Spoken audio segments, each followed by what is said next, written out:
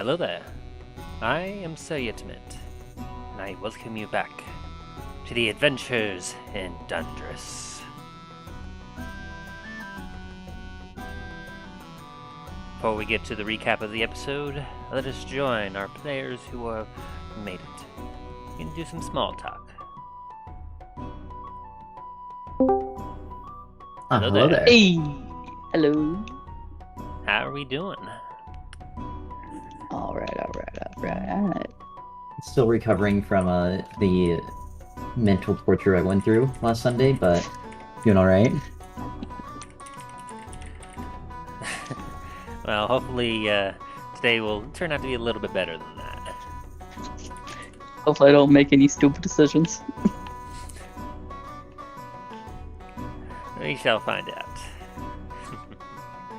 Can't wait. Just gotta wait for Dane and Talos to make their appearance, and we'll be able to get started.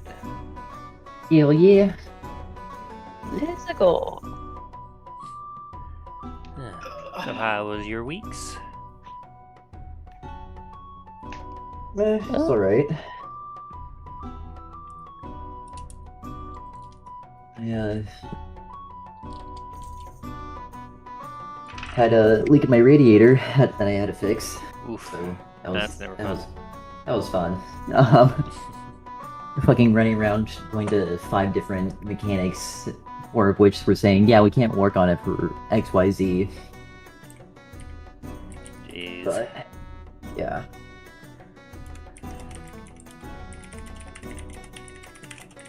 I also had some car stuff I did. I had the check engine light on my newer 2015 car, so I finally got it brought in, had the oil change and whatnot, and they gave me a diagnostic. Wasn't terribly great. I mean, the price wasn't great either. I mean, usually, like, the time I had them do the oil for me, which the only reason why I did that was because they only charged me $35 last time, which I thought was the deal. You know, that's a heck of a deal to get your oil changed. Oh, yeah. But then this time, I ended up getting charged $80 for the oil change, and I was like, whoa. So, and I noticed that the place that I went to, they had some new, like, the name was still the same, but they had some sort of new, like, Tela or whatever, like, emblazoned everywhere. I was like, oh, they must have changed ownerships or something. Which is a little disappointing. Probably. But they did give me a good diagnostic on what the check engine light was, as when I took it over to like a car repair place, not like a, I don't know if you have it around where you are, but an O'Reilly's or like Auto Parts or whatever. Mm-hmm.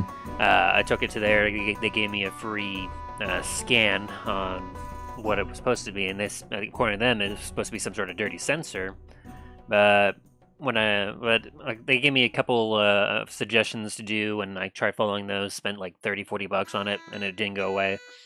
So my whole goal was to try to figure out what really was happening by taking it to an auto place, and they informed me that a couple of the specific centers that are like attached to the catalytic converter are starting to go bad, and so due to the nature of like what it is and whatnot, to basically get it repaired or replaced or whatever, it's going to be like a $2,300 service. And I was like, ooh. Replace the sensors or the entire catalytic converter? I don't quite remember. But it was very expensive, and I asked, the only important question was, is this an immediate thing? And they're like, well, like, I mean, it could go out tomorrow, it could go out in a few weeks, it could be months, it could be years. It's kind of hard to say. It's like, that's a very auto repair guy thing to say. Yeah, because if it's just the sensor, that's only like $80 online. He said it was very much attached to the catalytic converter in such a way that I imagine that they're thinking the entire thing has to be replaced. So Probably. I'm not sure what's up with that. Let's see. Looks like Talos is getting. Oh, speak of the devil. Hey! How's our bruised body now? It's still like I can't take the heavy duty painkillers because that would knock me out and I wouldn't be here for the session. Yeah, the Talos that we all know and love would be a much different Dragonborn. He'd be asleep.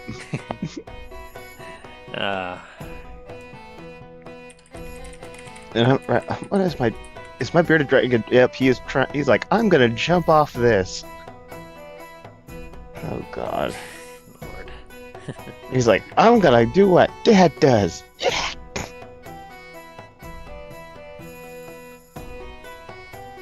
Anyway.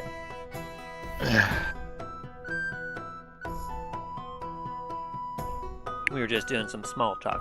A couple of us had some auto issues this week. So aside from falling off the roof, how was your week? That was work. Mostly. Got into that Fallout 76 for a little bit. It's interesting.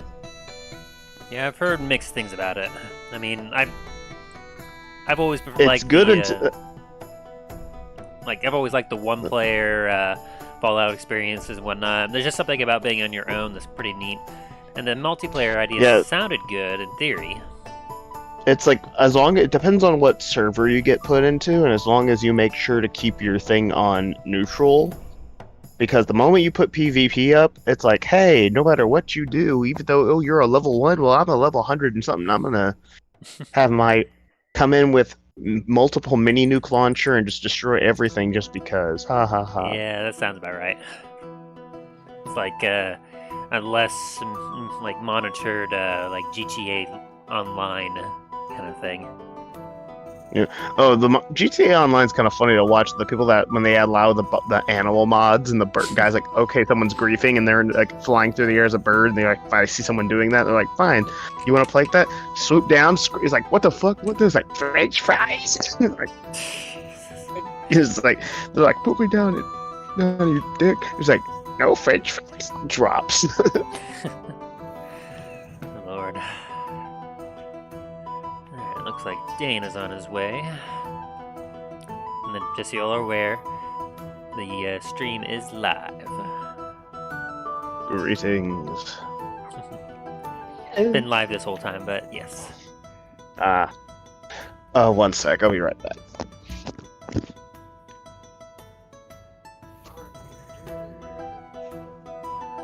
Once Dane gets here, we can start doing our recap and whatnot. And if memory serves, I think for this session you all were interested in heading towards the market. Yes. So, I am prepared for that as well. Excellent. Wait, can we use beds as stairs? What? I mean, we're playing Minecraft. He's running over the beds we have set down. Ah, I see. Yeah, I've never really played Minecraft before. It is quite a game. Mello heard that and said we're playing it. I still learning. kind of check up on it from time to time, but I actually was once a prominent figure in a specific online server. Isn't that where you and the chief bullshitter met? Yes, actually, it is. Back in that day, we kind of met on the server called Vox Populi. It was actually it gained its prominence because its owner, Zombie Mold, he's a fun guy. He was keeping up the server for many years, and he actually hosted his server for the three prominent YouTubers: Markiplier, MySkirm, and Lord Minion 777. In which they made a series called Drunk Minecraft. And so, Drunk Minecraft. yeah, it's an oldie series, but it's still pretty decent if you're into the vintage YouTuber stuff. But essentially, I just kind of ended up on that server, and I was like, oh hey, I guess there you have a whole thing about Markiplier here. That's neat. I like him. But it was at the time when I joined, it was split up into 3 servers: a diamond server, a emerald, and a gold. Each separate, but essentially kind of connected in a way. I had joined the gold server at the time because I didn't have any luck getting into the diamond emerald due to some connectivity issues, but I thought it might have been something that I was doing wrong. and gold was the first one that worked for me. And so I ended up making myself a part of that community there. And Justin and I essentially met. It was either through the fact that he was doing some dungeons in that game, because the server, it boasts some actual dungeons that you can play through, like a MMORPG, as well as specific magic and combat things that they had a bunch of really unique and cool stuff that they used to do on that server, which they're still going, but due to limitations and whatnot, they've cut it down to one server total. I know with sometimes with the servers, depending on how many you are, especially if it's on Minecraft, there is sometimes some issues. By the way, when you were talking about the number, the names of the servers, like gold, silver, Emerald, diamond, emerald, I was like, where's ruby, sapphire, and pearl? Yes, I know. Unfortunately, I don't think those gems are actually exist on Minecraft. Pearls don't exist in Minecraft? No. No, I don't think so. I'm surprised. I'm surprised, because especially after they added the underwater feature. Yeah. There's a lot of things on Minecraft that don't exist. Like, for one thing, I know a popular thing that a lot of people have been asking for is actually steel, because there's not actually any steel in the game. Yes. You have iron. It's like steel's like that, like because it's like steel is like that in between. Would be like that in between, like how I would implement it is like, okay, steel is that in between of like, okay, you got iron, like say you make an iron sword or an iron pickaxe, and steel would be like the next level up to that. It's good, it lasts longer, but it's not like the best. Yeah. And they just added copper as well. Like, copper is a big thing, but there's not a whole lot you can do with the copper in Minecraft. Hi, Dane. Yeah, like Hello, Dane. unless they decide to put like conduits in where you could use it like as a Yeah, there is conductor. conduits. There is conduits right now. That's about the only thing you can use it for, as well as a telescope thing, like a spyglass. You can actually make a spyglass using some sort of weird, like some sort of gem that comes out of a geode. It's interesting. I had a hiatus from Minecraft for a while, and I'm just getting back. For a while I was watching a guy that they did like they had like a 4-way world thing where all 4 worlds were divided by like a obsidian wall, and they had to, like a certain amount of time they had to build up before they just unleashed them on each other. Oh, Lord. Yeah, it was interesting. One group actually found a way to actually get through the wall, which when the moderators found out, they were like, no, get back. Bad play. Get back behind the wall.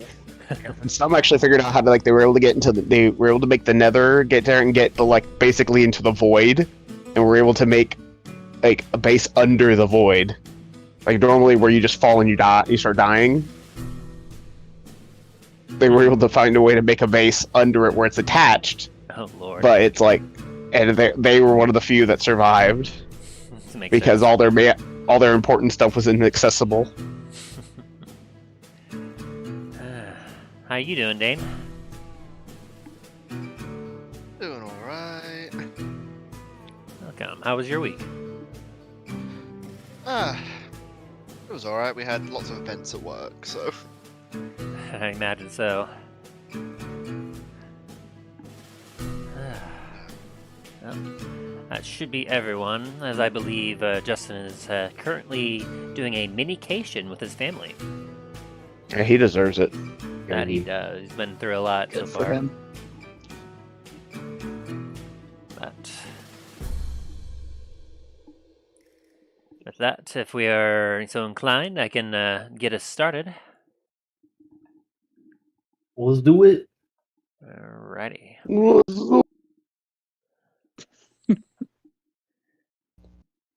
Play a little bit of music.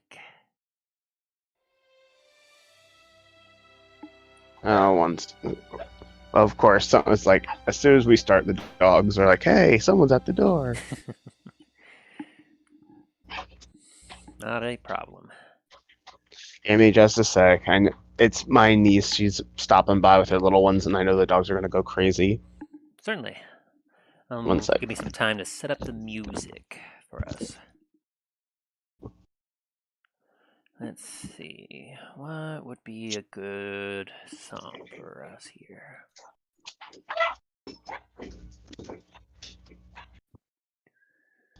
Ba ba ba ba.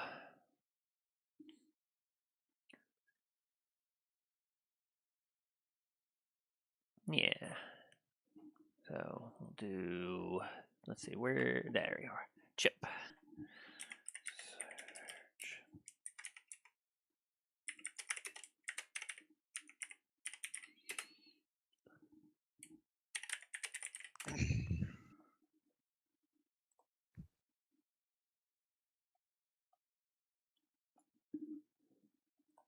Yeah.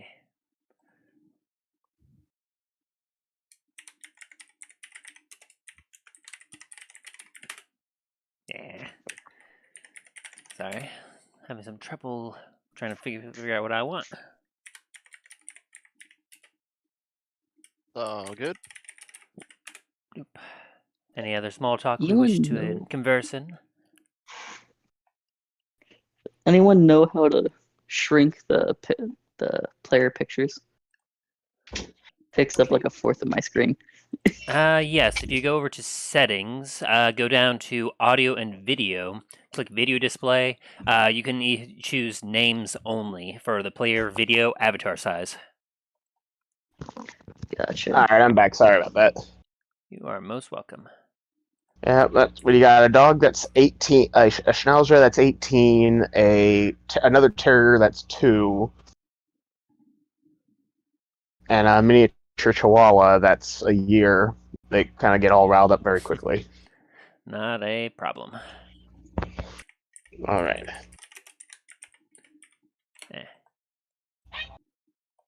That'll be good.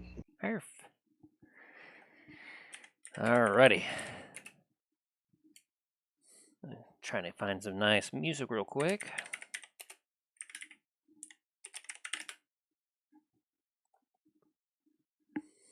There we go. Let's how about you?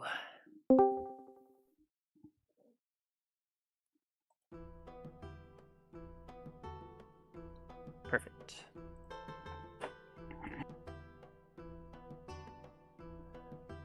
Last time on the adventures in Dundras. The party Comet Company had finally arrived on the Isle of Antiva. Upon making their way to the docks, the party was paid for their services on their transportation job to the island by Captain Keth Barbosa. The captain then informed them that if they wished to travel back with similar pay back to the landmass of Dundras and to Port La Montagne, he would be leaving within a few days. The party took his words and nodded before making their way into the large city. As they made their way in, they realized that they were well over their heads with how busy it was and how much there simply was all around. After asking around, they were pointed towards a somewhat friendlier inn that they came to know as the Hero's Rest. Upon entering it, they saw that it was quite run down, but it still had the necessary needs that would help the party get comfortable. As they were getting settled in, though, Milo needed to find out some more information. Seeking out some clues to his past, he went out in search of the mysterious figure known as the Baron, who, after Milo found, turned out to be a very unique dwarf, very interested in antiquities as well as trinkets. As Milo conversed with him and finished up some business, he returned towards the inn where he came across the tavern keeper, who was named Lure, who offered him some service. Milo, seeing how down in the dumps he was and how he wasn't doing terribly well for his business, decided to make an investment and dropped a large sum of gold, which utterly shocked and almost made the poor man pass out. Securing it somewhere safe, promising to start making some changes on the morrow. The party then went upstairs to take care of some of the gear and rest a little bit before they would turn in for the evening. But before they turned in, the party heard a loud ruckus down below as when they went to investigate, they saw that a tavern brawl, a bar fight if you will, had broken out. Jumping right into the fray, the party had a good old time bashing some heads and breaking some of the tables until they saw that they were the only ones standing. Helping clean up the after the fight for Lure, some guards came in to check things out after hearing all the noise, and after investigating, they discovered that there was an individual who had been knocked out, and evidently through a broken nose and blood pouring out through it, he had actually, in his unconsciousness, suffocated and ended up passing away.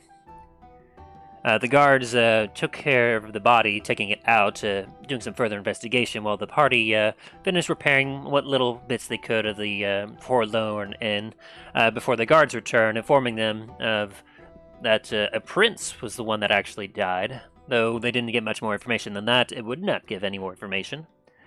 And then asked the party for their inputs, to which none had really noticed exactly what had happened, as it was quite a hectic fight. Then, as the party was making their way back up to retire for the evening, Milo, who had taken a few hits, was a little delirious and dizzy from the fight, mistook the intentions of Dallin, who was trying to get him back to his room, and ended up accidentally stabbing him with his poisoned dagger. Rushing to a nearby temple, the priest there was able to work his magic and help ensure that Dallin would not die. Dallin, though, unfortunately, was a little mentally scarred from it, and so the rest of the party helped guide him back to the room where everyone had a bit of a fretful, but still an evening of rest. It is now morning as you all are waking up in your kind of straw beds, and you managed to get some sleep, but your backs are a little stiff. It's not the greatest amount of sleep, but I mean, it's better than just sleeping in the stables or sleeping on the dirt. Nevertheless, though, as you all are getting yourselves awoken and starting to gather your gear up, you actually start to hear a bunch of voices down in the tavern below you. No, what? They're not raised voices or anything. It just kind of sounds like a bunch of muffled voices, almost people talking with each other. But it does sound busier than it usually should. And Milo awakes to this and realizes that it's busier than usual and roll for stealth. Certainly.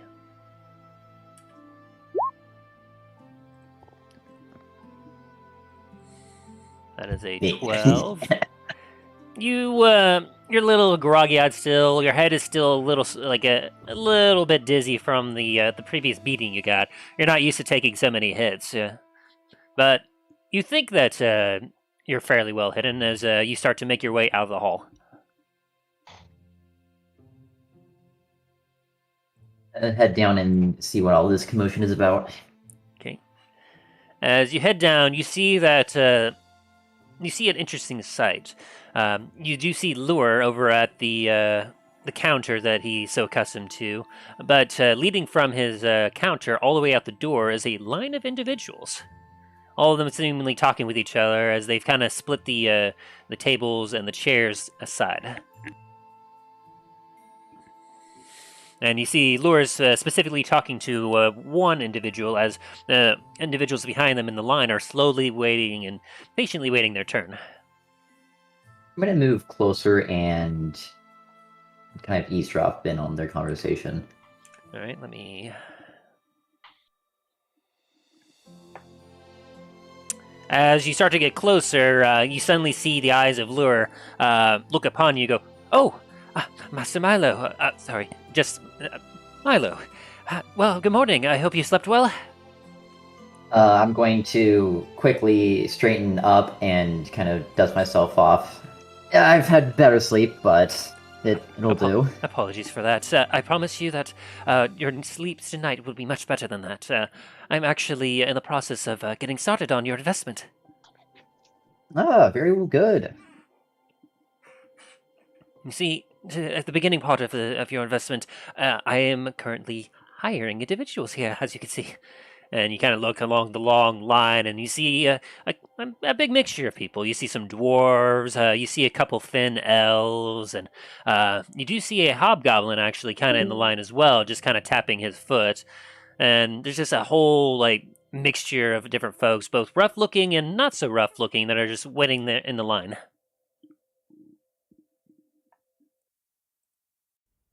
I see you have your hands full. If you ever need any help with hiring or anything of the sorts, feel free to let me know.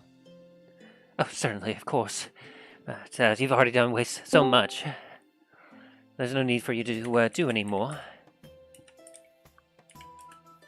As I start making my way back up, can I take a closer look at what you said is a hobgoblin? Certainly. You can roll perception. Actually,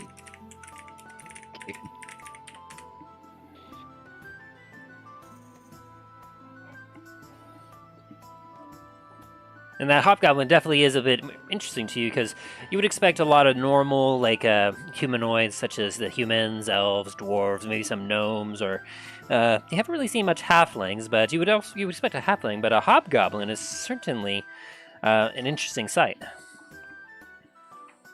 Let's see, and that's a 15. Yeah, give me a sec to look at some of my notes here.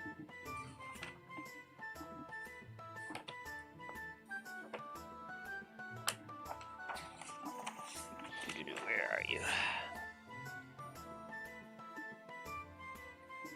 Ah, there you are.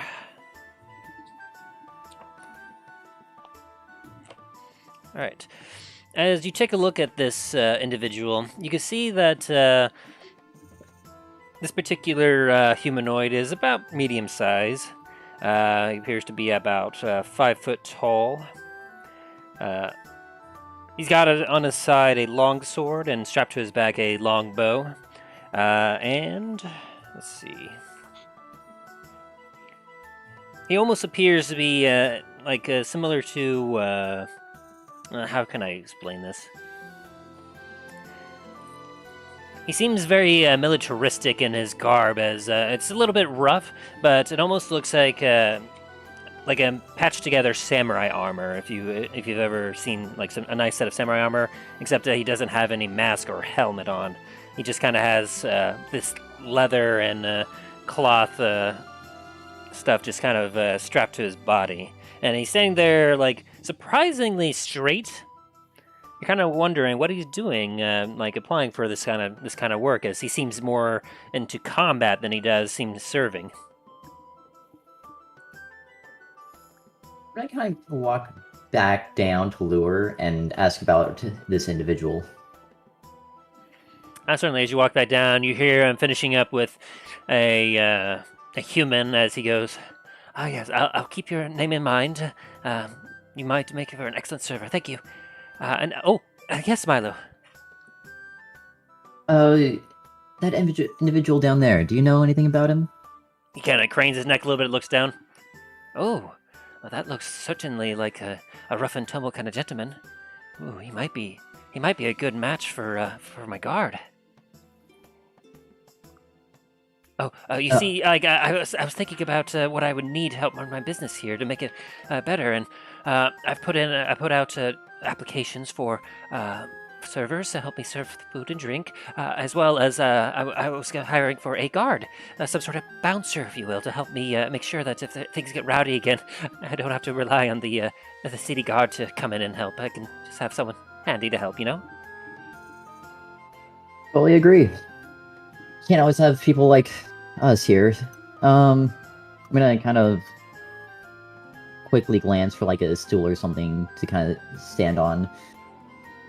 Yeah, there's there's one nearby. There's no new furniture yet, but there's still plenty of bar stools next to the bar counter, so it's easy enough to hop on that. But it's a little shaky, but you catch your balance. Excuse me, sir, you there? And I will point to the hobgoblin. Do you mind stepping forward? He kind of looks at everyone else in the rest of the line, and then kind of like gives you a look, and then exits the line and approaches you. Ah, good day, sir. Good day. What might you be here for, if you don't mind me asking? Guard duty. Really, like someone with your talent here for guard duty? Didn't expect that. No fight pits nearby. Figure. Just constant work, guard, easy. Plus, had the chance to knock some heads. While you're talking to him, you kind of almost see Lure at the back of your corner of your eye, just kind of looking at this and kind of gauging this guy. All right, let's see what you got. Hit me. You want me to hit you? Did I stutter? And he's going to, let's see. He's going to take a swing at you with his fist. Does a 20 hit you? It would. Alrighty. He hits you, dealing 3 points of bludgeoning damage as he kind of socks you right in the gut. I'm going to use Uncanny Dodge, therefore I'll only take... 1. What? 1? Alright. Yeah. I'll take 3, round it down to 1. So you kind of like he does notice as you seem to twist your body a little bit as he gives you like you can feel that was a very solid punch, but you can almost feel as if he took some minor satisfaction like actually delivering a punch. I could do more if you want, and he kind of nods towards his blade at the side as you see a nice long sword just kind of in his hilt. I'm gonna chuckle and say, no need for that. You've proven that you are capable of at least stealing a good blow or two. Anyone that tries to mess with me will regret it. I'm kind of look over at Lure. It's like, you should hire this guy. Oh yes, he seems very, very used to this sort of work. If you would like to please return to your responded line, and I will definitely keep you in mind when you come up. I don't want to break the rules after all. I'm gonna stop him and say, no, you're gonna just hire him now. Yes, Milo, of course. You're hired. I'll get some more of your information later. Just why don't you guard the door? My pleasure. And he kind of watches. He walks over and just crosses his arms as he looks over the crowd and stands by the door. Well, perfect. That takes care of that. Thank you, Milo. I'll give him a pat on the back saying, you gotta be at least a little less anxious. I'll try. I'm just not used to this kind of attention, and it's so exciting. And I will then proceed back upstairs. All right. He then turns as a dwarf walks up, a dwarven lass, as she begins talking. Oh, I think he'll be a great grand server for you. So you make your way up, and you can still hear the mumbling and talking down below. A little quieter now that it seems that there's someone kind of watching over the area. But nevertheless, you make your way up to your room where... what's everyone else been up to? I've been like getting myself up, stretching, kind of like get that crick of my neck from laying in straw. Yeah, you just you gotta kind of pat out a couple straw pieces that just got into the little bit of your sleeping clothes, and you had to kind of blow some off of your nose, your snout a little bit. It's definitely not the greatest sleeping in, but I mean, you've been out in the woods sleeping on the hard ground before, so this is far better than that. Yeah, just kind of getting my geared on and making sure my stuff's all together. What have you been up to? Just, helping out our friend down below. I just nod and go back to adjusting my straps. What about you, Dane? What are you up to? I'm just kind of waking up, really, and making sure that everything is in check gear-wise. You take a look and you get yourself equipped. You do notice that there's nothing missing and everything seems to be in order. Very good. And Dallin, you of course awaken in your bed. I forget, were you sharing a room with anyone? No. No, you were on your own. That's right. As you kind of get up and whatnot, and you just you kind of feel all your muscles and your bones and whatnot. Everything's a little sore and stiff. You kind of feel a little. Your stomach feels a little empty as you feel like anything you may have eaten in the past day may be missing.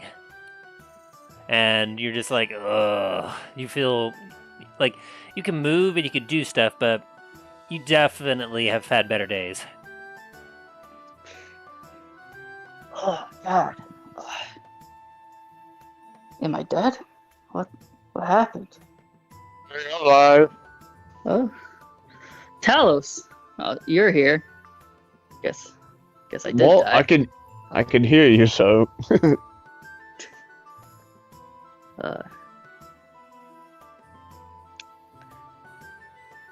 Okay, I'm get up and start walking down, kind of robotically, trying to figure out what's going on. I think you should probably take it easy for the time being.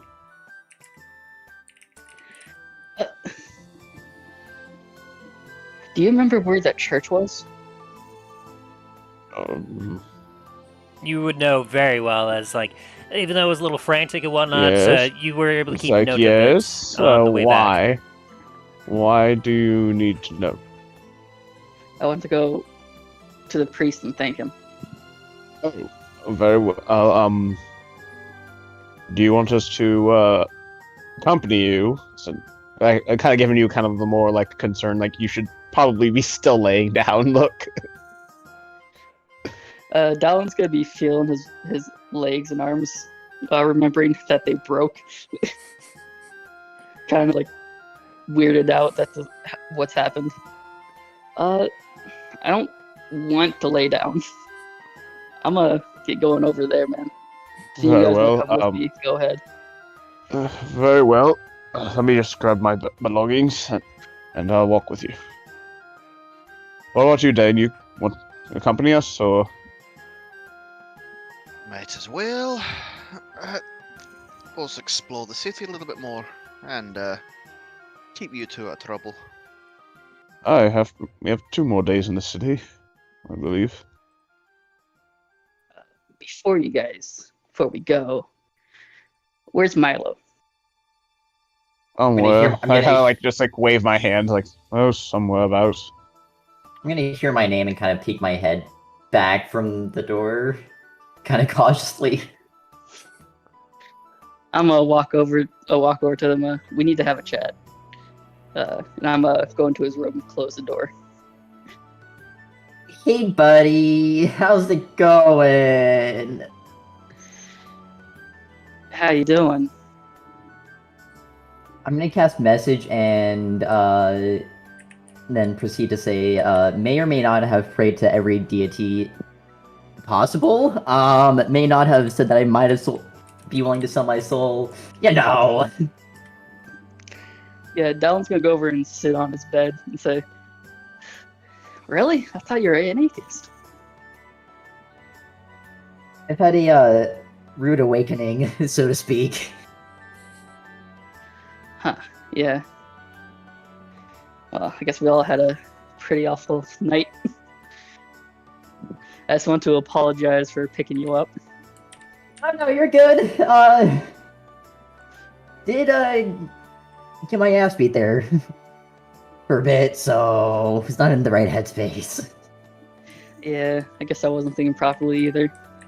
Just wanted to make sure that we got this sorted.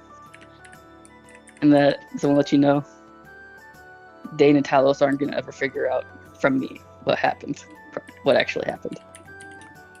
I'm gonna point at him, it's like, hey, everything's hunky-dory with me as long as it's all good with you, bud.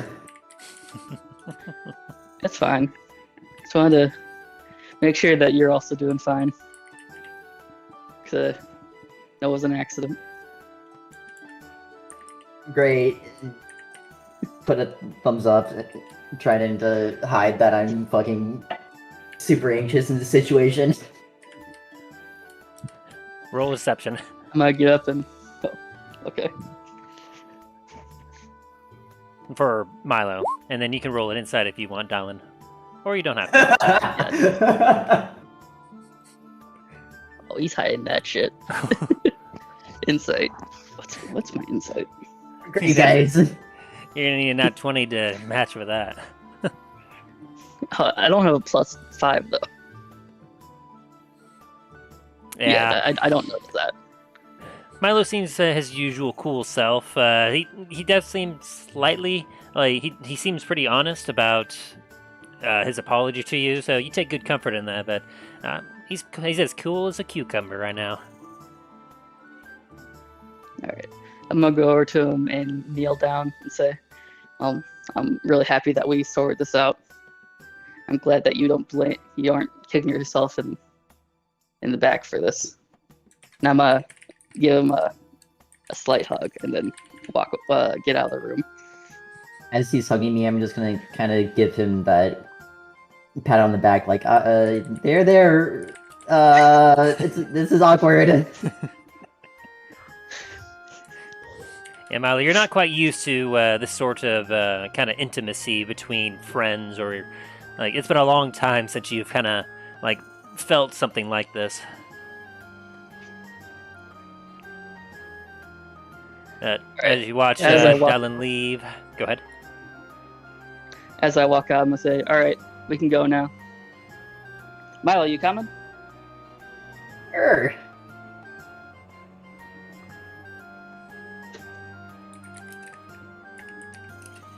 Okay, so as you exit the hallway, you see as Talos and Dane are just finishing adjusting some straps on their armor as they're about to head down the stairs.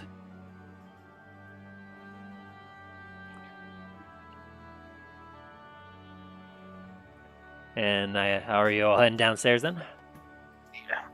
Okay. As you head down, you see the line is getting quite a bit shorter, but you do see that there's a couple individuals kind of walking about, cleaning up some tables. There's a dwarf, a human, and currently an elf, actually. All kind of hurrying about, doing some stuff while Lure is still talking to some individuals. And to your great shock, Dane and Talos, you see a hobgoblin kind of standing guard at the door. That's a very, very unusual sight. I'll walk up to him and say, hey, you loitering or something? I'm gonna butt in and say, no, he's doing his job. Just let him be. Oh, you hired someone. I'm happy for your bud, and I smack him on the shoulder. The hobgoblin. Kind of looks at you and growls. Boss says you're VIPs. You can come and go as you wish. But you start to cause too much trouble, I'll have to intervene. They call me Greedy Max. Oh, they call me Dallin. And don't you ever break any of the furniture in here. Even if you're trying to do your job, don't you dare break any furniture. You have to deal with me. Kind of, you see his nostrils flare a little bit. Pardon him. He's very enthusiastic about his woodworking. As for me, I am Talos. Talos. Dalit. Got it.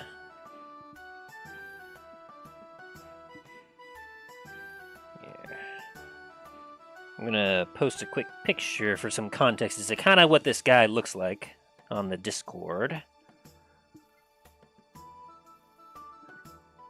Give me just a sec. Just waiting on this thing to...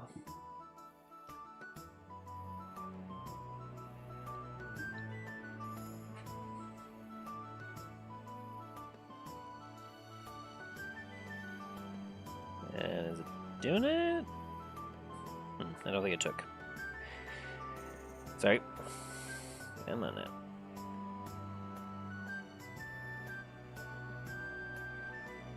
There we go, that one took. Bloop. So if you look on the Discord, that'll kind of give you an idea about what this individual kind of looks like. Okay. Decently well armored.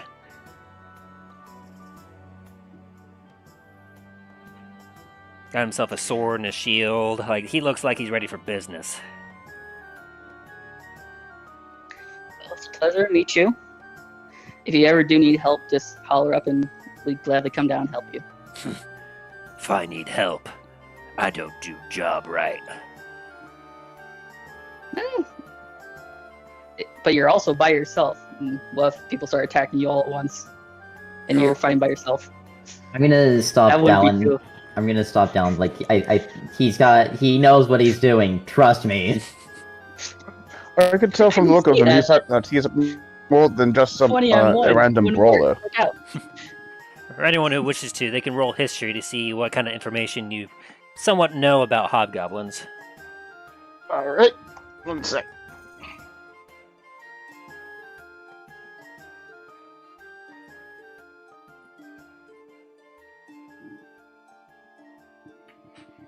I know a decent amount. 14, 18. What'd you say this role was? A History. Correct. Alright. 10. Got Yeah, that 10. makes sense for you, Dylan. You would have never really encountered anything like this. And Talos, you have your focus was more on some other individuals, but Dane having some experience with goblins, and Milo, you've been around the darker parts of the world a few times. You've come to see a few hobgoblins doing their thing, but for your experience, Dane, you know that hobgoblins are essentially some sort of family of goblinoid. But more specifically, unlike their smaller, more scragglier brethren, you know that hobgoblins are more militaristic. They value physical strength and martial prowess above all else, usually. They're usually heavily trained, very strategic. Anytime any of your people have had to go to do a fight against them, or perhaps of your ancestors when they went to war against some of them, it was always a hard fight that they had to endure. Hobgoblins tend to be very strong and usually employ some sort of beast of some manner, such as wolf or wargs that they use to help them with their fights. And yeah, Milo, you know that you've seen a few fight pits, and you've seen some of their combat firsthand, and that's one of the reasons why you're hiring this guy. Like, if he's here for a job, you want him, because you know just how strong they can be. And you see one of those right in front of you.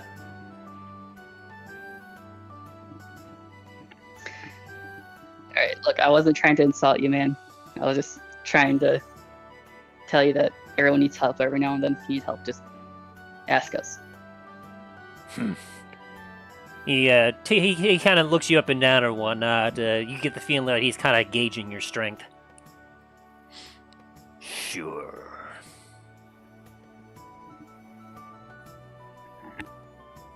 Glad to hear it. Alright.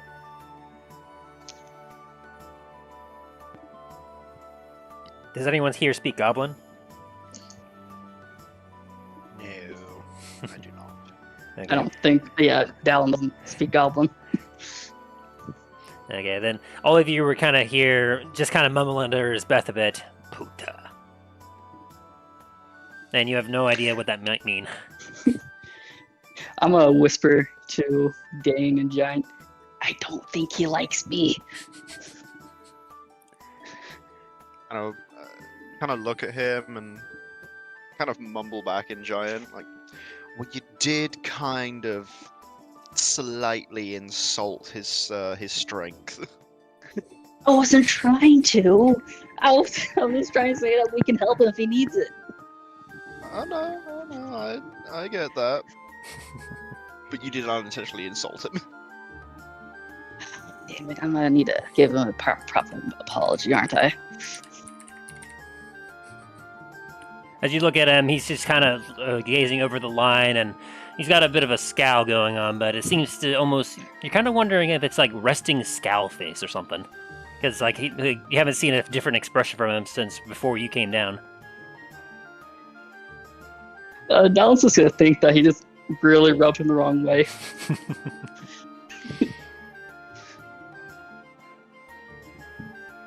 Alright. Well, anyways, I'm gonna get out of your hair. Sorry for bothering you. And Dallin's gonna start walking away. Okay. You just kind of walk away like... what is everyone else doing? Currently, Lura is talking to an individual while they're still blind at the door. A few, what you can assume to be servants, are currently going about and moving some tables and chairs to the edges of the building, seemingly getting ready for some renovations or something.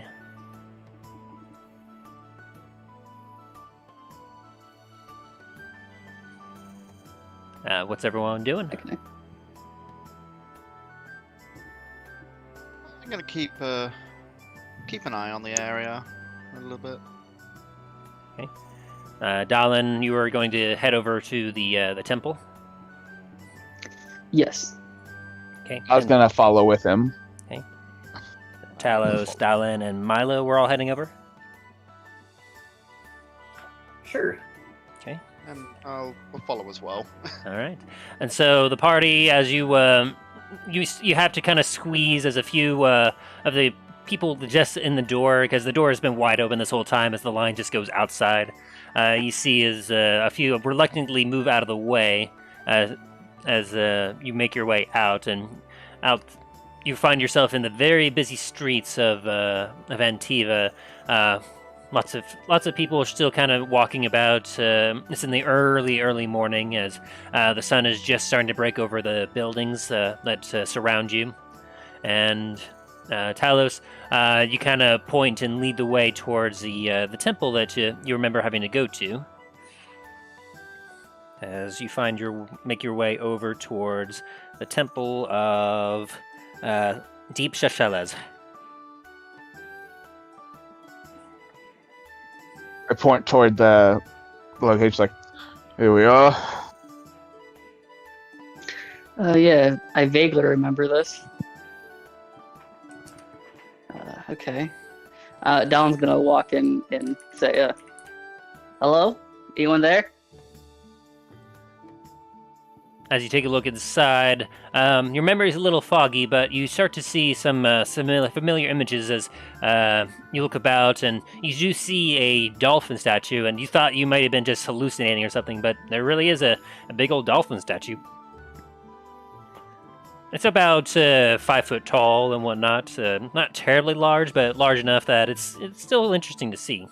And you see some rows of pews leading up to in this small room towards it, and up at the altar, currently lighting some candles. You see a individual that appears to be kind of lanky, a little bit older. As he turns around as you say hello, you see that he has brown eyes, some kind of tan skin, and he kind of looks at you all. Oh, hello. Welcome. Please enter. all are welcome in Shashela's domain. Hi, I don't know if you remember me from last night. Oh yes, I just wanted to. you're the young lad that came with the poison. Yeah, that was a bad situation. I just wanted Give her to res- come and say. You go ahead. No. I just wanted to come and say thank you. Now, Dallon's gonna grab his hand and clasp it with both of them.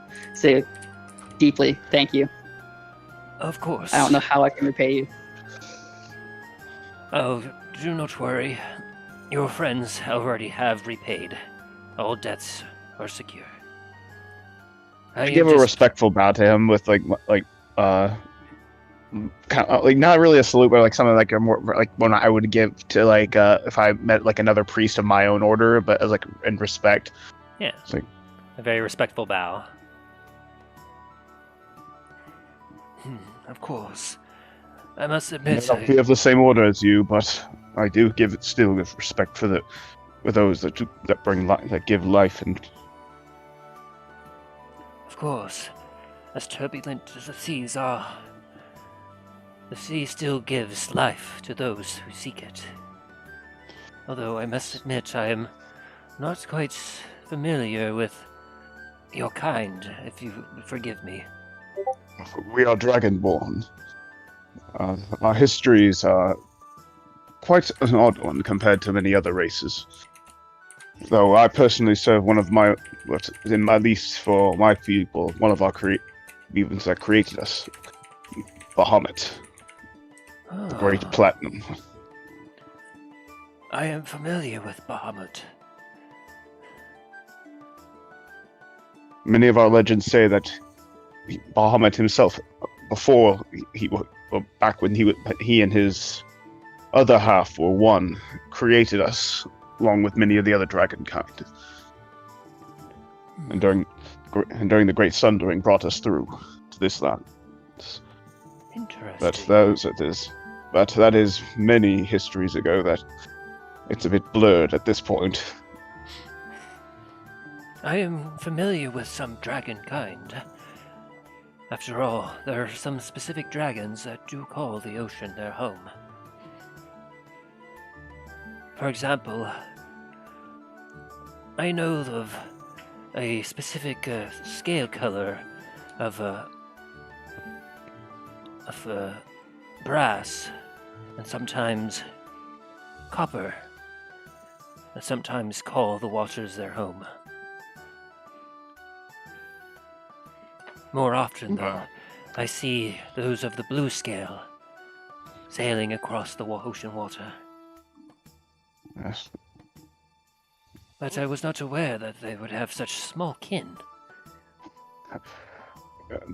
Some of our histories of our kind is a bit muddled. Personally, my own knowledge of it was a bit not quite lacking, but my studies were more toward, as you could tell, I kind of like spread my hands to.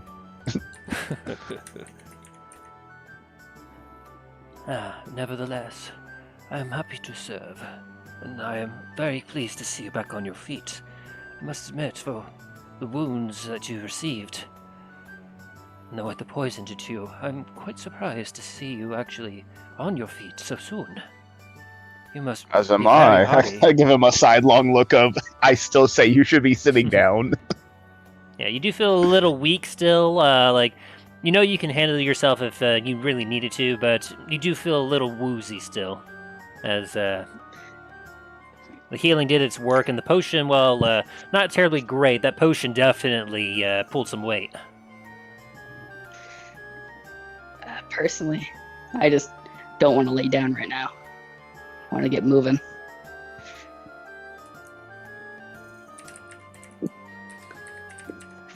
Well, if ever you are Thank need you for help your- again, feel free to stop by Deep Shalas. Though she is, of course, more of an elvish god than a dragon kind, or a little kind. And Z looks down at you, Milo. Nevertheless, Deep Shalas is good. Rather chaotic, but good. As is the ocean. And she accepts all who wish to call her domain home. And he gives you all a deep bow. I bow back and say, well, please give her my deepest thanks. Of course, I will include you in my morning prayers. I would much appreciate that. It is my pleasure. And then, as he finishes that up, he turns once again to continue lighting up the candles in the little temple.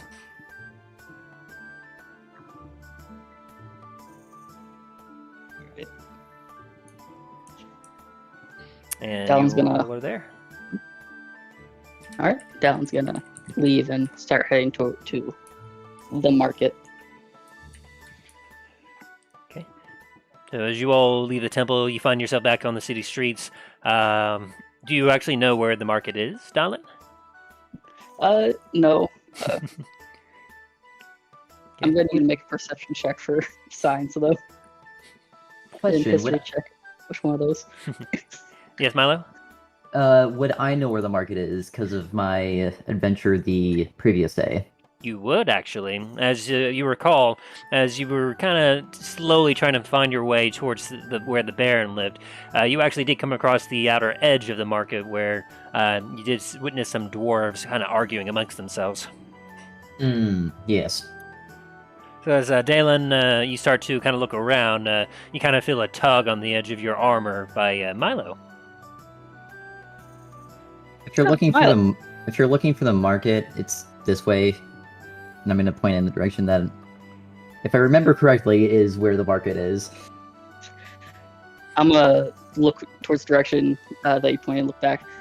I knew that. Yeah, I was just testing you. You're clearly not from the cities. What tells you that? I'm going to start walking towards the market. All right, yeah. Come on, guys!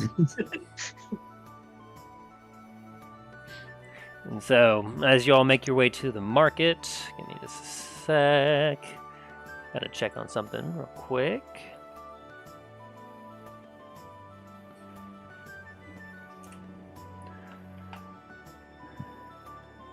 Doo-doo.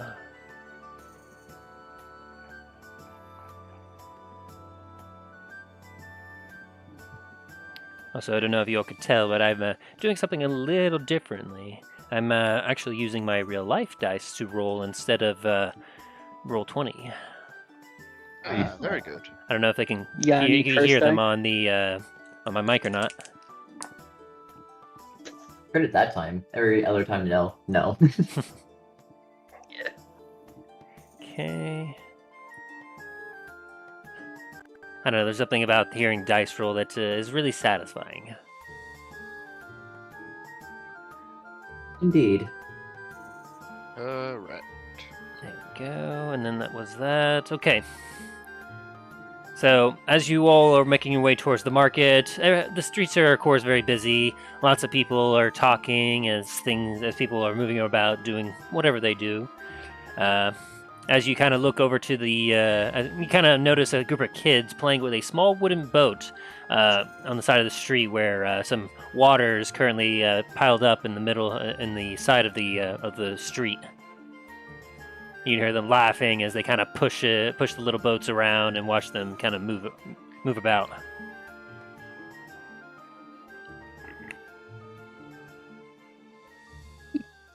It's a weird way for kids to spend their time.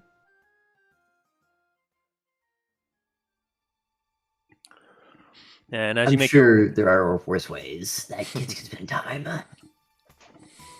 But why aren't they training? Anyways, just kind of curious, what's everyone's passive perception? Passive perception. actually, good question. Mine is 9. Yeah, Stain sees nothing. Yeah, you're 11.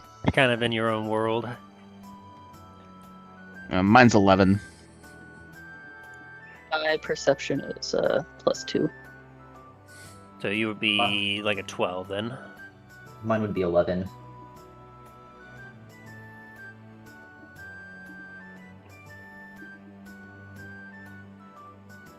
I see. No one has a proficiency in perception? I guess not. Oh, Guess Let's not. see. good to know. We're very oblivious. Efficiencies.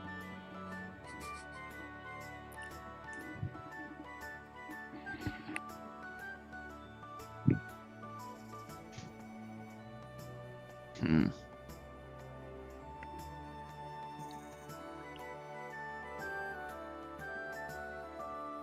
Well, as you make your way towards the market, Mila leading the way, you have a bit of a better head about you, Mila, as your previous excursion has allowed you to get a better idea of how the flow of traffic works, and you find your way towards the market as you start to hear a cacophony of voices, almost like a low like roar of a waterfall just ahead of you, as you find your nostrils assailed by exotic smells of spices and food, as you find yourself in this grand array of tents and stalls just scattered about this large area, as you have found your way to the market.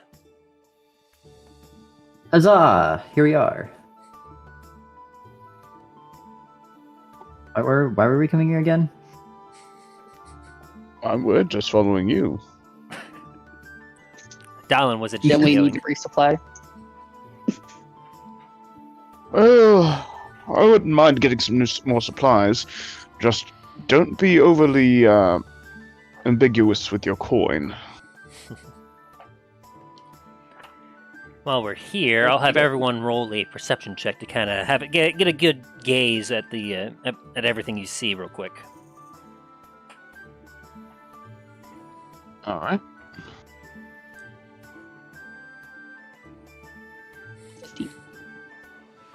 15, 12,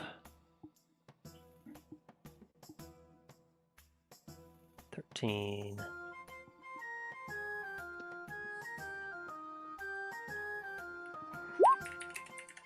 Ah, 4.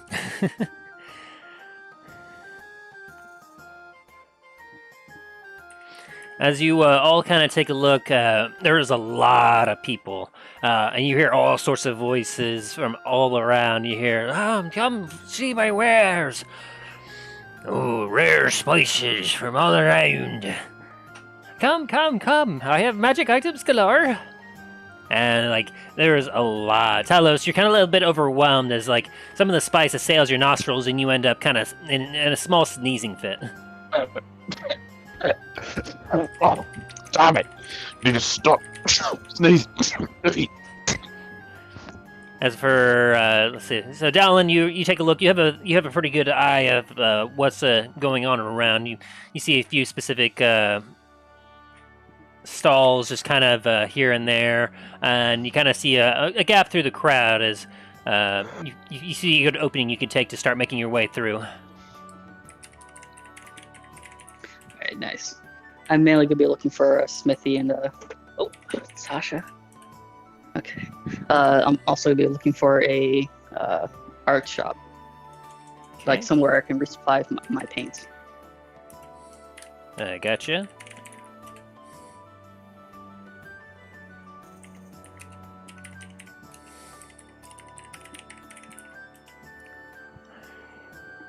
Okay. So as you kind of walk your way into the market, you see lots of different stalls. It's a whole lot to take in all at once. As you see people currently haggling and making deals. I'll give you 5 gold for it. No, I won't take less than 7. And you see lots of different things getting transferred, from some small trinkets and baubles to some tools and whatnot. At some point, you do actually see a stall selling some artwork, and as you kind of take a look, you see you see some paintings as well as some statues and whatnot, with some quite the price tags upon them. As you see, let's see here.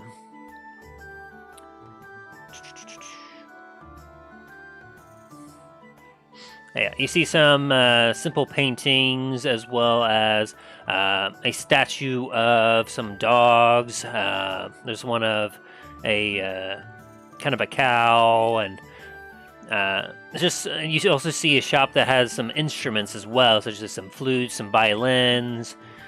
Like, there's all sorts of kinds, but you're having some trouble finding supplies for making some of this stuff. It's mostly you see a lot of items and whatnot that are to be selling just to sell, if you know what I mean. And as with that roll, Milo, as you kind of do a quick check, you do not see anything missing from your inventory. Got it.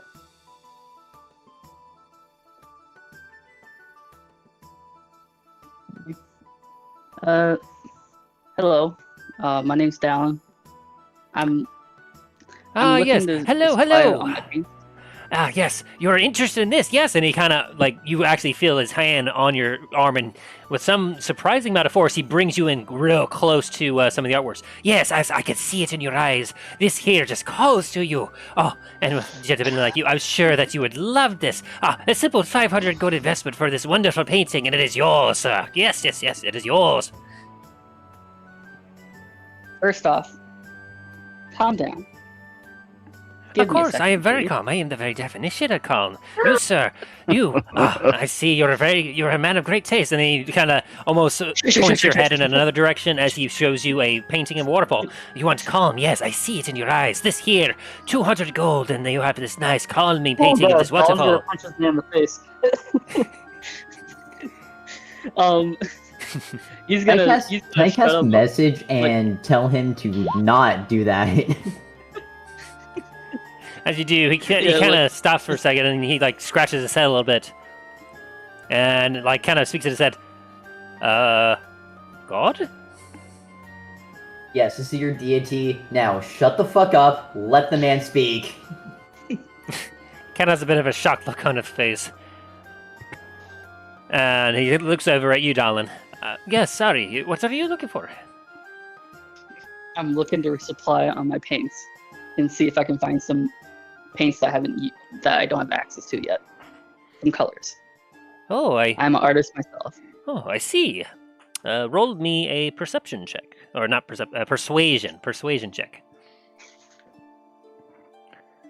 Persuasion. +7. Nat 20. Let's go. Very nice. Very nice. So as you say that to him and whatnot, you see his face kind of light up a little bit. An aspiring artist. Yes. Of course, I have just the things for you. Give me just a sec. And he turns around and he grabs a nice wooden box and brings it out. This here, I got from a traveling artist. He traveled the world painting many, many wonderful things. With this, and he kind of opens it up, and inside you see a bunch of different bottles. Like, they're decently sized bottles as well. You would recognize from them that they're about the same size as, let's see here.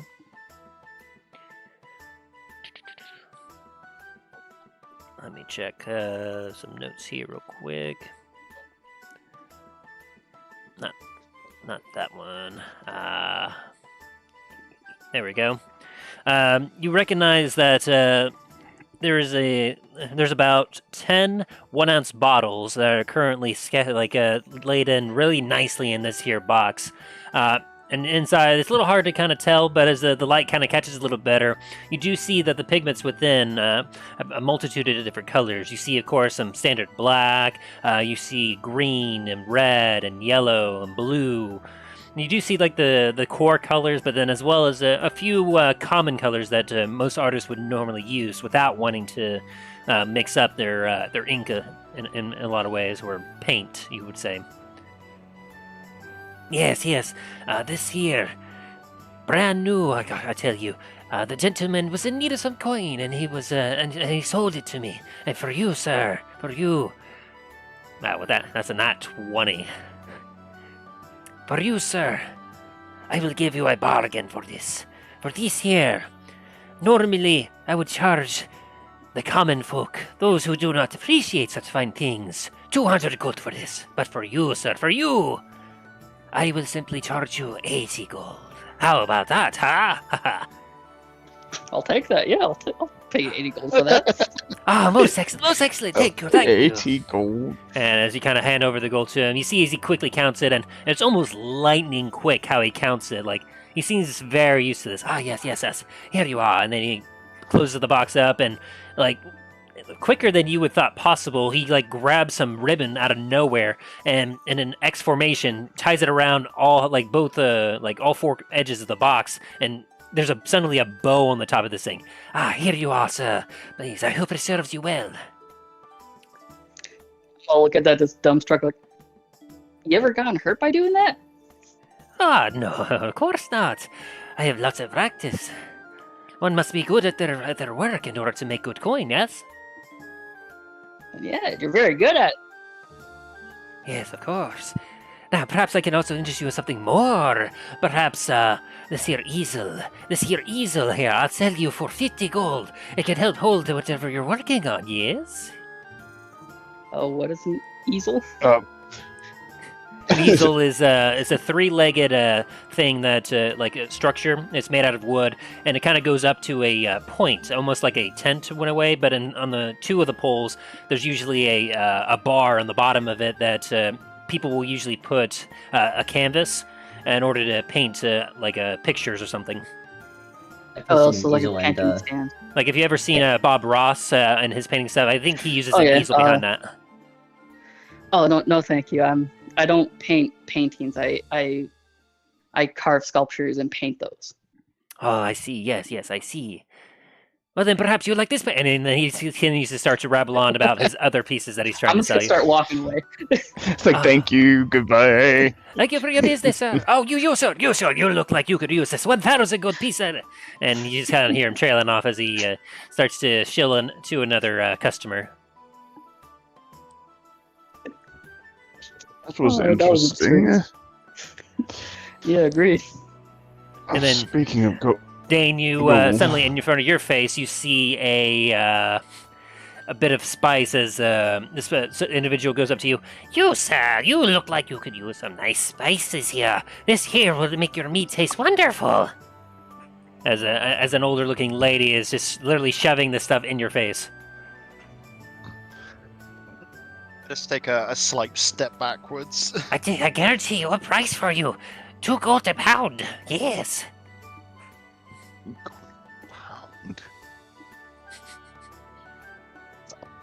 By the way, if you think I'm exaggerating here, I have personal experience going to some big city markets and whatnot, and I've literally they are like this. I've literally been grabbed by the arm and dragged into a store to have them try to sell me stuff. And that was when I was like 14. Whenever I hear you speak in that one's voice, I just hear my precious.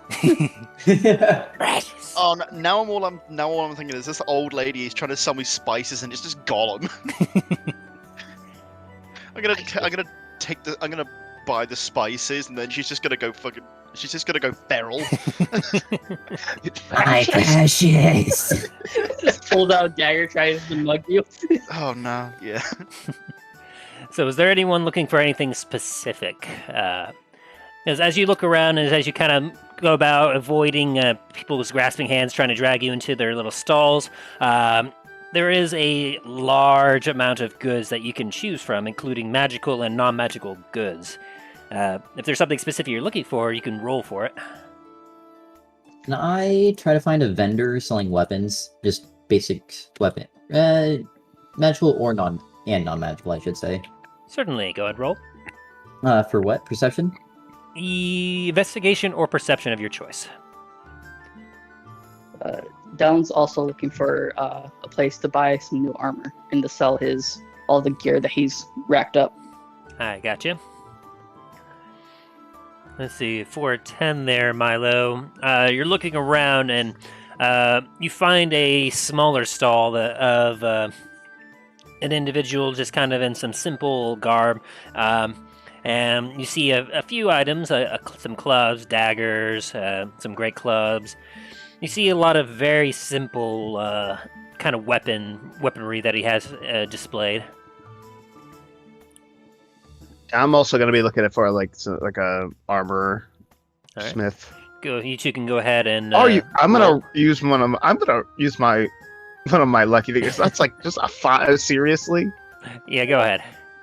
Yeah, like.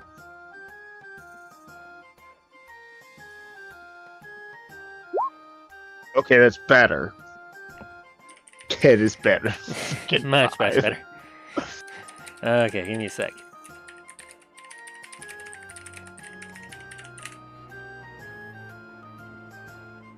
I got a 9. Oof. Yeah, as you all are trying to make your way through this here market and whatnot, you're doing your best to keep together, but it's definitely hard making your way. And you spend a decent amount of time wandering through places, seeing a lot of stuff that you're not quite interested in before you do eventually make your way to a place in which you see some clothing as well as some armor on display. So, since Finally. Milo was first, so you see this place that has some seemingly simple weaponry. What do you do, Milo? I'm gonna go over to the daggers and kind of browse those. Ah, yes. Hello there. What can I help you with, sir? You're looking for some nice stabbing implements. I'm just looking at your daggers here. They are well made. Fine steel. You won't find a better dagger very much else. I'm gonna pull out my own dagger and say, "Oh, I think I already have. I'm looking for another." Oh, that is it. And you pulled out the poison one? Yes. That is a very fine dagger. If you're interested in selling it, I could offer a nice... Go fuck yourself. Oh, very well, very well. No need to be violent. Well, my daggers here, as you can see, very fine steel, very sharp. They will serve you well. I will give you a great deal on them as well. 3 gold pieces each, if you so wish. I'm gonna ask if he has any daggers that are magical, perhaps. Magic. And can I do this in Thieves' Cant? Or make this request in Thieves' Cant? As you do try to make it in Thieves' Cant, the guy looks a little confused at you and goes, The fairy dances over the what now? Sorry, do you have any magical daggers? Let me see what I have here. And he kind of rummages through a thing.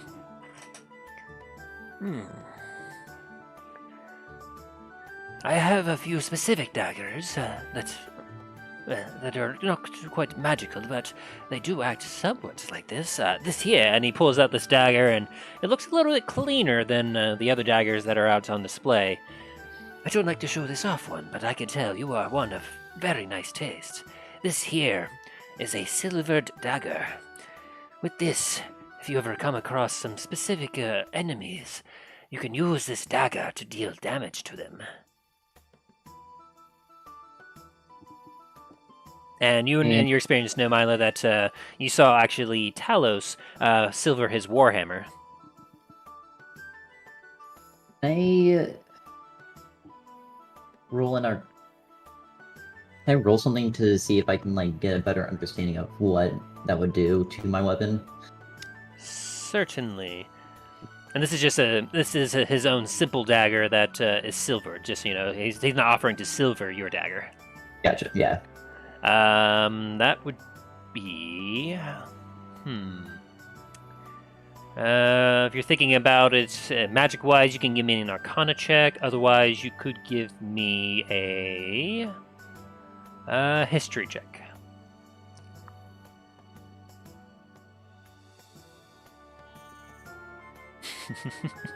Thanks. 5. In your experience, silver daggers are real fancy. You heard How that? much- You heard that they might do something to were creatures, maybe.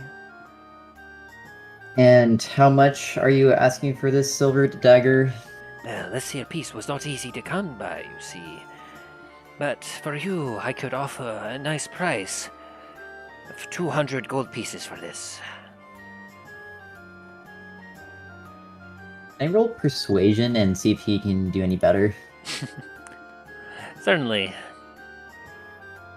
He'll roll against. Oh. So, what is your counter offer? 100 gold. Ooh. 100 gold is and he kind of gives a look at you. I could do 100 gold. But you seem very nice, and I could see that you would use it quite well. Yes, I will give this to you for 100 gold. I will reluctantly give away 100 gold for this silver dagger. All right. Put in your inventory a silvered dagger. You could probably ask Talos later about it if Milo really wanted some more info on it, because Talos knows the deal about silver weapons. Also, the shopkeeper rolled a nat 1 on his insight. Oh, thank God. Alrighty. And so, with that transaction, Dallin and Talos, you were looking for armor. It takes you a while, but you do, like I said, you do find a stall with some clothing as well as some pits. Like you only see a couple pits of armor currently on display, but you get a few. You got a slight feeling in your gut that there might be more.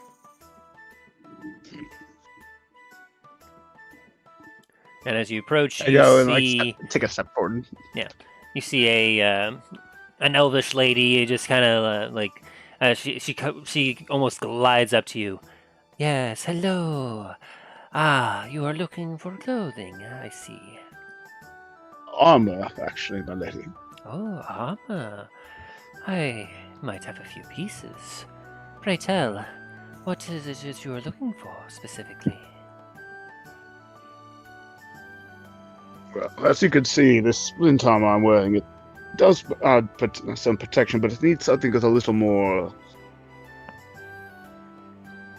Well, Yes, I see. There's not so much pizzazz on it.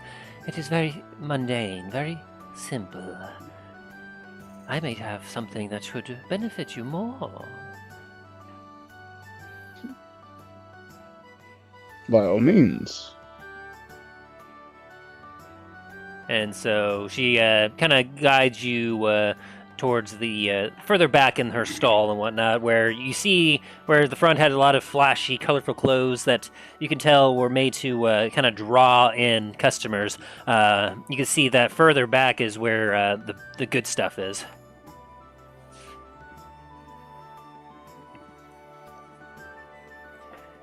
Now then, was there anything specific you were looking for? Something with different material? Perhaps something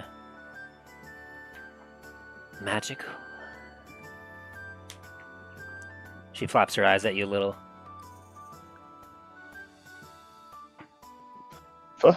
Mayhaps. It depends on what type of magic it may be, of course. If it might be able to assist myself and my companions on our journey. For you, I'm sure I have something that we can work with. And she starts to kind of go through a few different mannequins, kind of taking a look. Let's see here.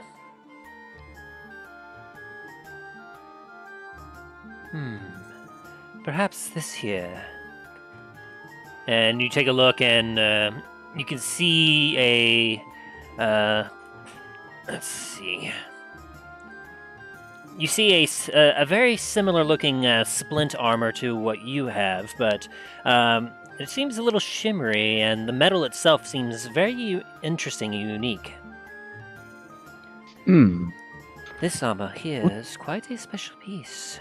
You see, when I got it, I was informed that it is made out of adamantine. Adamantine. Yes. I'm gonna roll. I want to roll a history check if I know about adamantine, or would that be history or not? Or Yeah, I'd say history. Can I make a roll too? Try to help him out. Certainly. Okay.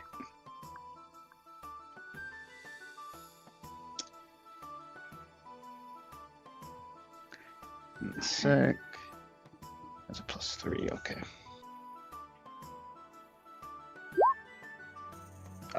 A 9. Can I roll to see? Certainly. And I will give you advantage on this, Dane, due to your background. Yeah, because what would like that be? me, I'm like this. That Description? sounds cool. Yeah. Ooh, fancy name. Yeah, to you, Talos and Dalen, you hear adamantine and you're like, ooh, that sounds like some cool, strong stuff. That's gotta be good. And yeah. Which, Dane, you was can roll with advantage, I said. which roll would it be though? History. Investigation. Oh, history. Very good. +3. Good. I don't need it. I don't need advantage. Natural 20. Dane, you know that your family has dealt with adamantine metal before, and you know that it is one of the hardest substances in existence. You generally know that any armor that has been reinforced with it will generally make any hit the person takes. You've seen some blows, some people wearing adamantine armor take a critical blow, and it only seemed as if it just damaged them like it normally would. So above game, you know that adamantine armor negates critical hits against you, Very good. and you can relay that if you so wish. Yes, I shall do. It is very good armor.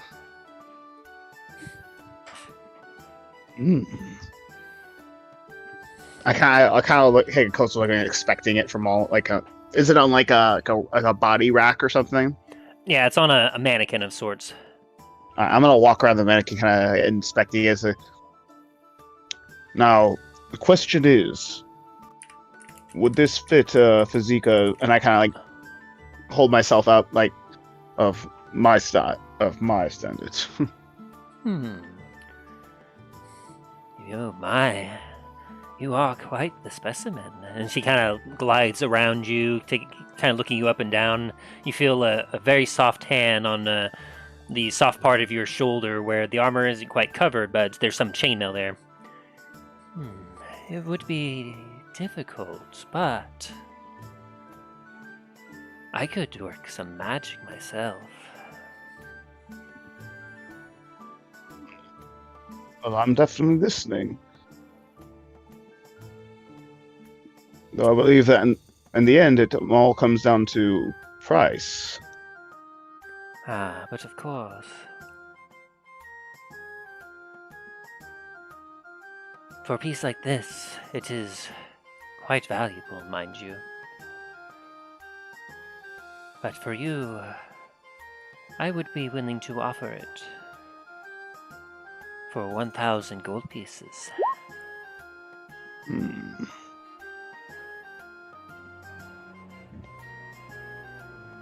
I kind of like take a look over at you, Dane, and kind of give you a look of like what you think on that.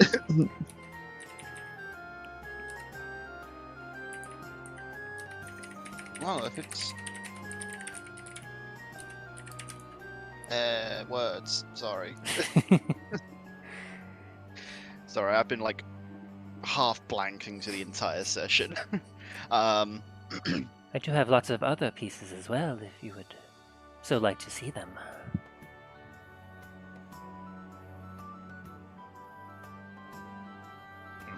Yes, let's take a look at other items as well. And always want to look around, see if there might be something that I might be interested. But we'll definitely come back to this one.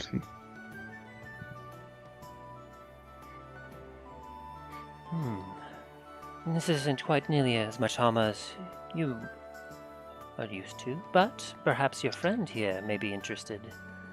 And she kind of glides over to another mannequin where you see a very nice breastplate with some what almost looks like lightning bolts almost carved into the part on the corners and edges of the breastplate itself. This here breastplate is resistant to that of the lightning variety.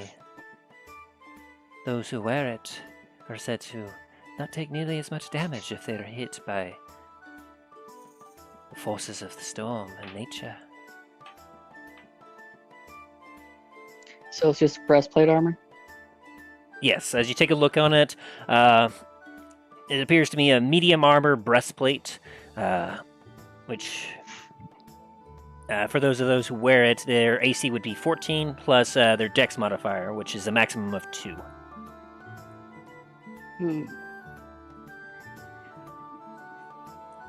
And from what you can tell, from what she's saying, it's got some sort of resistance to lightning. Gotcha. You wouldn't happen to have any half-plate armor, would you? Let me see here. She kind of glides around and checks a few things.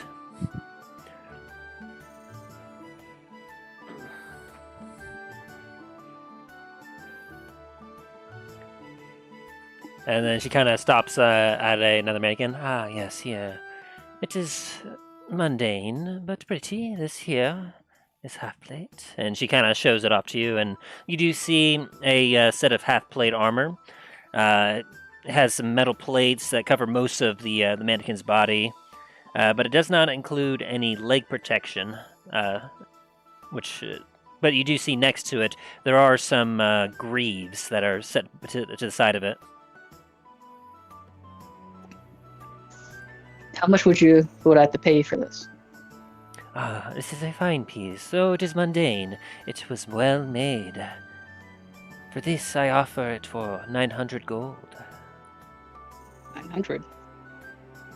Okay, yeah, I'll take you on that. I give her 900 gold. Ah, yes, thank you. And she carefully counts out the gold as you take off the armor from the mannequin. And as you take it off, like, you can feel its heft. Like, this set of armor is 40 pounds heavy. But, with it, it definitely covers up your body a lot more than your previous armor was, which was studded leather. Yes. Okay. Would I be able to wear it over my stud leather? I know I wouldn't be using both stats. I would be using the half plate, but I'm just curious. Well, I don't know if I can or not.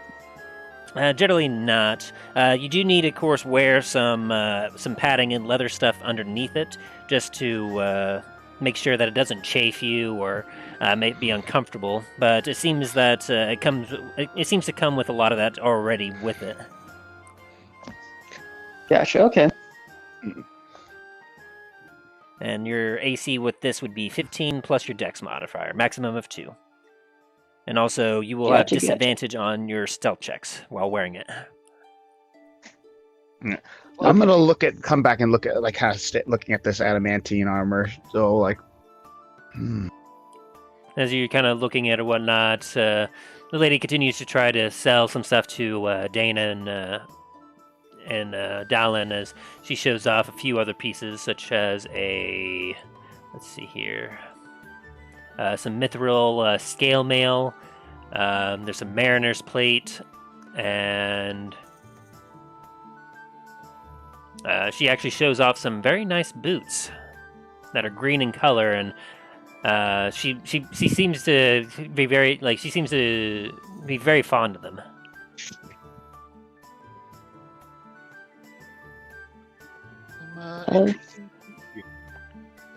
Can you tell me about these? The boots? Yes. Certainly. First, we'll head over to Talos since you had a moment. So, Talos.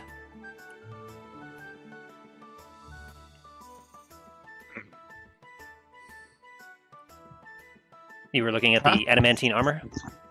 yeah, I was looking at it. It's like, no, if only this was. I'm kind of like some more saying it to myself. If only this was in plate, then it would be cost more.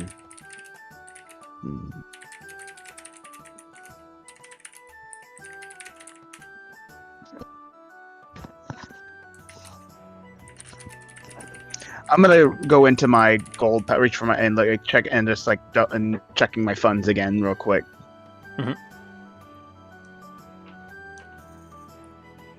As you do that, she looks at you. Yes, these here boots, they are magical, quite lovely, as you can see.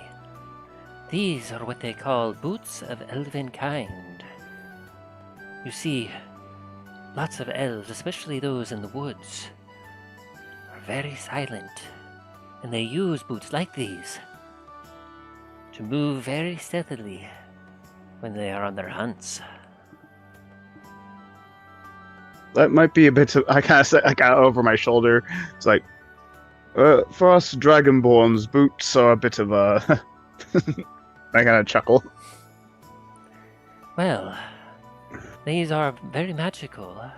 I assure you that should you wear them, they would fit to match you. Here, try it.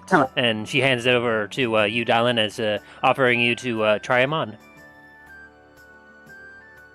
All right, put them on. Okay.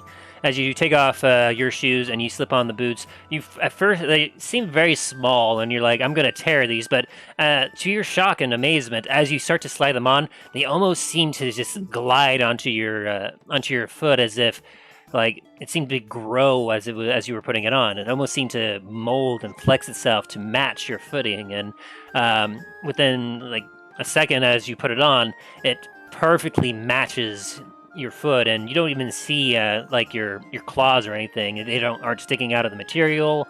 The boots are fitted very nicely over them. And as you kind of stand up and put your foot down, you don't hear your footsteps. Like you stamp down a little bit, you're like, but you don't hear anything. You just feel your foot connecting to the ground, but you don't hear anything. And even with the with your new medium armor on, you notice that you're not making your jangling isn't from the metal isn't nearly as intense with these boots on. Can I make an Arcana check? Certainly. Okay.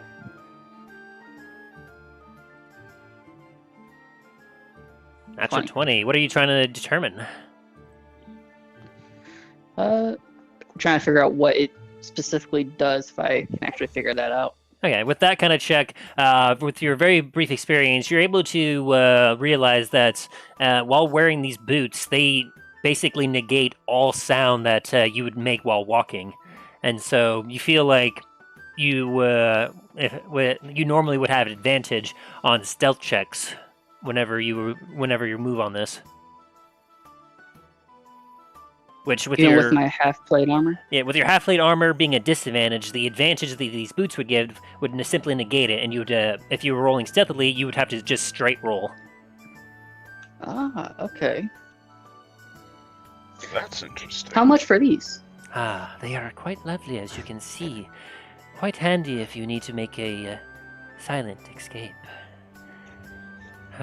For these here boots, I offer them for 500 gold.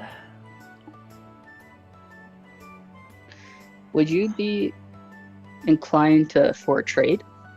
Oh, what did you have in mind? I just chuckled to myself a bit. Roll me persuasion. Gotcha. Wait, can I say what Dallin's gonna say first? Sure. Well, I have a piece of magic armor. I do have magic armor myself that I've been thinking about getting rid of. It's a piece of studded leather necrotic resistance. If you would be so interested in that. Ooh. Okay, go ahead and roll. And I'll let you do it with advantage, as you are offering something that she could easily resell. Gotcha. Every time you say gotcha, the first thing that pops in my head, honestly, is the droids from Star Wars going Roger Roger. Well, yeah, my gamer tag is Laser Jedi. As you with kind of the bring star. up the studded leather armor and you show them to her, she kind of lightly takes it in her hand and she gazes at. Yes, this is fine quality. I can see it hasn't been used very much. I will do this trade for you. The boots are yours. And you watch as she takes the studded leather armor. After giving a gaze, she then affixes it to the mannequin where you took the half-plate armor off of, and she kind of does a quick couple brushes before you kind of hear her whisper, "I'll clean up a little more later." And then she turns back to you. Oh, was it dirty? I just need to ensure that it looks quite suitable for sale. Oh, you got me worried there. I thought it was being unclean. Okay, you now have boots of elven kind. You, while wearing them, they do not require They do not require you to be attuned to them. By the way, they just work. So you don't have to put them in your attune slots. But while wearing them, you have boots of advantage elven kind? on dexterity stealth checks. Gotcha. Which, if you have disadvantage, as I said before, just means you will roll straightly with them. Or if you swap armors and whatnot, you would then gain advantage on your stealth checks. Gotcha. You feel Milo's eyes boring as the back of your head. Like I could have had those. I need Um, it. I think You I'll said it take was this. boots of elven kind. Yes, boots of elven kind. I think I'll take this armor. Ah, yes. Yes. For 1,000 gold. Yes. And you're certain that you can work your magic to fit my physique, correct? Yes, it will take me just a few moments, but I will Very well. work it to match your figure. Very well, my lady. And I pass over the 1,000 gold. Alrighty. She counts it real quick, and then she kind of beckons you over to a corner where you see a bunch of tools kind of set aside, some needles as well as some scissors, as she starts to get to work in getting it matched up to you.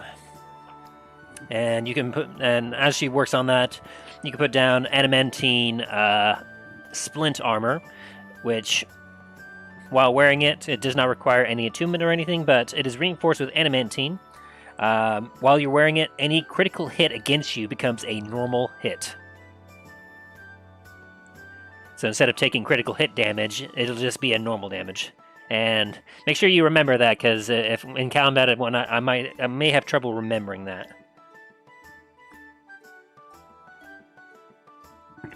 There we go. Okay. While they're working on that, was there anything you were interested in, Dane? I would like some a new set of armor, or at least to browse some new armor sets. Certainly. I do have this mariner's plate armor. And she kind of shows you a... Let's see. Ooh. She shows you some armor. It appears to be... Let me see here. What is that exactly? Okay. It appears to be a breastplate of sorts. And it's kind of blue in color. And as you take a look at it, she kind of explains, you see, with this here armor, this here will allow you to improve your swimming if you are in the water.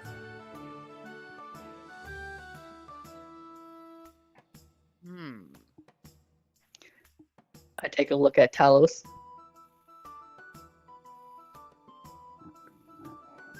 And if that does not interest you, I also have this mithril scale mail. And she kind of shows you the scale mail. Mithril, you say? Yes. Light as a feather. When you wear this, similar to those boots of elven kind, they don't make much noise. And as you kind of look at it and you kind of jangle a little bit, you hear the slight tinkling of the rings hitting each other, but for the most part, it doesn't make much noise. And so you feel like if you were wearing it, you would not have disadvantage on. You would not have a disadvantage if you were trying to be stealthy.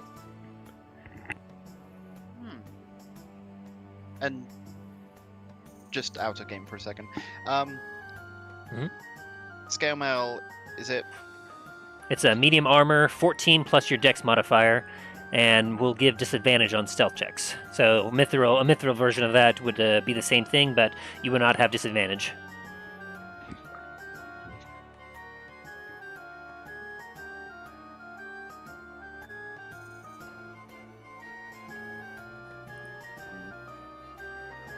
I don't think that would benefit you as much as because with your dex modifier, essentially, you'd only have like a 14 AC essentially. Yeah, I'd unfortunately lose some of that. Yeah. Unfortunately, madam, I will have to pass on that one. Oh, that is quite fine. Perhaps some new gloves you seek, though. And she kind of like brings over these pair of gloves, and as she kind of shows them to you, you can see that they appear to be of. Let's see here. I have a picture that I can look at to describe. There we are. They appear to be of a darker color with some, they're a little purplish with some light purple inlay around the fingers and the back of the hand. There almost appears to be a cobweb of silver embroidered within it. And as she kind of shows them to you, these here are called gloves of missile snaring. Whilst wearing them, if someone were to attack you from afar, these gloves will help you catch them and prevent you from being hit.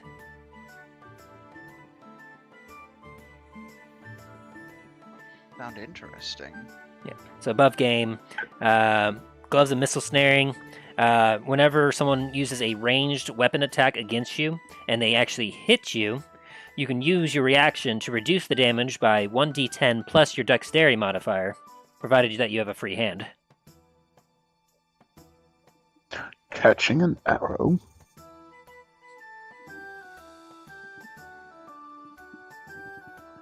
Now, of course, these are something quite wondrous. And unfortunately, I won't let him go for lower than 1,500 gold pieces.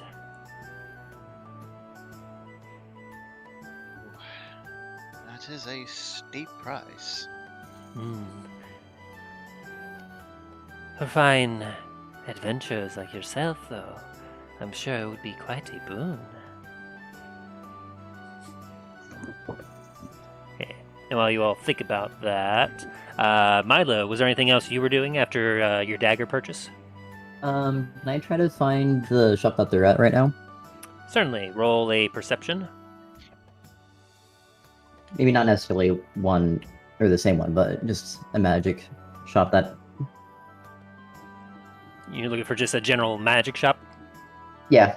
15. All right. This one is not so hard as you're looking about, you see all sorts of magical items all over the place. Eventually, is there anything specifically magically looking for? Potions, scrolls, magic weapons? What are you looking for? Magic armor. Magic armor. Okay.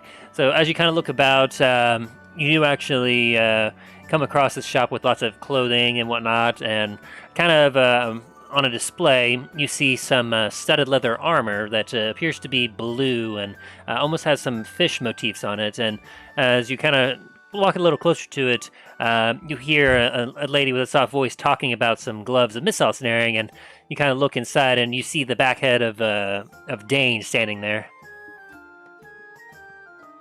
Oh, hey guys! Oh, another customer. I'll be with you in a moment. No worries. And I'll just kind of walk around browsing for the time being. Yeah. You see about the same. You see the aside from the mariner's studded leather that is near the front. You also get your eye on the gloves of missile snaring, and let's see here. You also see the breastplate armor of resistance. You see a leather armor that appears to be. It appears to have some black streaks through it, and it does seem to have a faint magical glow. There was some mariner's plate armor. You do see the mithril scale mail, and let's see. Yeah, that's about all of the magical items that you see thus far.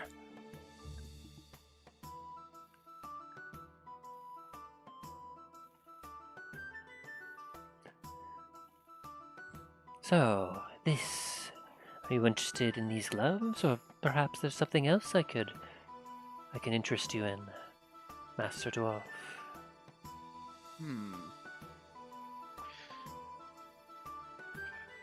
The gloves, while they would be a boon, unfortunately, a little bit too pricey for me. Very well, very well. Perhaps something else?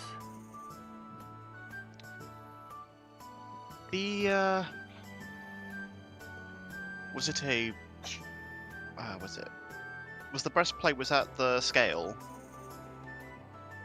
Which one? Was it? There was the mariner's plate, and then... Oh, yeah. The mariner's plate was breastplate. Cool. Are you looking for anything specific?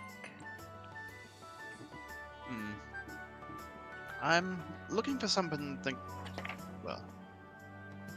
might be a bit better than this. What is it? Your splint armor? This, yes. I had to. Sorry, I was just like scrolling up through the system. There's like words. What are they? You're quite fine. That is some fine armor you're wearing there. And she kind of served me well. She kind of looks about. I have this ring mail here, but I don't believe that is better than what you have. And she kind of mulls about it a little bit more. Let me see if there's anything else. Some hide armor, scale mail, studded leather. Okay, now. Unfortunately, I don't believe I have anything that is better than that. Unfortunately, your friend has purchased the only one I had. That is unfortunate, but... Perhaps there's some fine clothing I can offer you, though. And she, kind of points over to some fine robes and whatnot near the edge of the tent. They'll serve you well if you go to some fine dinners.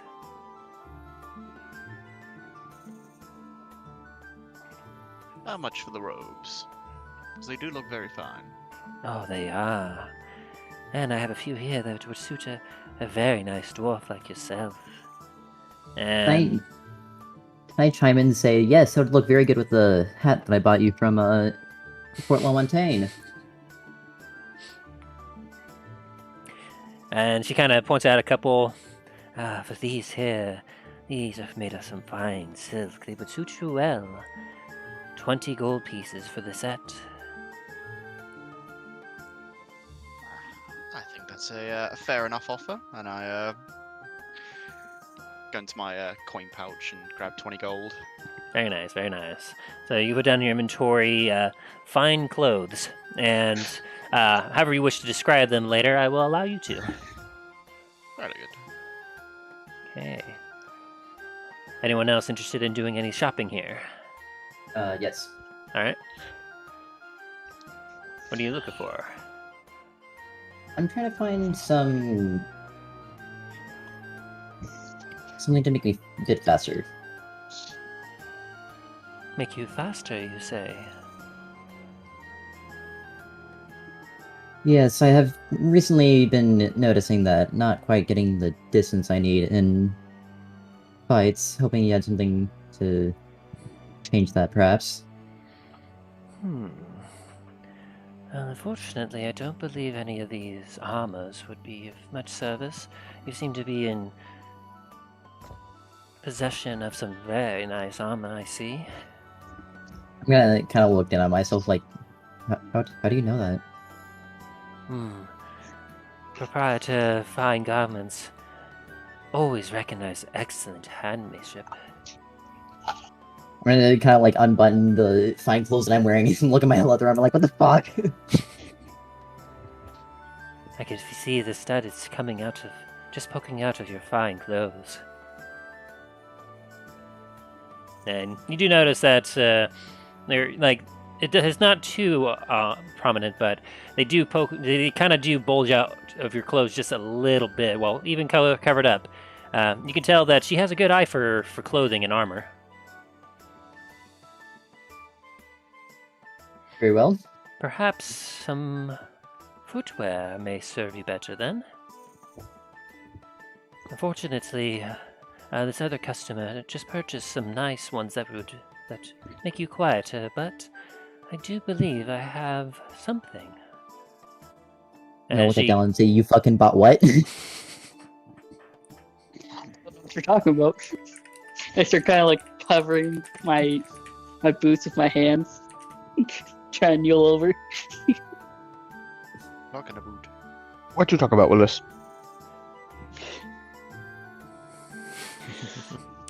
And she kind of moves over to another corner of the tent where you do see some fine, really nice-looking shoes. Some of them look like some nobles would wear them to a ball or something else.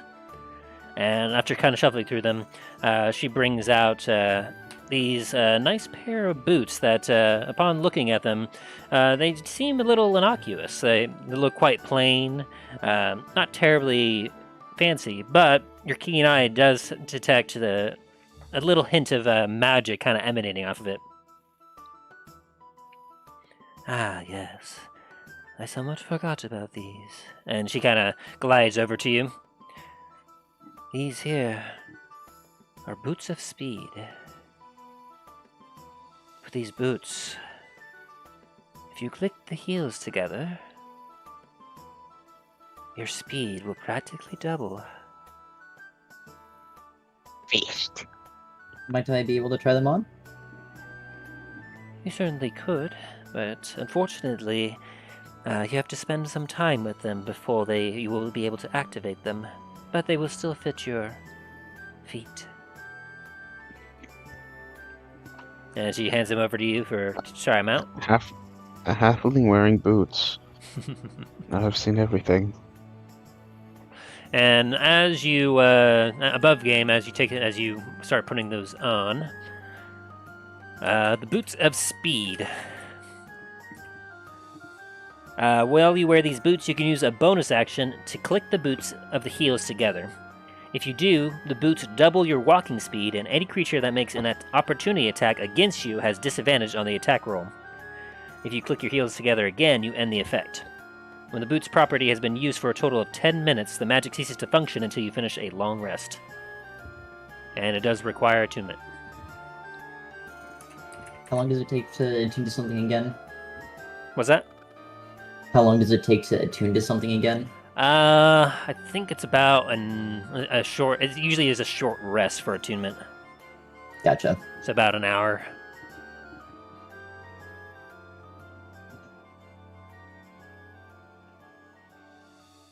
And how much did you say you wanted for these? Oh, I haven't quite given you a price yet, but... For those... They are a little more powerful than those boots of elven kind. For those will have a price of 1,000 gold. I'm gonna take a look at the boots and look at my own. I'm gonna say, you know what? If you can dye them black, I'll pay that 1,000 gold. Persuasion?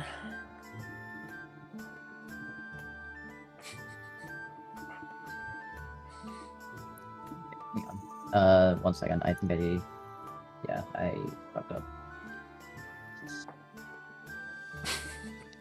Lord, man, she's not rolling well at all. Hang on. Well, oh wait. I mean, I fucked up on my modifiers. All right, if you want to redo that, then. God damn it! Still got it. You Same still thing. got the hit anyway. She looks at you. Oh shit. For you, I can certainly do that. Just a moment. And she kind of takes it and brings it over to the corner where Talos is currently looking in a mirror while his armor is half done. And you watch as she kind of puts the boots in a very specific bucket with some dye in it and kind of leaves them there for a second while she goes and finishes up Talos's work. And I'd say about half an hour goes by while she's tinkering with Talos's armor, adjusting it, getting it just right. And at the end of that half hour, she pulls out the boots and sets them aside to dry while then she puts on the finishing touches to Talos's armor. During that time, was there anything Dallin or Dane wanted to do? Alan's pretty happy with what he's gotten. Dane, anything for you? I'm alright. I'm just gonna be checking out the clothes that I just got. Sounds good. Okay. So at the end of that time, you hear her go, and there. See how that feels. As she kind of backs away from you, Talos. Kind of I kind of flex myself in the mirror, kind of like adjust myself, see if I like my motions, see how it feels with me moving, if it's fluid. Yeah. As you kind of, it's a little odd, a little bit different feeling than what you're used to. The armor itself is slightly heavier than your previous set, as your splint armor was about 60 pounds. These seem to be closer to about 65-ish pounds or so.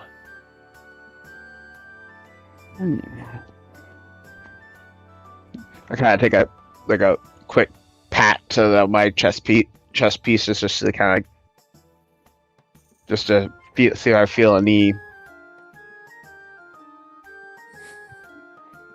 Everything feels pretty solid, and as you kind of pat some of the armor or whatnot, you do notice that as you're kind of patting some of the metal bits and whatnot that's been reinforced, that you're not really feeling a lot of vibrations coming through. You hit it, and it's a little bit more of a duller thud, like a ball, ball, ball. Instead, where your previous armor had a bit of a higher sound, like bomb, bomb, bomb. So it definitely feels a lot sturdier. Very nice. Yeah. Excellent. You look absolutely marvelous, darling. Thank you, my lady. Yes, thank you all for your business. Is there anything else I can interest you in? Oh no, this will do for myself. What about the rest of you lot? Just wait for my boots and it'll be okay. Unless perhaps you have something else that might interest me. I do have some nice fine clothes here. Your friend here has already purchased him a set. He's quite ready to go see the Baron himself. I'm gonna just stare at her dead in the face, be like, is my clothes not good enough for the Baron? I literally wore these to the Baron. You have some fine clothes yourself. I'm kind of looking at you confused a little bit. Baron? Yeah, don't worry about it. But, of course, you could always have more fine clothes. At least here I could get you an excellent bargain on them. 20 gold pieces, and you can have your pick. You know what? I'm gonna actually browse the fine clothing that she has. Okay. Alright, as you take a look at that, was there anything Dallin or Dane wanted to do here? I'm good. Okay, Dallin?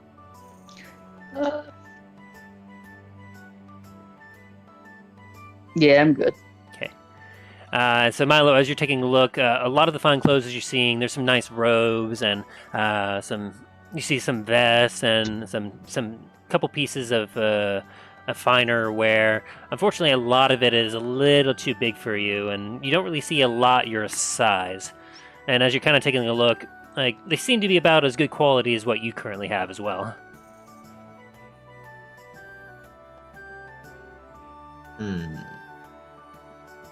Anything pique your interest?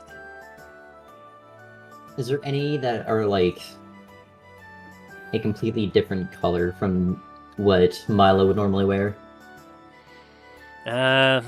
What would Milo's fine clothes kind of be like? Let me. Because like a lot of them are very fine reds, and you see some golds mixed in as well as some kind of like a what is it? Was it? It's like a green, but it's not quite like that. Jade. There's like some jade color ones. Let me post the picture of what Milo would be wearing real fast. Alright. If I can find it.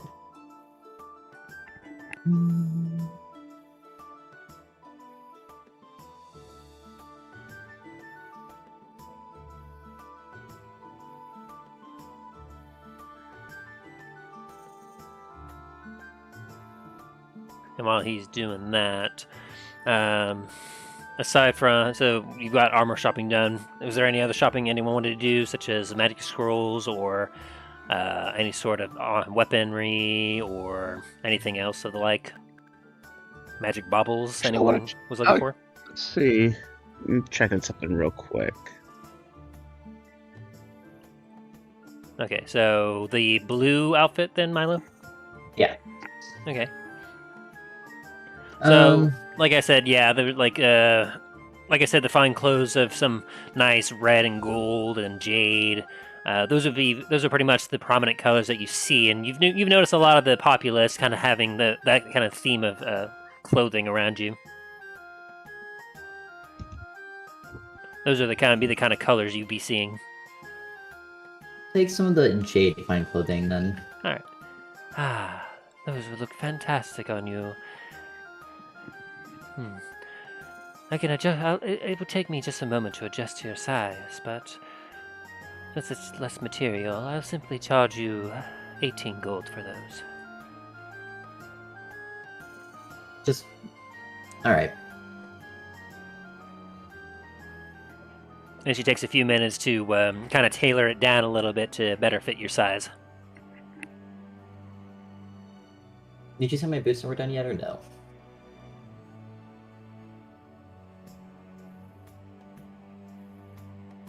As she finishes with your tailoring and whatnot, she looks at you. Ah, yes, you look fantastic. And let me check your boots. And she goes over and you watch as she kind of touches a few spots with her finger and then looks up at her finger and kind of feels a little bit. Yes, they appear to be quite dry now. And she shows them over to you, and you see the boots are almost an inky black that kind of almost look like if you left them in a dark room, you probably wouldn't be able to see them. Sure. Good enough for me. And I hand her a bag of 1,000 gold.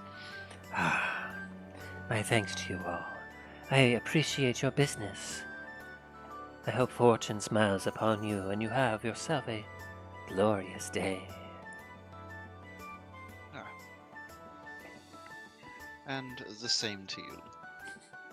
And she gives a nice deep bow as y'all make your way out of the tent to the populous market outside, where inside the tent it seemed a lot quieter, and like you almost forgot that you were in a very busy area. But as soon as you got outside, there was just roar of people just talking and like people making some haggling and whatnot. Wonder if I could see if I have any scrolls here. No, you never know what they might. If we get in a bind. If you want to look for a shop with some scrolls, roll me a investigation or perception of your choice. Right, so I'll roll a person. 1 sec.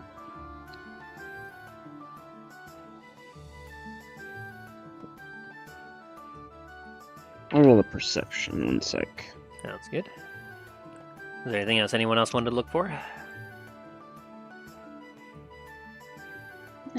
Not particularly.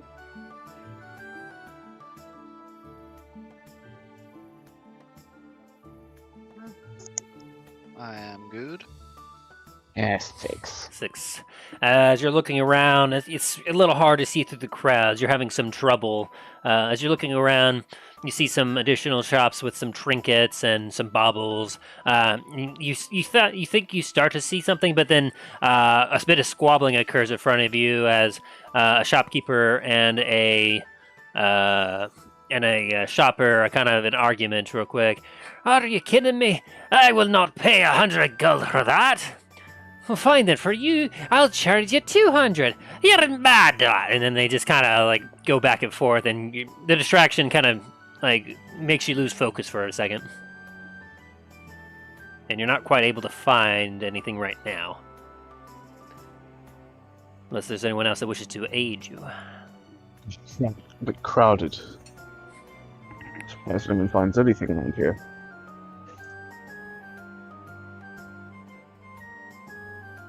You continue walking through the market.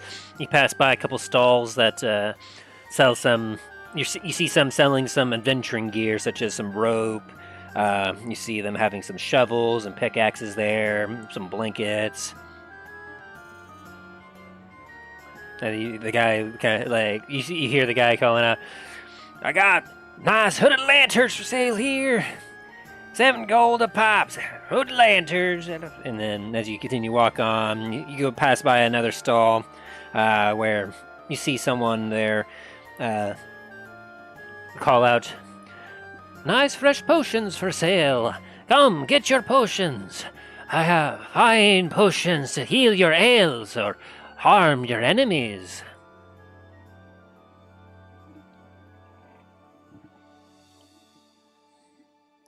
And I say after a couple minutes, if you want to make another perception check, as you go deeper into the market, you can make another perception check to see if you can spot anything.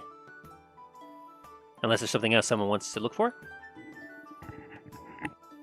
Something came to mind. Ow! You okay? It did it again!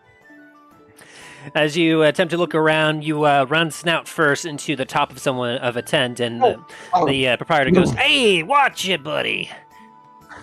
Sorry. Try to run a business here, eh?"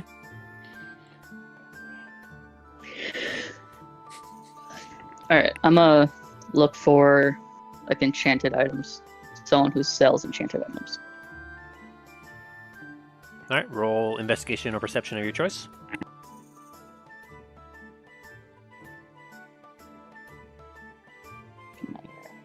Let me look at my stats, thank you. Phone's being a jerk.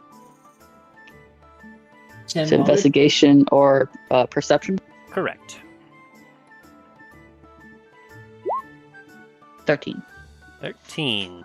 And it takes you a little while, but as you're kind of going about and looking for some things, you do see a rather modest-looking stall with some bits and baubles looking about, and you happen to notice it because everyone seems to have vacated from the front of it just for a moment, and you do see a few items with a bit of that glow to it, and you kind of gravitate towards it as you kind of drag the rest of your companions over to it. Yes, hello. yes. Hello there, hello. What can I help you with? I have lots of neat interesting bits and baubles here for sale. I'm looking for something to help me look in the see in the dark. Ooh, see in the dark. Most interesting. I assume that you're looking for something more magical, some not quite a torch or a lantern, yes? Yeah. Yes, I see. And he's going to kind of look through his stuff real quick. As a curious question, Dame, did you have those goggles of night vision? Yeah, I've still got the goggles of night vision. Are you going to want to pipe up and say anything as the guy's looking? Yeah, I kind of, I could just tap down on the shoulder quickly and say like, "Hey, What? I've got some goggles if you want to use them." You do? Huh. I go fishing around in my bag and I grab them out. And just as you do, the guy comes up. Ah, yes, these here. These are what are called goggles of night. They will allow you to see in the dark unabated. They're quite nice, very fancy. I can see that you are a man of good taste and whatnot. For you, sir, I will simply charge you a nominal fee of 500 gold for these. Hold on. My friend just told me that he has a pair, and I Oh. downtransferred it over his mask. Oh, I see. Gosh. And as you can kind of see, they do seem very similar, like almost identical in a way. Ah, I see you have one already. Very well, very well. Perhaps something else that you are looking for.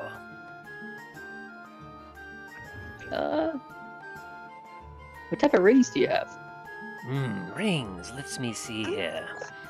And he kind of digs it about, and you see a container that has a bunch of rings, and he picks up a couple, and then just kind of drops it down again. No. And then after a second, here's one. And he pulls it up, and you see a nice looking ring. It seems to kind of have a blue tint to it and whatnot as he holds it up.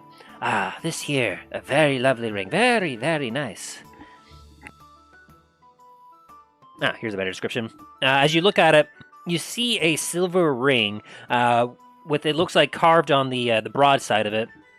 It almost looks like waves, just kind of splashing here and there. And in the very center, you see these blue gems, like very small blue gems, in a weird. It almost looks as if they are if you looked on the ground, you were watching someone. You looked at someone's footprints. It almost looks like blue footprints embedded like in the water. This here is called a ring of water walking. It is very nice, especially for many who like to work around here. You see, while you wear this ring, you can stand on and move across any liquid surface as if it was solid ground. Very, very How handy. For a ring this fine here, yes, I will charge 300 gold for it. 300. All right. Yeah, I'll take it. Oh, thank you, sir. Thank you. And he hands it over to you. And you can put in your inventory, Ring of Water Walking. Gotcha. I got one more question. And you do not need to attune to it. Gotcha. You wouldn't happen to have a Ring of Silence, would you? Ring of Silence. I don't know if they actually have something like that. It's like a ring with a enchantment of Zone of Silence. I'm looking at the DM's thing, and I think the closest would be a Ring of Spell Storing, which would allow you to store the spell Silence in it. Yeah, the whole thing I was thinking of trying to do is when I'm trying to sneak up on people, so my gun just doesn't give our position away. But yeah. I gotcha. Let me double check something quick.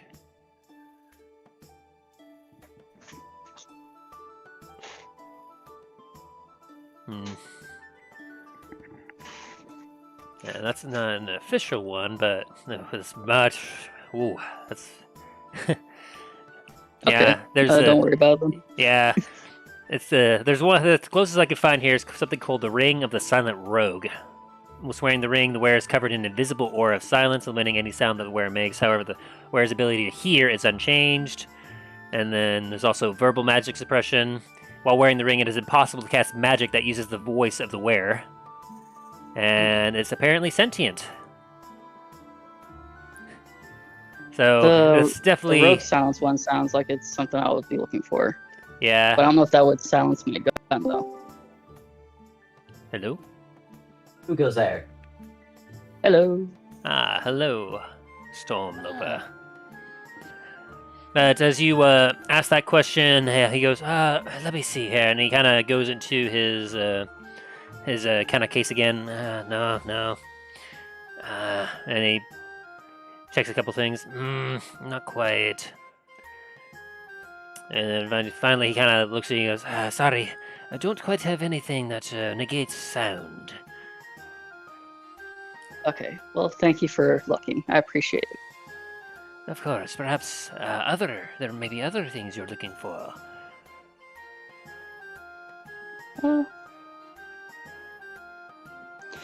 What about a wand of its own sounds? Oh, wand, let me see here. And let me see here.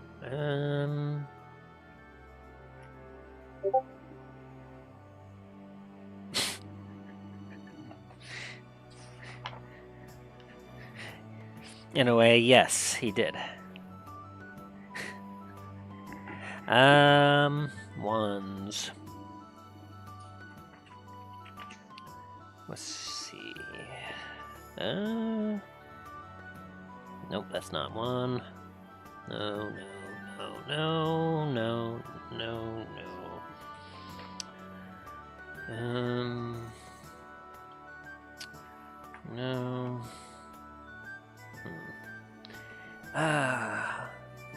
As he kind of looks through, he kind of checks a few things.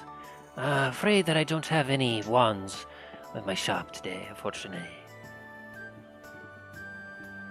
All right. Well, thank you again for looking. That'll be it for me. Very well. Perhaps your friends, any of you interested in some goods or baubles?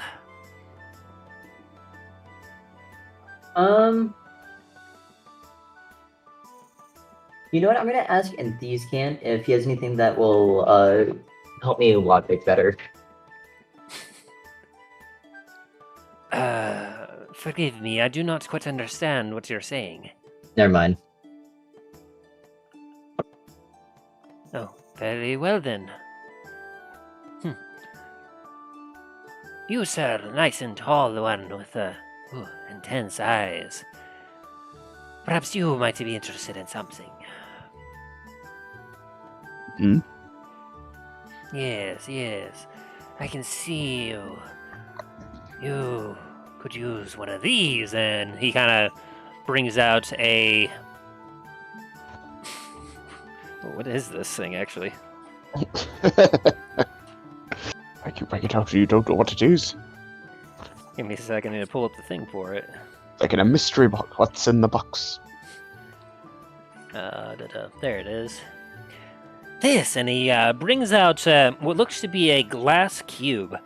It on each of the sides, it has a different shape on it, such as you see a square, a circle, a triangle, a moon shape, and you can see through it. It's quite clear. And as he shows you this, this here is a very rare piece. You see, with this, when you press in one of the faces, let's see here. Ah, yes. Depending on which one you choose, the different effect will occur. And so just to kind of above game explain this, there's a lot here. The cube of force. This cube is about an inch across. Each face has a distinct marking on it that can be pressed. The cube starts with 36 charges and regains 1d20 expended charges daily at dawn. You can use an action to press one of the cube's faces, expending a number of charges based on the chosen face, as shown in the cube force table. If the cube has insufficient charges remaining, nothing happens. Otherwise, a barrier of invisible force springs into existence, forming a cube 15 feet on one side. The barrier is centered on you, moves with you, and lasts for 1 minute until you use an action to press the cube's sixth face, or the cube runs out of charges. You can change the barrier's effect by pressing a different face on the cube and expending the requisite number of charges, resetting the duration. So basically, if you click this cube, a barrier will come up, and depending on which one you push, you can have gases, wind, and fog won't be able to pass through. On one, non-living matter can't pass through. Another one, nothing can pass through. Some of them don't allow spells. So essentially, it's kind of almost like a force field of sort. Oh. Now, of course, if you're targeted by certain things, the barrier will become weakened over some time, but I assure you that it will recharge daily, so long as you aren't killed. And how much would this wondrous item cost? This here wondrous item, it is quite expensive, I will admit. It is quite useful, though, I assure you, but for you, I can see that you have DA pockets and you could use something like this. Merely 8,000 gold pieces. I have pockets, but they aren't that heavy. I see. Perhaps next time, then. Yes, perhaps. And so then he watches it, he then puts it back into a lockbox and kind of closes it. Then, is there anything else I can interest you all?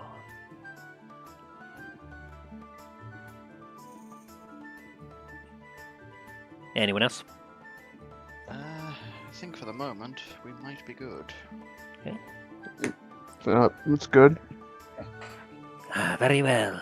A fine day to you all. Thank you for your purchase. And he gives you a bow. Maybe we should start heading back to check on and see how the captain at the docks is doing. What say the lot of you? Yeah. I think we should Let's go. probably be a good idea. As you start making your way out to the market place, you catch sight of a crowd of people around a sizable-looking tent, and you actually hear a voice coming from there. "Test your metal, friends! Come in and see how you would fare in pitched battle against your closest compatriots. No chance of injury, some chance of bruised egos, and 100% chance of fun! Yay!" Let's fucking go right now. I don't care how much it fucking costs. We're going there. What in the world? Slow down, you little halfwit. Wait! Oh. As We you have kinda- to catch up with him. As you get dragged over, you see a large group of people, about 20 to 25 people large, all currently surrounded by this table, which it's a little kind of hard to see, but currently outside, you see you actually see a gnome, quite a little guy, who is like calling out and bringing people in, and he turns over to see what's happening, and as you get closer, you see a group of 4 people currently standing around a table, and 2 of them are currently cheering on, while 2 of them are strangely straight-backed, eyes closed, and they're quite rigid. What in the world is this going on? As you walk up and you take a look inside, you see what they're surrounded. The table they're surrounded by is actually what appears to be a rather intricate coliseum, where you see tiny wooden toys currently locked in combat. There are 2 of them in particular, and one of them appears to be what almost looks like a wooden dwarf with a warhammer, currently facing off against a human with a battle axe. But it is quite interesting because like the figures themselves are moving on their own as they're locked currently in combat. And as you kind of look at the battlefield, you see 2 other figures that appear to be smashed and kind of broken to pieces inside the arena. Give me a... what would this be?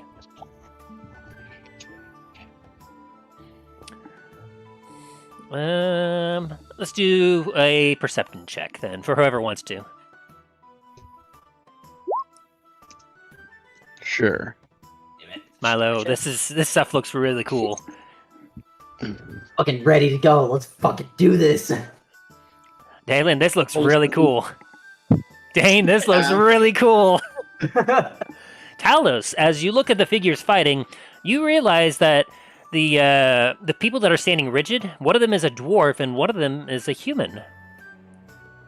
And next to and equipped to their sides and whatnot, you do see the dwarf having a hammer, a battle hammer, and the human having a battle axe. You take special note that the How is- figures seem to look almost exactly like those people. I kind of like nudge a bit closer. I was like, how in the world? Suddenly, you see as one of the human with the battle axe is trying to go for a big swing, but then the dwarf comes in with his hammer and smashes the figurine, and you watch as the human suddenly jolts out of his stance. He goes, "Ah!" and everyone suddenly cheers, "Wah!" and as the dwarf goes, "Yeah!" and everyone is just roaring with applause. And suddenly the gnome goes up and goes, "And we have a winner! Oh, excellent game, so excellent! Here's your winnings!" And you watch as the gnome hands the dwarf a bag of gold as well as a ring. Yes, excellent game, excellent! Thank you all for participating, thank you! Hopefully we will have another round coming up very, very soon! And you see some of the people shuffle out. As soon as he says another round coming up shortly, I'm going to yell out, "The four of us will be next." And the gnome turns over to you. Yes, And what now? welcome! Come! And he beckons you all forward. How does this work? I'm looking at it with a lot of like interest and like I'm impressed with it. I'm like, I thank you. I praise myself on this is my game. Yes. Please let me introduce myself. this is a game? I was like, this is amazing. Yes, I am Scribblefitz, and this here is my friendly competition called the Super Clash of Brotherhood. What do we need to get into here right now? Just a nominal fee, 25 gold pieces for entry. And for those of you who wish to bet, a minimum 25 gold for gambling. With however much more you wish to do. As you see when he says that, he's looking to everyone else in the tent. I'm going to throw a bag of gold with 25 gold pieces straight at him as soon as he says thank you. that. Yes, we have one here. What is your name, my fine sir?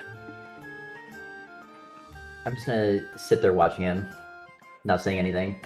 The Silent Stranger. Yes, perfect. And the three of you are interested as well, yes? Yes, you said 25 gold, correct? Correct, a very nominal fee for the amount of fun you'll be having. I also pay 25 gold. Yes, thank you. Right after Dallon's gonna come over and give him a bag of 25 gold as well. Yes, thank you. And for you, fine dwarven friend. I shall also join in. Why not? Perfect. Fun.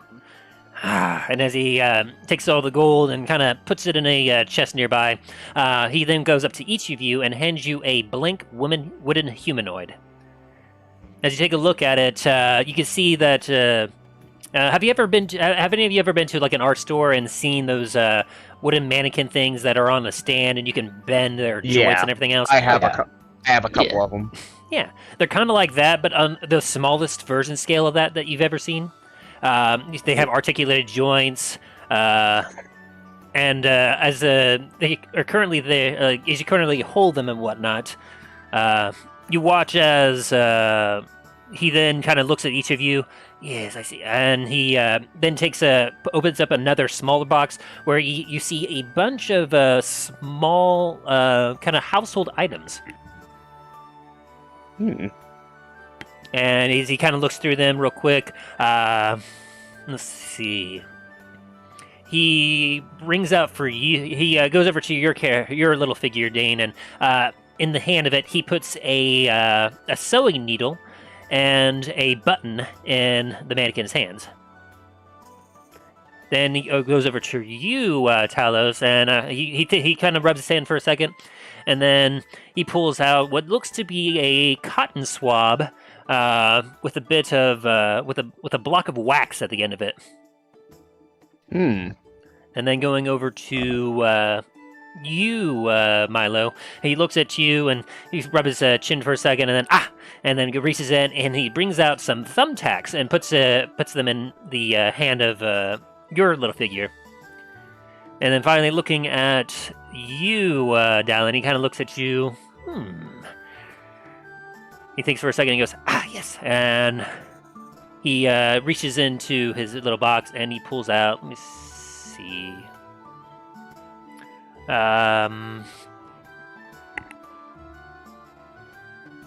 What would be the best way to represent this?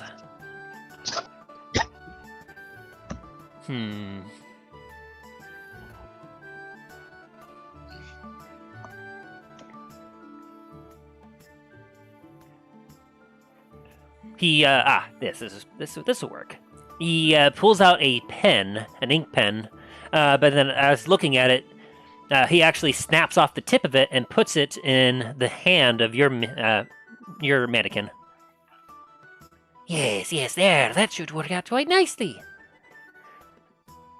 I'm like looking a little confused now, like, And as you kind of look at your character, as your little minifigures, you see as they start to sparkle a little bit, and they start to take on representation. They start to look a lot like you. If anyone wants to, you can actually describe what your little wooden figure looks like. Who wants to go first? I guess I'll go. I look like a kind of lizard-like being with a mask on. Kind of looks like a witch doctor mask. He's wearing a cloak. So are you saying that you look like a cultist? Oh no, not more cultists. It's like a plague doctor mask. How about that? He's kind of wearing something kind of like a plague doctor mask, with a cloak on, as well as wearing half plate armor on. I guess I don't know what the pin's gonna be representing. It's probably gonna be his gun.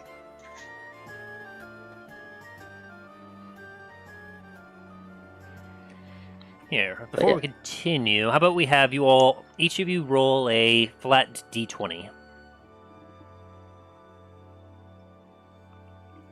All of us? Yep, just a flat d20.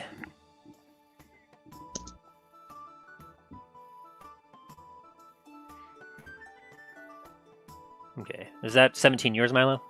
Yeah. Very good. One sec.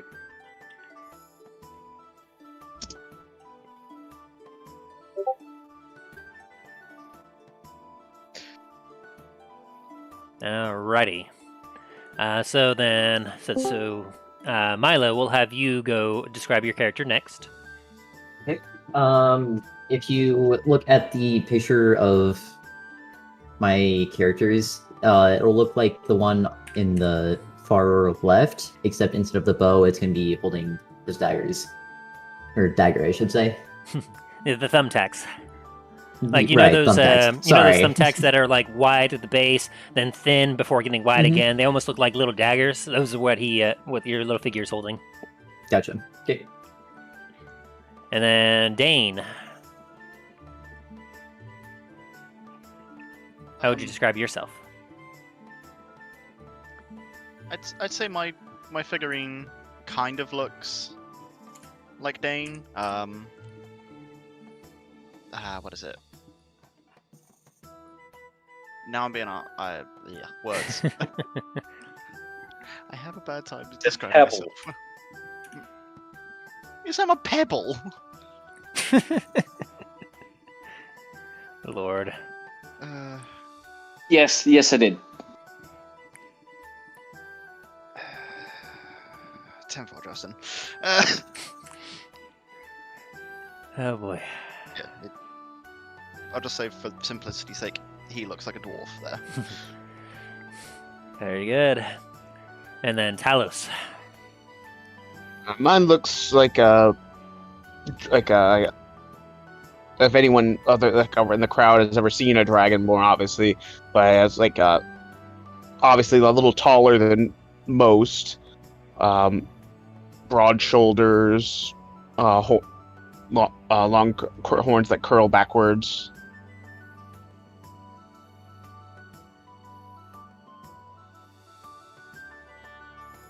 Has like on like a helm piece that covers the most of his face. Very nice. And so, as you're taking a look at all these and what you described, like each of the things that your characters are wearing they appear to be almost be like household items. Like the kind of mask your thing's wearing, Dalen. It actually appears to be more like a thumb. You know how people use a thumb guard when they're sewing? It's kind of like one of those that that's shaped a little bit weirdly, and it's like they look like a hodgepodge of like everyday Monday items that are just now kind of like they look a lot like you. It's so eerie. Ah, yes, perfect. With your figures done, we are prepared to begin. Now, please turn your attention to the arena. And he kind of points over to it, and this might take a second. Milo's head is gonna completely dart to the table as soon as he says that. Wow. Holy shit. I lost the map. Oh my god, this is Dang, massive. I have to zoom out a bit. Yes, it is a We- massive. I did tell you a couple days ago that we've been planning this for like 2 weeks. So You should be able to kind of see your figures. Dane, if you look to the top left corner, you're currently right over there. Ah, yes. Milo, you're currently right up here. Oh, hi. Down below, Dallin, you're down here.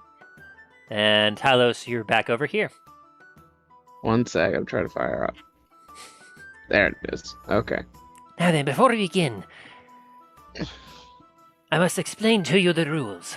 This here is a battle among friends. I'm sure each of you think that in a fight to the death, each of you could beat the other, yes? But you're not willing to prove it, no. Too messy, too much paperwork. But here, in the arena, these figures you will place down will represent your physical selves. You'll be able to do everything you can now, and your equipment will work just the same, but there is no risk of death, only brute egos. Interesting. So Any more rules? I'll be able to use my magic. Yes. You'll be able to use all of your tools at your disposal. That you currently possess, that is. If there's something that you're not prepared or you've already used up, unfortunately, you won't have access to I'm that. actually going to somewhat interject here. Like no poisons or anything that or whatnot that it would take time to So, prepare. yeah. So what I am going to say is as such, because I want you guys to have the fullest capability of testing out your stuff. The next one, Tim, will roll with what you have for that. Mhm. Basically, if it's not already prepared, doesn't exist for you. But because this is the very first one, and we are testing things out, and we want you guys to be able to test it out to the fullest, all of your abilities, all of your expended charges for your weapons and armor, the poison in Milo's dagger, and including for Dallin, his bullets are at maximum capacity. This is the only time that this will ever happen. If you guys want to do another one of these, it is going to go based off of what you guys have at the time. That said, Dallin, you are carrying 10 of each of the variant of bullets. That is it. Don't miss. That is good to know. Thank you. That is also Dane? terrifying. Yes. Dane, you're at full health. Your armor is fully prepared. Your sword is fully charged. You have all of your spell slots. Milo, you have the poison in your dagger. You have the dagger. You have your bow at full charge. You have Question. all of your arrows in maximum capacity. Okay, question though. Talos, you have maximum charges on your hammer and your other equipment. You guys are at full power for this. I want to see how this turns out. I want you guys to basically act Beat as the if shit you about each have other? never met each other and are trying to win a pot of gold. Did you say gold? Yes, you see, you battle it out against one another, using whatever resources you have or whatever you can find within. And as you kind of look at the side, you do see there's a couple chests, small-looking chests adorned within a few spots on the arena, if you look close enough. Now, you will engage in mortal combat, and once one of you is bested, your figure will shatter, and you will be brought back to consciousness around the table. The last one standing will win a cut of all the biddings that is occurring this round, as well as a magic item. And you hear the crowd go, ooh. Hey, Now, make boys. sure What kind of magic item? you'll find out. Now, for the rest of you, the gambling, yes, minimum 25 gold. But take a good look at these fine specimens here. Yes. Please, bid. And you see people starting to come around, and they're starting to put down some gold and whatnot. As you see some of them look at you individually, and then make some bets and whatnot. Can I actually cast message on the gnome after he says that? Certainly. I'm gonna type or whisper what I'm gonna tell him. And then while you do that, he will also quickly mention. Now then, all of you take these die real quick, and he hands you all two each 6-sided die, and he'll tell in your okay, and he'll respond likely in his head. But he looks at all you go, I would like you to also roll these. These will give you points. You see, another aspect of this game is you will have a set amount of points that you will have. And during the game, before the game, you can use some of your points to set up hazards or traps that you can use to help aid yourself. Or, of course, you can use to make things harder for your friends. Your choice. But whoever gets knocked out, the game isn't over for you. No, you see. However many points that you have, you'll be able to use those points to continue the fight.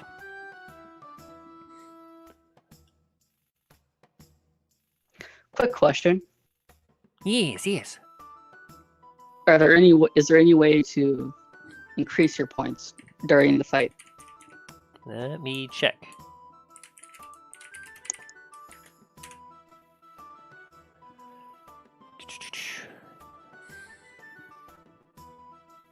Okay. As the fight goes on, the eliminated characters can use their turn in initiative to add, remove, or reposition any piece of the stage that is worth up to a number of points equal to the number of rounds they have been eliminated for. Okay, so depending on... we'll have to keep track of how many rounds you survived. When you get eliminated, however many rounds you survived will go towards your points. So you start out... so each of you roll 2d6, and that will be the amount of points that you start out with. So if you want to go ahead and do that. Woo!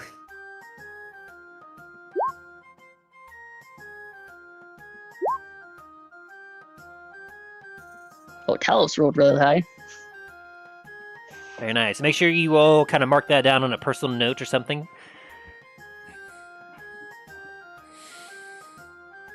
me see. Let me just double check, make sure I got that right.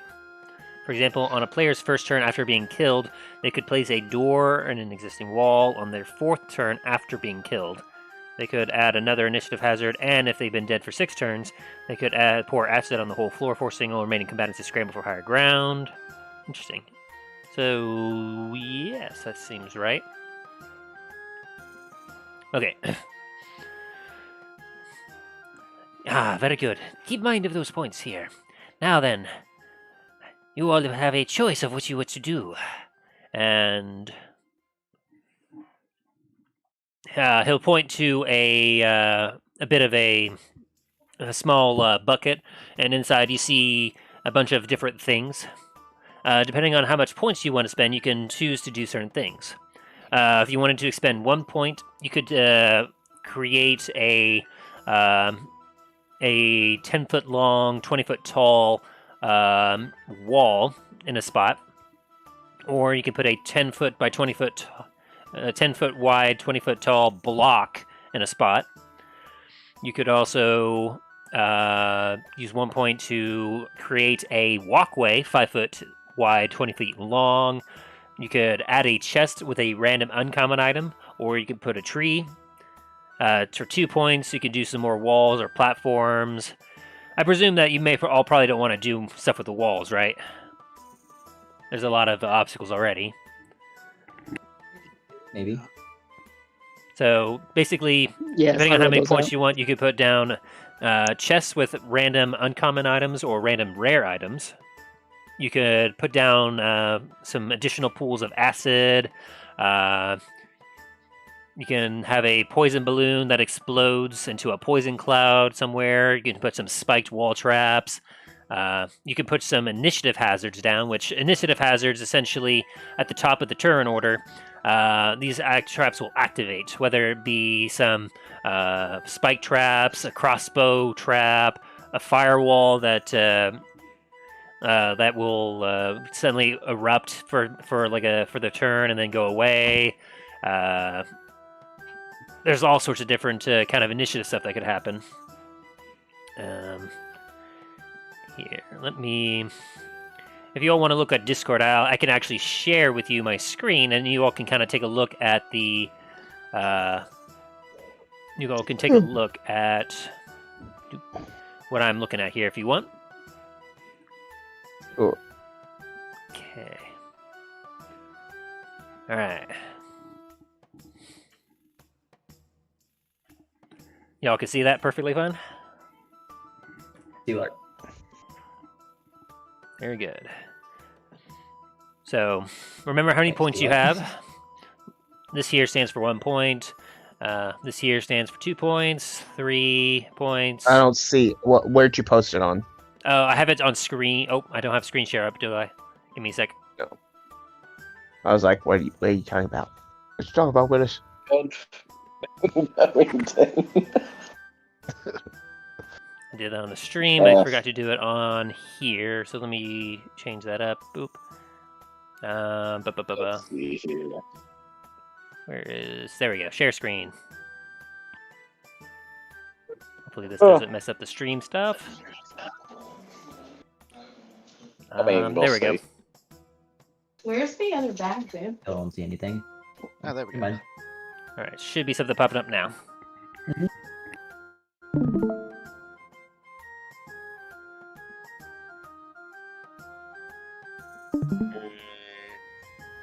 Oh, you're all able to see that? Yep. Excellent.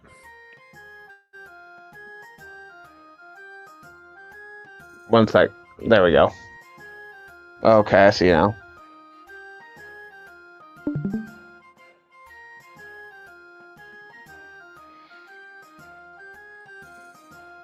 And does it take like an action to use your points? No. Essentially, before we start, if any of you wants to, we will go in turn order. That's what the initial flat 20 was. So Milo's first, Dylan is second, Dane is third, and Talos is fourth. So Milo, if you wanted to put something down, you can. So you just try to indicate with a ping somewhere on the map, and I will work to get it set up for you. Alright. And just so you know, unless you all keep it a mental note, I'm going to be leaving these on the GM screen, so I will see them. But after you set them, you won't be able to see them. Just to keep things interesting. Very well. So then, whenever anyone's ready, so Milo, is there anything you wish to do with your 6 points? You know what? I'm going to put a chest with a random, very rare item right here. Right next to you. Alrighty. Give me a sec.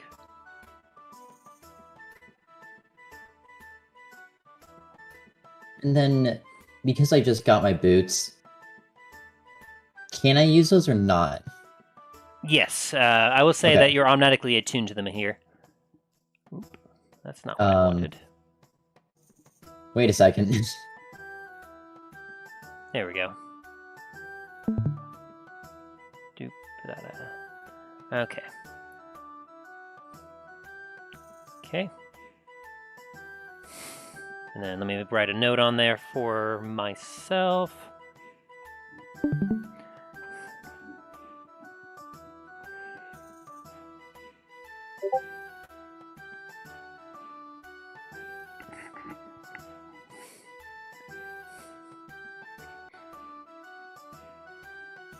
Yes, Justin, he got Boots of Speed. He can clack his heels together to basically double his walking speed. For 10 minutes, right? Correct, 10 minutes.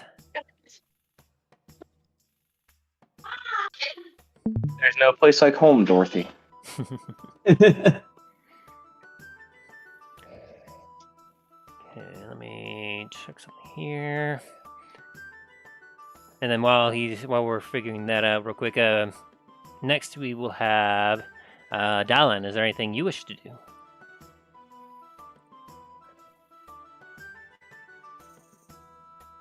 So the very rare. So that's 4 points. So you have 2 points left, Milo. Yep. Very good. And Dallin, was there anything you wish to do? Alan's muted right now. Must have had something to do.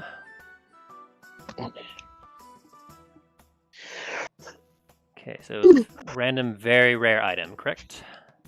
Yep. Let me. That's not the right one I wanted. Sorry about that. How dare you? All right. Am I able to move around, or can I only use my points right now? You can use your points right now. Because once Gotcha. we get started, you have to use your speed and turn order because this will be active combat.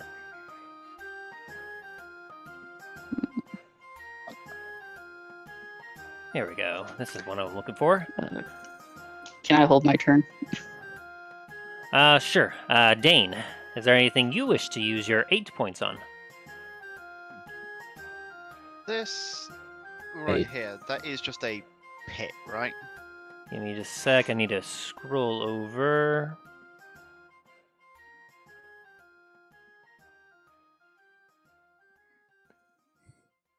Yes. So, from what you can see standing above the map, it is a pit of spikes, and there's a chest on it that has 4 wenches on it. And you can determine that the wenches, when you pull them all up, would allow the chest to be accessible. Okay.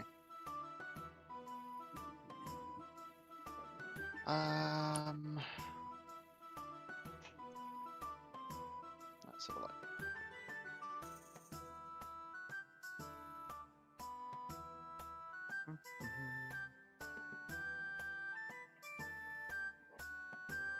I'm also going to go with a chest with a very rare item. Okay, where are you wanting to put it? Pop it here. Right there. Alrighty.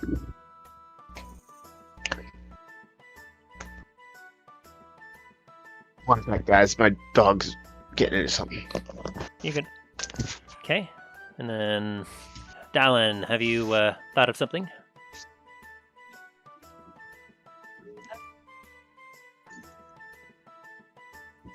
I don't think I use my points right now. You don't want to use any points now? No. Very well. You said it's gonna be a full turn to use a point. Okay, sorry, I'm back. Dog was trying to squeeze his way under my bed. Oh dear. Well, I found out why. One of his toys, where he has like, it's a wooden egg, and for some reason he loves playing with that. It rolled under the bed. And he was like, "Oh no, no, egg!" Go, take it. There you go. Okay. And you said that takes a full turn to to use a point, or use points. Yeah, it will take your turn to use it, to use a point to do something in this preliminary, but if no one else wants just to use any points or do anything, then the game can start. I'm gonna use. One sec. Let me look at here again. I'm gonna use 5 of those points. Well, is it 5 or let me come in? There we go. Alright, I'll use 4 of those points to make a chest of random, very rare item. Why is it not pinging?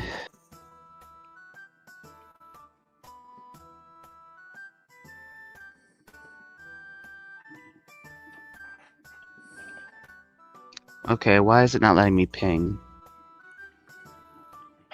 Have you are you on? Like, do you have a select move? Collect? Yeah. Is it near your? Here. How about? Is it near your character? Yeah. Okay. And I'll put it down there. I'll put it right there. That is a pillar of rock. That's fine by me. So you want it up about 10 feet high? Yeah, that's fine. Okay.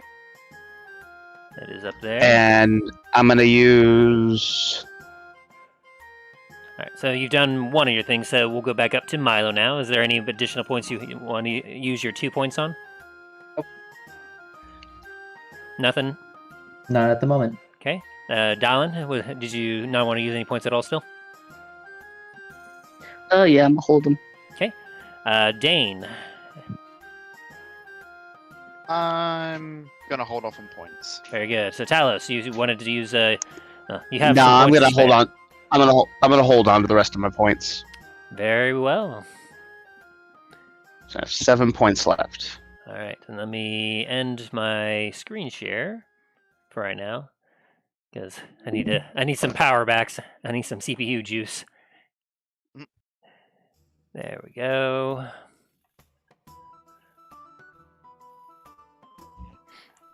All right. As you all have put down a couple of chests into the arena, the gnome Scribblefits kind of rubs his hand together. Yes, perfect. The stage is set. Now then, place your figures within. Let me see. So just to kind of go over the basic rules again. So you already know about you basically will be in control of the toys. You start with full hit points, and if there's any new spells or anything you want to prepare for, you want to have prepared specifically for the combat, you can. And you're attuned to any new items you have. Any chest that you want to open will take a bonus action to open, and any items gained from the chest will be attuned instantly if that so is the case. When a fighter is brought to 0 hit points, the body will shatter, and your mind will return to your body. There are no death saves. So once you hit 0, that's it. There's no death saving. If a fighter leaves the arena, so if you try to get your little fighter tries to leave to get out, they will be eliminated. Other than that, anything goes. All right. Let's get Now, ready to push! rumble. Put your little figures into there, and we will begin. Go ahead and place mine. As you all put your figures down, as your hand leaves the little body, your minds suddenly go blank. And as you open your eyes, you look around and you see the battlefield in front of you. You see, you can smell the pits of acid nearby. You hear running water. You see the cliffs. And as you look up, you see each of your own fingers in your hand retracting up as you look, and you see like absolute gargantuan sizes of yourself surrounding the table. But yourselves are eyes closed as you all stand there rigid, hands at your side. And it's a This little is freaky. eerie feeling as like you're looking up and you see yourselves. It's like imagine if like you were on Attack of Titan and you looked up on the wall and you were seeing like yourselves instead of the Titans. That's freaky. That's a bit trippy. And you hear a booming voice of Scrimblepfits, and they call from the edges of the walls. And now, let the battle begin! And all of you have your initiative, so give me just a sec. We're going to take a quick potty break, because I need to go pee.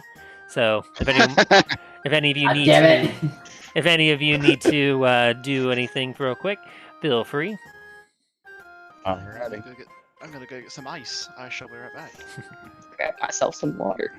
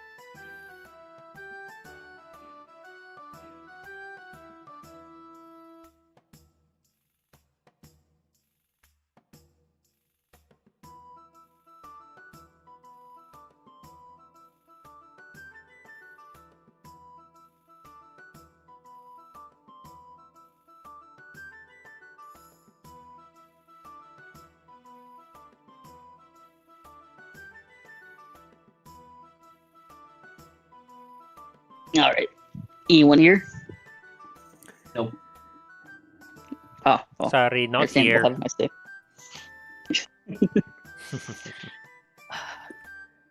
Given Dallin's track record, I don't have high hopes for him.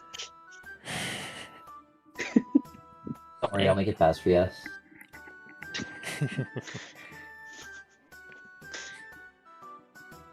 Oh, Do it again. Milo isn't afraid of fire. That is if you can see me.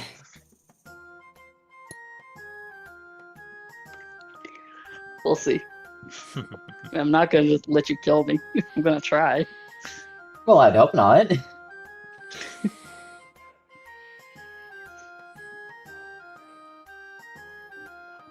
have a D12 here, don't I? Yes, I do. Excellent. Let me make some quick rolls real quick. Okay, 1, 2, 3, 4. All right.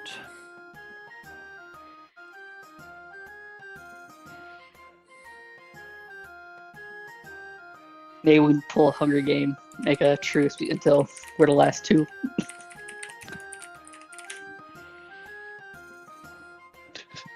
No, all right. There can only be one. Alright, for you, let's see what this one is.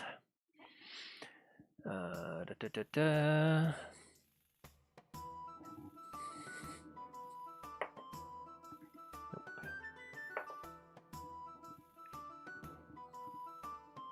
Hmm.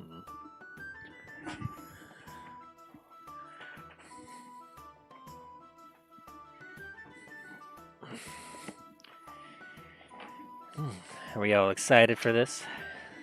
Fucking ready to go. It's interesting, yeah. I didn't quite understand what you said when you said you can only use points before the round, like before the rounds. I was like, oh. Then I realized. Yeah. Well, if you want to do something real quick, I will let you. No, I still would want to hold off. Very good. Just seen Tacticot, and let's see if it plays out.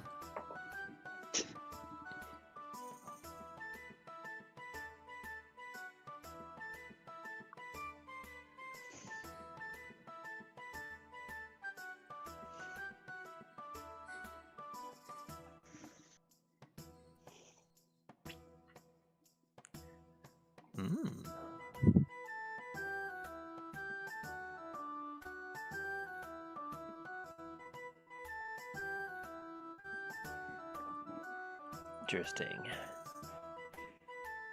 Oh no.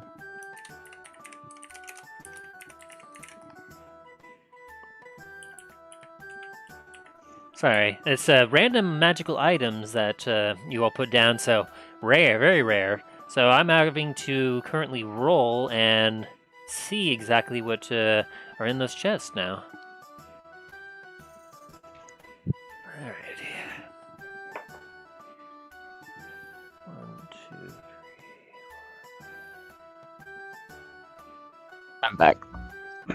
Interesting. What? Pray tell. Oh. Oh no.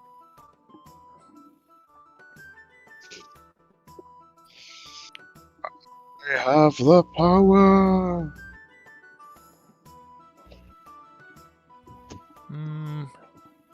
Nah, that's not quite something that I think is going to work well in this setting, so let's try that again. Interesting. Okay, let's see. 1, 2, 3, 4, 5, 6, 7, 8, 9. I can't do that either. Try again. Unless it's for me, then don't do that.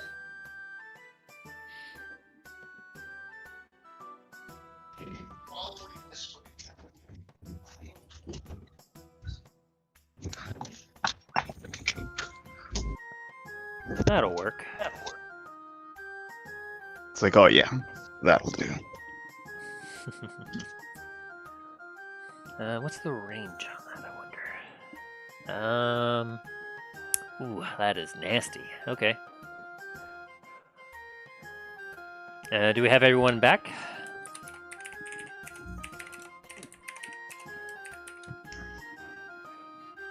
Let's see, we have Milo, Yep. Dallin, Here. Dane. No Dane yet. Bueller. Talos. Bueller. Yep. Okay, so now we just have to wait for Dane The to get dwarf. back, and we'll be good to go. Let's do it.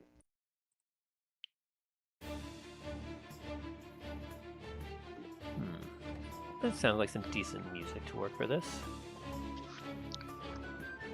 Are you able to hear that? What's I that hear- music? Yes. Yes, I can. The combat music? No. Right. Yeah, I can hear it. Okay, then let me... there was... What was it? Ah, yes. Search...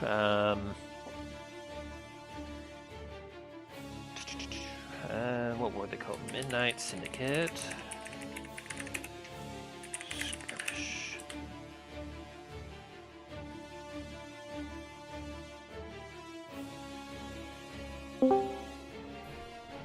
There we go. Okay, now I hear it. Alright.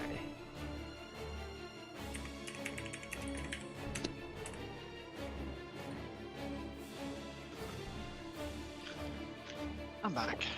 Excellent. Dane, you have returned.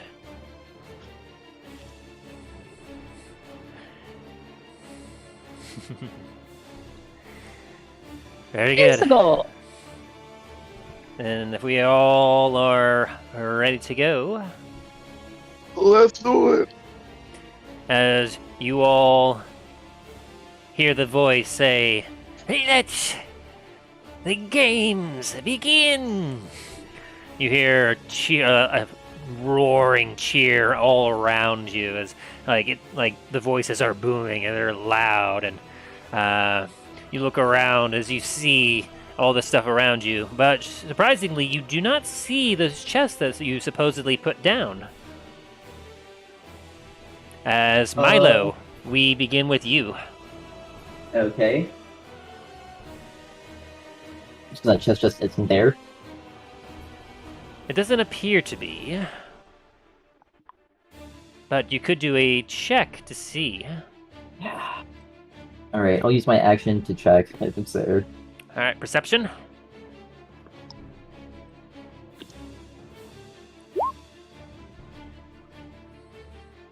$14 just makes it. As you quickly take a look around, you're panicking as you're starting to get your thoughts together, and bloop. You just happen to spot it just around the edge of the cliff.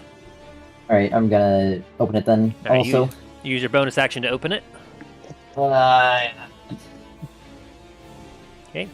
As you open it, inside is revealed to be a potion of superior healing. ooh. Which, for your notes, let me pull that up again. Potion of superior healing gives you 8d4 plus 8 hit points. Damn. 8d4, you said? Correct. Alright. And you can either, if you take your action to drink it, you will gain the complete amount of healing, or you can use your bonus action and you can roll the 8d8 plus 8, or 8d4 plus 8 to see what healing you would get. It's just kind of a gamble there. Oh shit. Alright. Alrighty, and so you moved 5 feet there. Is there anywhere else you want to move? At the moment, no. Alrighty, then that ends your turn. Dallin, your turn. Alright. Are we able to stealth? You are, actually. Oh, okay. If you wish to stealth. Yes. I wish to attempt to stealth. All right, roll for stealth. And that'll be your action since you're not a rogue. Gotcha. Do I still have my movement though? Correct, you do. Gotcha. So go ahead and roll that stealth. Okay.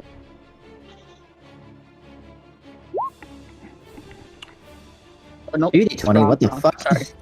Sorry, that was wrong. Wait a second, have I been stealthing wrong this entire time? Let's try that again. Yeah. Ooh. Okay. Well, As you look around, you see that there's a couple rocks you could try hiding behind, but you're kind of out in the open right now. As you see some water running behind you, and you do see some a wooden bridge of sorts nearby. And what do you do? I'm gonna move.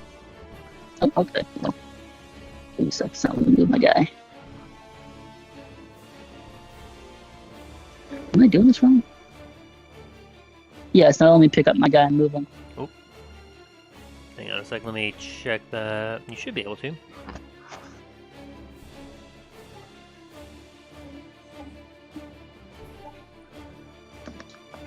That works. Yeah, it's just making me feel like a highlight thing. Give me a sec.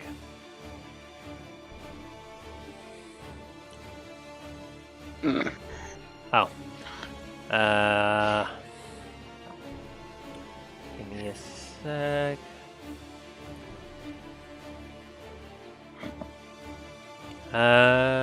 And try it now. Can you There we move? go. Perfect. Hell yeah. Sorry about that. Not sure what was going on with that. There we go. No problem. Okay. Wait, that's 30 feet. That is correct. As you move 30 feet, and that's your turn. Yep. Dane, we're up to you. Alrighty. I'm also gonna search for the chest that I Alright. put down. Go ahead and roll. Which roll would that be? The perception? or- Perception, correct. Perception.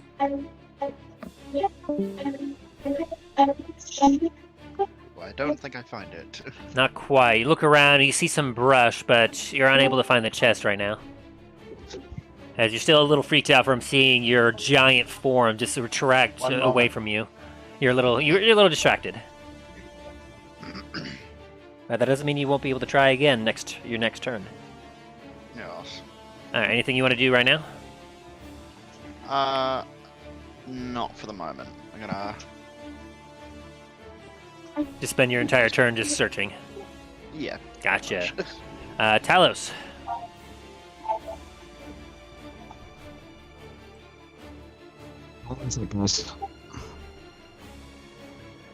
Okay, so you're going to climb up to where the chest was?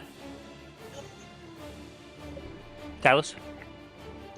Yes. Alright, I'll need an athletics check for you to climb up there.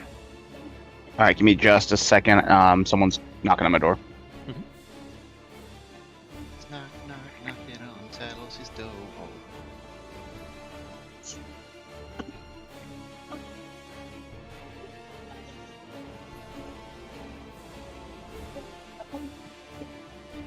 By the way, for everyone else's reference, the pools of acid you see are actually acid. Ooh. Oh, lovely. There is the water does operate. The spike traps are spike traps. So, Athletics, you said? Hmm? You said athletics? correct.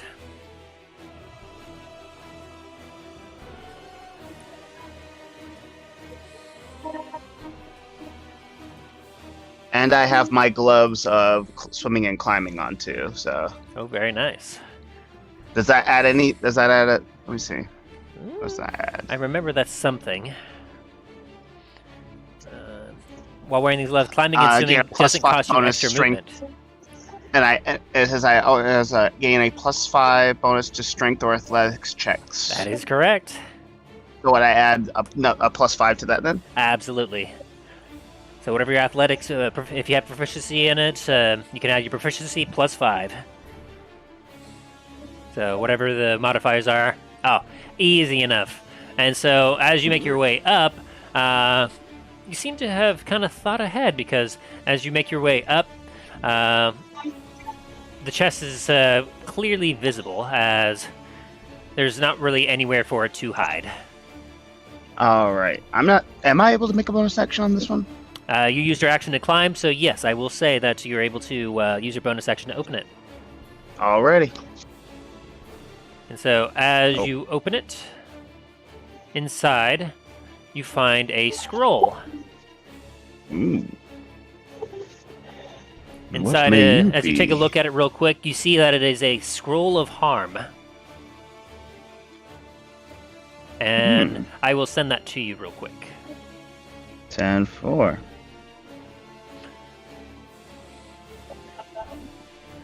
All right, and that'll be, and from there you can see, you're at a higher vantage point, you can see a wide array of the rest of the arena. As we then will move on to Milo. It is your turn again. Alright. I'm going to stealth. Alright. Roll them bones. 14. Very nice. So you feel relatively confident. I won't have anyone roll against you right now, as you're not close enough. But when someone does get in range, they'll have to roll to see if they see you. So remember that 14. Okay. So that'll be your bonus action. That'll be my action, actually. Very good. And then for my bonus action, I'm going to click my heels together to activate my boots. Very good. Which You're double my speed? correct. Your boots of speed, was it? Yep.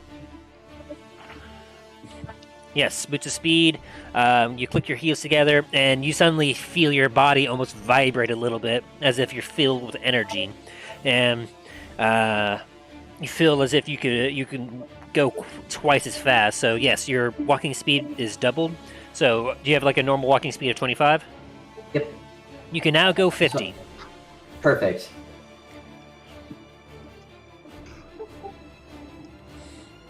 Alright, that's my turn. Nyum. Okay, make your way over there. Dallin, it is your turn.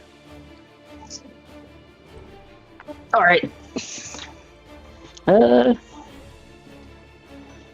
allowed to try and sneak again. If that is what you want to use your action for, certainly. Gotcha. 20, very nice. You start to get crouched into the ground, and you feel as if you're quite stealthy. So, let me There we go. That's what I markers wanted to see. here. Ninja. There we go. You are feeling very stealthy. All right, and so that's your action. What else would you like to do?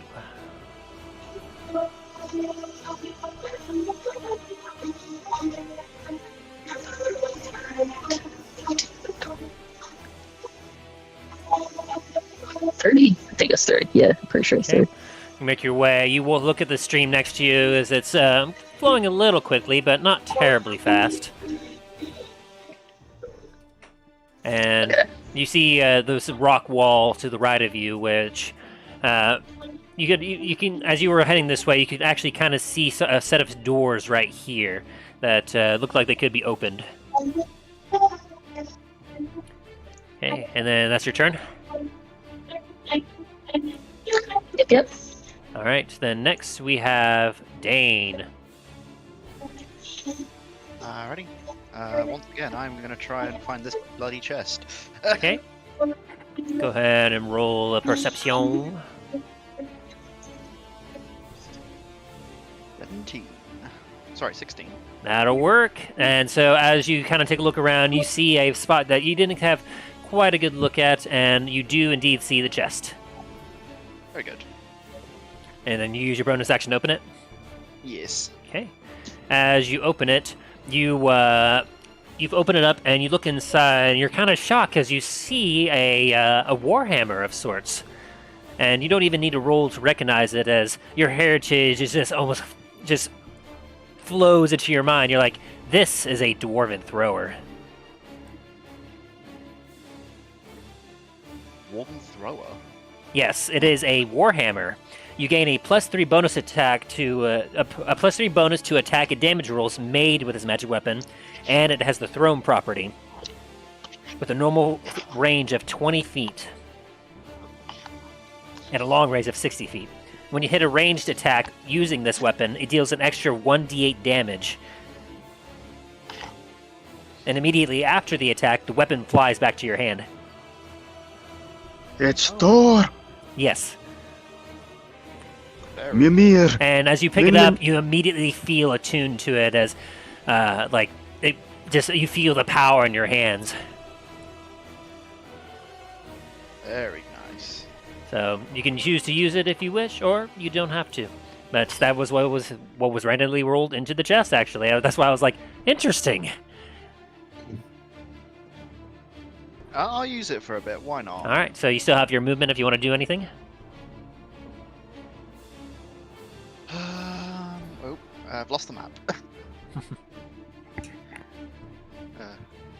The map's so big, I zoom all the way out and it just goes, nah. Yeah, this is a 100 by 100 square block thing. Okay. This is the maximum size that it's possibly allowed. Jesus. You know what? Oh crap! Have Right I? there. Roop. There we go. I forgot to turn the stream over to what we've been looking at. Thankfully, not a whole lot has been happening, but now it is proper.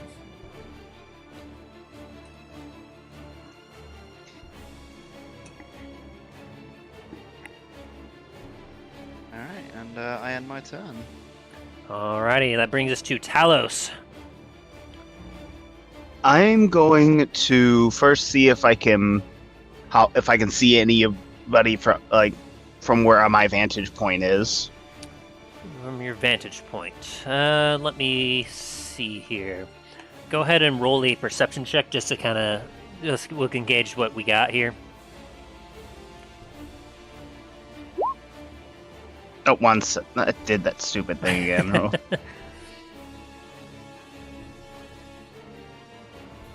There it goes. A 12. As you look around, you see the wide battlefield and you see a lot of obstacles.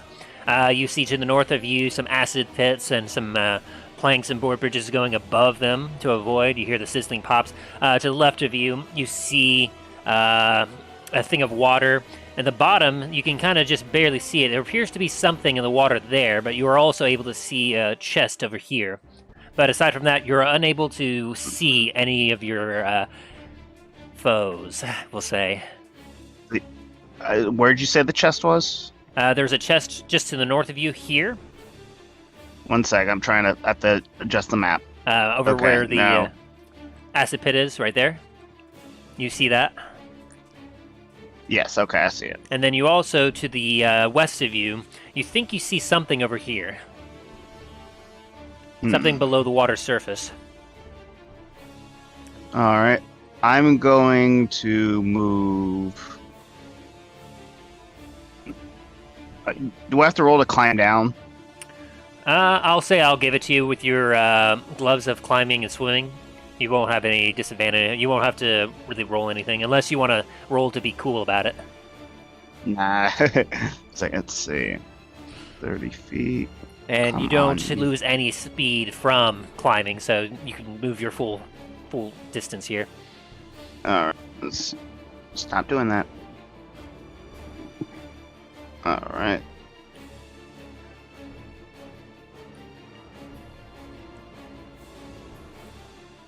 It's like, okay. It's like, character, what are you doing? One sec. You're fine. It's wanting to be difficult. Milo, you're on wanting deck. My turn. You're on deck, I said. Oh. I don't know what that means, so. That means you're up next. Oh, okay. Okay. Made me excited for nothing. Shame. There we go. All right, and that ends your turn.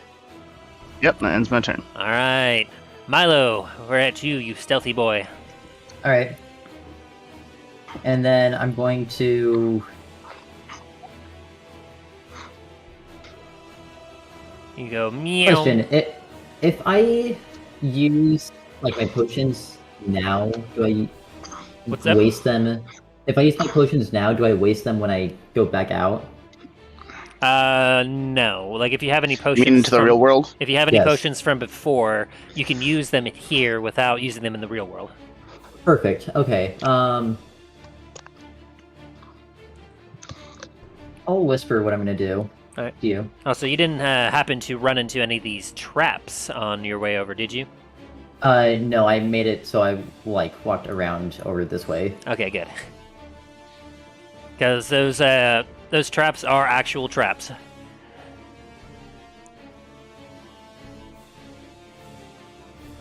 I'm being nice, and I'm letting you all know that that's the thing.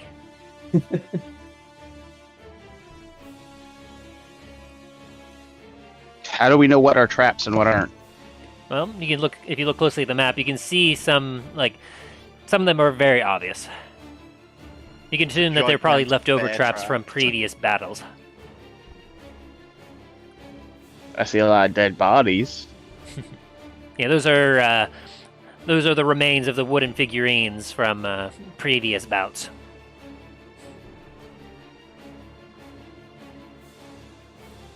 The game master has accidentally knocked over a can of red paint sometime in the past. I'll say that takes up your action, Milo. Oh, so I still have my bonus action also? Or would both of those be my turn? Let's see. Oh, you're okay. Sorry, I'm reading fully what you got there. And okay, yeah, that will be your full action and bonus to do that. That's what I thought. Okay. All right. And so is that turn then? Yep. Very well. Dallin, we got you up next.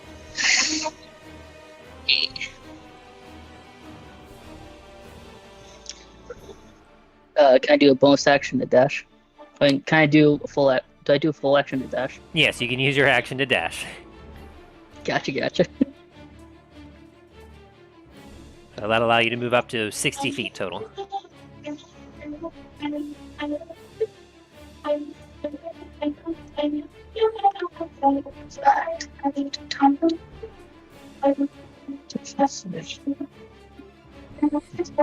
$60.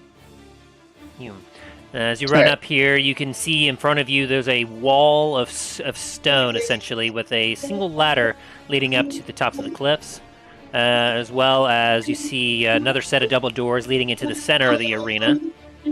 And over to the side, you do see a couple statues. Is that your turn? Gotcha. Yep. All right, Dane, we're back over to you. Alrighty. I'm going to move over to this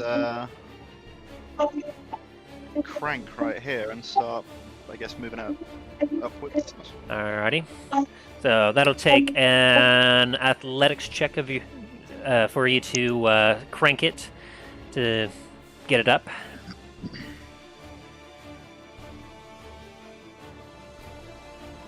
$13 will do it. As you crank it, it feels taut as you see the chest start to rise up from the pit.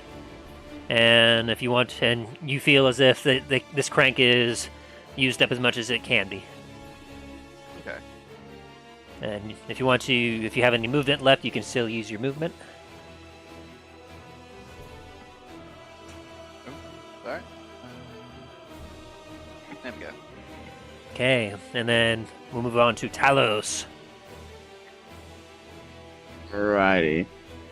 I'm gonna move over to about there.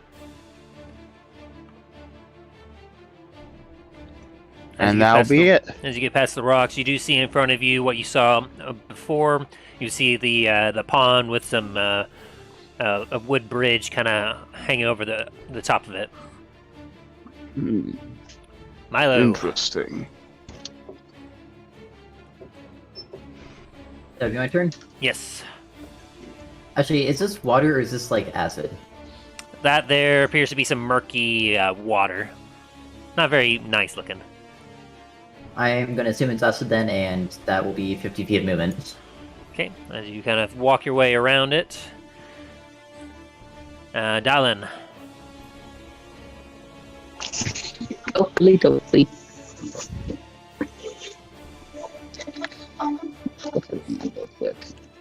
I will give for free that you all, seeing some of these traps and some of these stuff left from behind, you wonder if there's anything else that may have been left behind from previous bouts.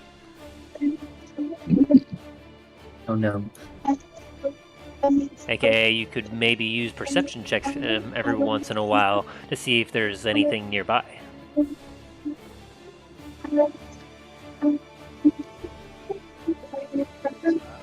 So, Dallin.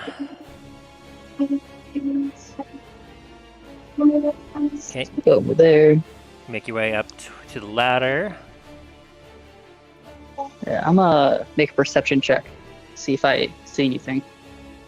Okay, go ahead and roll. Just in general. Look around. +2. Yeah. 17, Hey, very let's go. nice. We'll say you don't see anyone, but as you're looking around with your perception check, you think you spot something shining over here. Just down on the other side of this rock face. Shiny. I must have my precious. Oh no, the golem lady's back. I don't want any more spice. Sit over here. I already have a pound of it already. You thought it was your companions entering this battle. It wasn't. Alright, is that your turn then? Did you say that it was over here? Yes. Over here. Yeah, I'll go ahead and Okay. reveal it since you successfully passed the DC for it. Doop.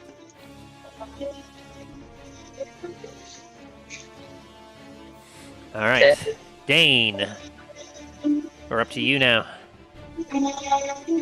Alrighty. I'm. Let's see. I'm gonna crank up this one as well. Alright, athletics check.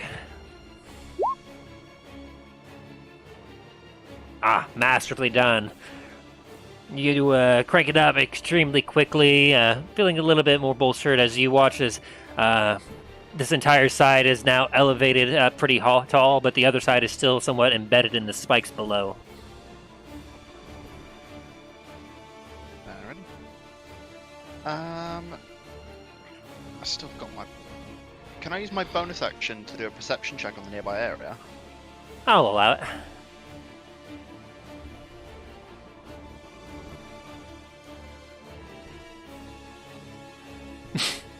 Never mind.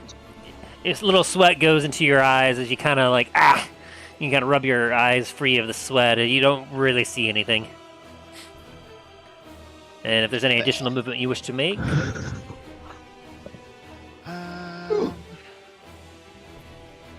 There we go. okay. Then we go over to Talos. All right. First, I'm gonna do a look around, put a perception check, and look around. Okay.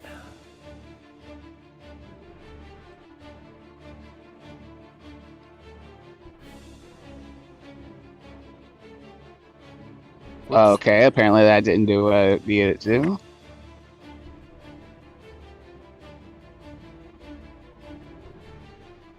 There we go. 12. With that, I will say that you confirm that you do see a chest under the water surface here, but it's still a little murky and it's a little hard to see. But combined with your earlier perception check, you can confirm that it is a chest down there. Alright.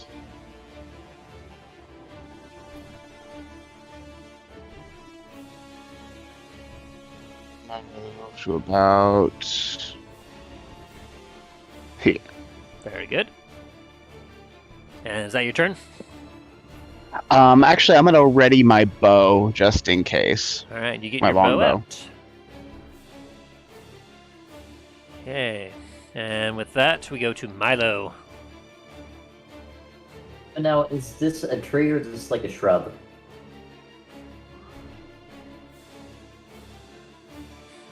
Sorry, hang on. What are you looking at? That appears to be a tree. A tree? Yeah. Okay. So I can easily walk underneath it? Yes, Okay. except for the middle part of it, which has the trunk, clearly. Right.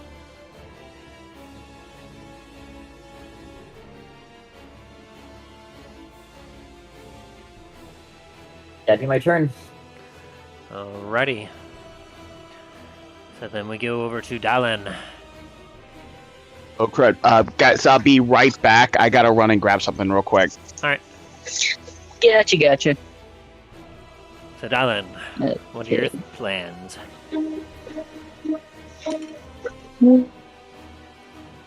Am I on a hill or am I in a trench? You're currently on a ladder on a hill, like a rock face. Gotcha.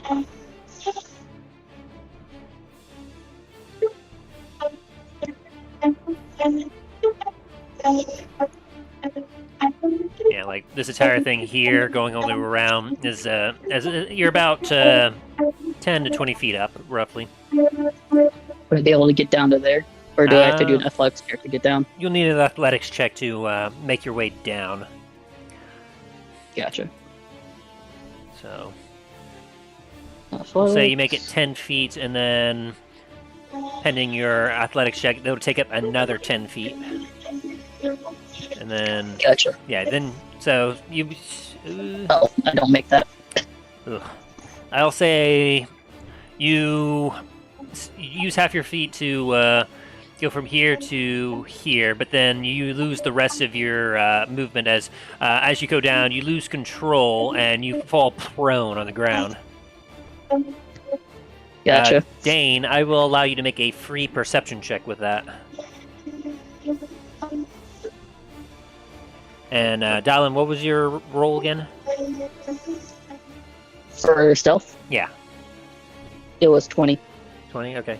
So Dane, if you wanted to make a perception check, 6. Okay. You don't quite notice anything. So Dallin, you no longer have any movement. Is there anything else you want to do?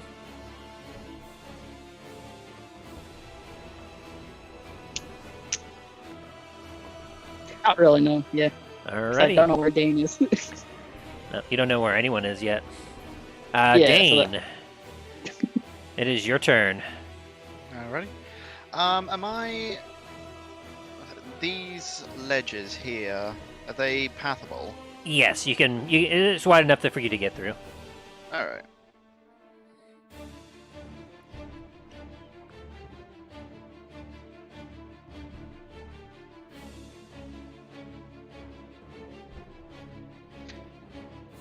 And I'm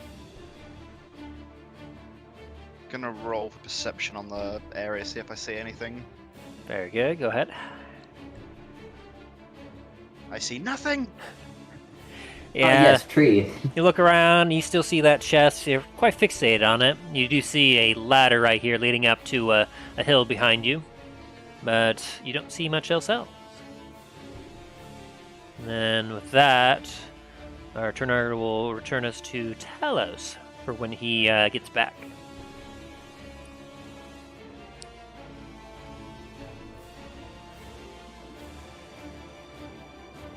And this will give me a sec to make sure I have this correct.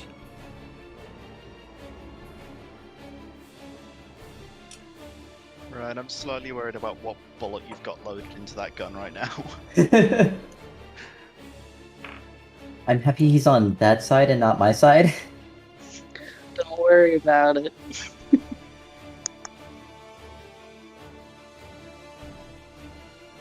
I mean, Dallin hasn't seen you anyways. He's literally just No. looking around. All I know is that I'm in a bit of a gulch, and I'm just like, ooh, there's a chest in the middle. Yeah. Ooh, money. Is Milo wearing off on you, Dane? Oh, He's a dwarf. mostly that. Yeah. He sees something that could be possibly gold. Yeah, that's what I was asking if he was rubbing up. I was rubbing up on him. Plus, also the fact that the weapon I pulled out of the chest, I'm just like, I wonder what's in that one. That is very fair.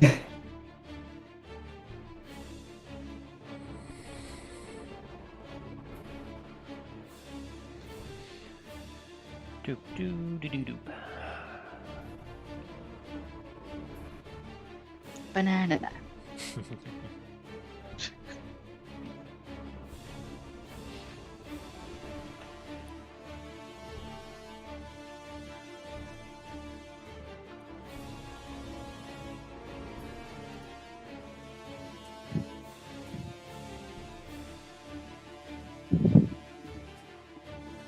Ooh, that is. And if he's going for that, oh boy.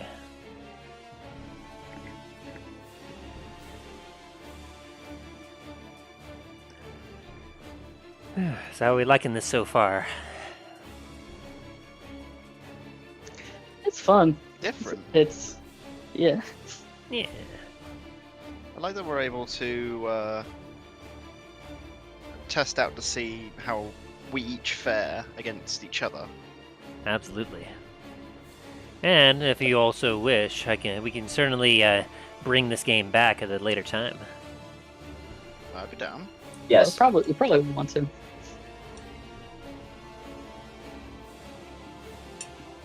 It also then allows us to like test out gear that we've gotten as well. Absolutely. Kind of like a training ground almost. That's the point.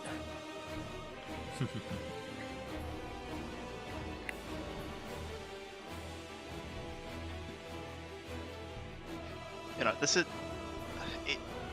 it would actually be quite funny if we all were playing this in person, because then we'd be, you know, us playing D&D with our characters who are also technically playing D&D. Yeah.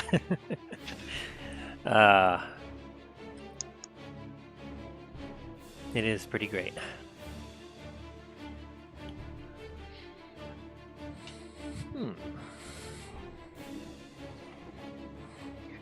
You guys ever thought about how cool it would be to have VR D&D? Oh, there that'd be is. so sick.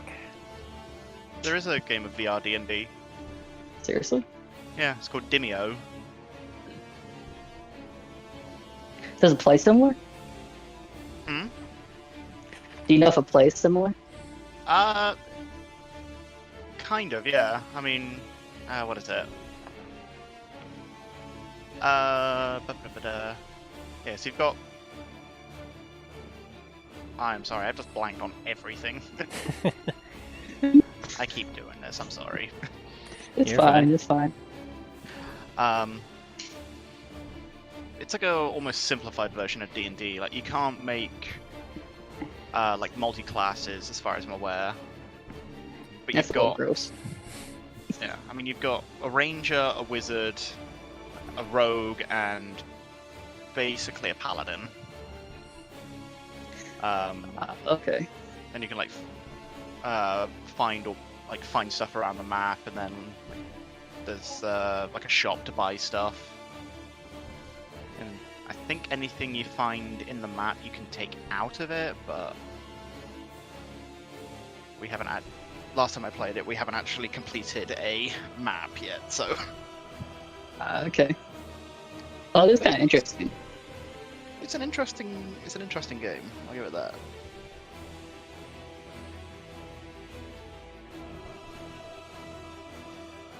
So did I hear Tim write and say that you have a chance of grabbing Mjolnir? Wait, what's that? I thought I heard him say something about finding Mjolnir in that chest, so I'm a little worried. Oh, the dwarven thrower. Yes, be afraid. Be very afraid.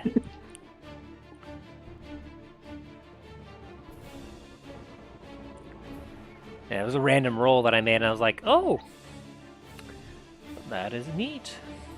How fitting.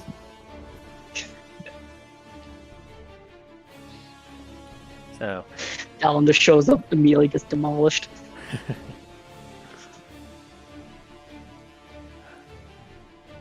we'll find out, won't we?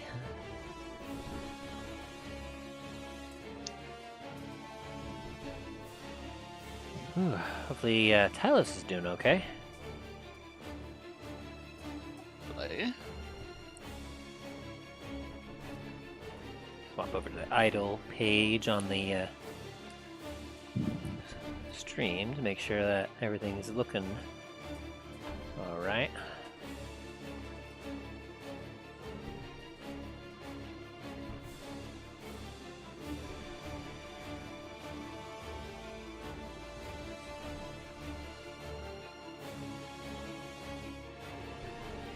Ooh. So, Very quiet. indeed.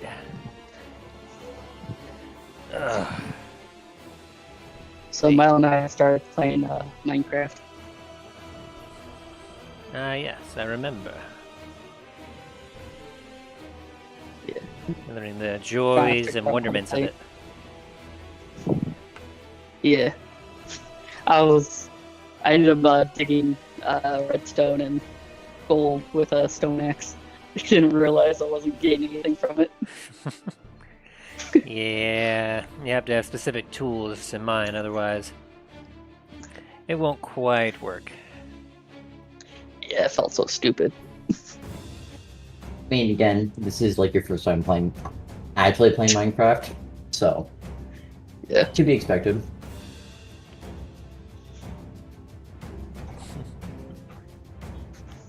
Keep on hearing stuff when I'm walking around the caves. I'm like, what the fuck is that? Yeah, on my Minecraft world right now, I've decided to start living in an ocean base, but the ocean's not deep enough, so I've got a draining area just to dig it out and then refill it with water. That'll be fun to try out. Oh, it's good. It's just a pain.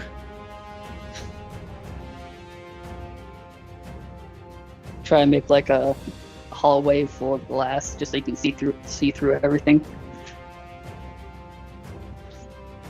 It's gonna look pretty good when I actually start building the base. I'm just gonna need so much copper for it. Because my stupid self decided, it's like, ah yes, let's use the oxidized copper as supports. I mean, they do look great. Oh, it's gonna look great. But so much copper. Though I did find that you can cut the copper and it, like, makes a lot more of it. And put it in the stone cutter, it makes even more. Yeah, it's a bit interesting to work with. Yeah. It's like I put a stack of the blocks of copper in the stone cutter, made it into copper, and got 4 stacks of it, so. It was nice. Yeah.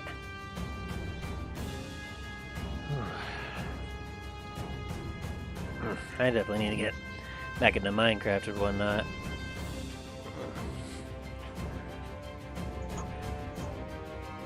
If you guys have the Windows version that are able to play with like console, all 4 of us can play together, or whoever else wants to play too. Yeah, I got a PC version. I also have the Java. Yeah, Java. Oh. Another thing I've been considering is, aside from just our normal sessions here, I was thinking that if I casually play Sorry, some guys, I'm back. games, Yeah, I was thinking I dog. might upload some on here, on this channel. Sorry, yeah.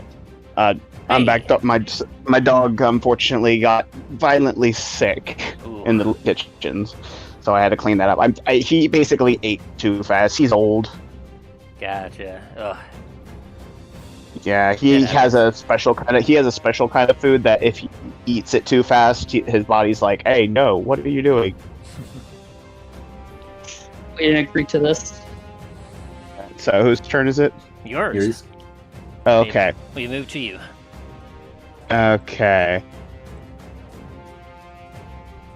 I'm gonna see. I'm gonna go check out that chest in the water. Okay. That's fine. So as you get to the edge, you see about 15 feet down under the water, you see the chest.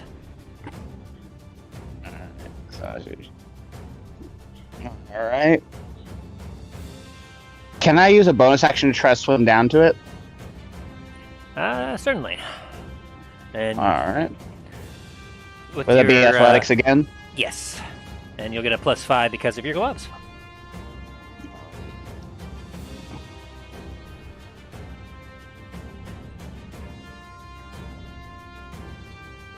So with my proficiency, that'll be +8 then. Correct. I suppose this will be your action to do it. 13 will certainly do it. You get down. Your heavy armor weighs you down, so it's not that bad. You're able to reach the chest, and if you want to, you can use a bonus action to open it. Alrighty. Go right at it. Okay. As you open it, a splurge of bubbles erupt, and you see a small stone kind of pop up, and then it seems to almost float over towards you before floating around your head. It appears to be a pale green prism, and it's just kind of floating there around your head. Huh. But as it floats around your head, you suddenly feel slightly stronger in all your ways. While this is floating above your head, your proficiency bonus is increased by 1. Ooh. As you have gotten the Ion Stone of Mastery. My next turn, I'm gonna have to get out of this water. Yes. Milo. It Right, is done. your turn. Oh, you just moving? Yep. You're booking it. So as you make your way over here, you leave this field of booby traps and whatnot, and you're in between these giant doors that lead into the middle of the arena, and to your left you see pools of acid, and above them, high about 15 feet or so, you see the planks of wood that make up some bridges that are kind of just idly sitting there. Actually, as my action, I'm gonna roll perception. Go for it. An 8. You look around, but aside from the giant wall to your right and the pools of acid to your left, you don't really see anything. Okay. Okay, with that, we are going to Dallin. As you kind of you get yourself up off the ground and kind of dust yourself off. Thankfully, the fall didn't damage anything, but it still didn't feel nice. Oh, Jesus. Fuck. Okay.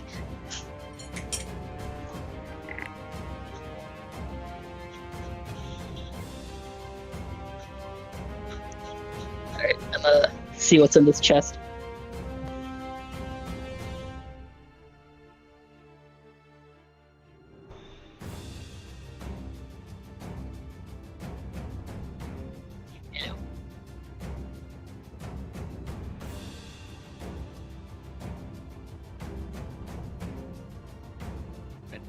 I can hear you, but Okay. Did I disconnected or something? Oh, did I mute myself? Yeah. Sorry, I forgot to unmute myself. So, as you open up the chest and you take a look inside, let me double check my notes here to make sure I have what I'm looking for. Ah, yes. You open it up, and inside, you see a particularly nice-looking hand axe. As you kind of pick it up, you can see it's kind of glowing very nicely, and you realize that as you kind of hold it, you immediately understand that this is a +3 hand axe. Okay. So this is like a normal hand axe, but when you have a +3 to hit with it and a +3 to damage, Gotcha. which is very, very nice. Okay, and anything else you wish to do on your turn? Was that a full action? That was your Seal bonus something? action to open it. Bonus action. Okay. I already moved 30 feet. Would I be able to use athletics to climb up this hill? Or is that asking too much? If you've already used up all your movement, the only way you'd have to use your dash action to get additional movement, but you wouldn't be able to dash up the cliff. Okay. Gotcha, that's understandable. Alright, yeah, I can't do anything right now. Okay. And that means Dane, we are back over to you. Ready? Let's see.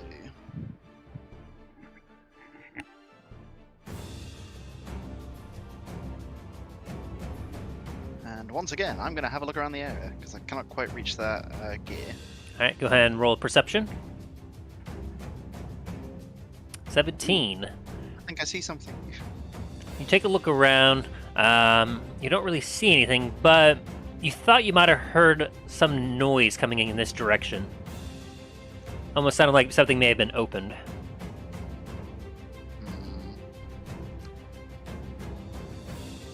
And that'll lead us to Talos. Talos, I need a quick Constitution saving throw real quick just to see how well you handle the water.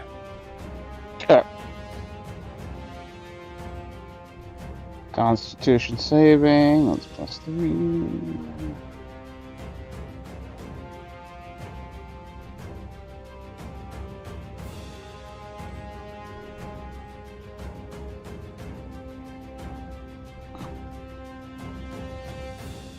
That'll make it. You're able to hold your breath, but you feel as if you stay in the water for too much longer, you could start to suffocate. Alright, I'm gonna swim up. Okay. Use your action for an athletics check. Plus, of course, the 5 with your gloves. Total +8. 22. Oh, I easily fly out. So you use 15 feet of movement to get up from the bottom of this this pond. And so you're up at the top of the water now. So you can move in 15 more feet. And as you bob up out of the water, the little stone ploops out of the water and is continuing to float around your head. I'm gonna get you about here onto the platform And here. You climb onto the platform and kind of shake off the water from yourself. There we go. As we will then move to Milo. Okay. And so, Suppose another perception.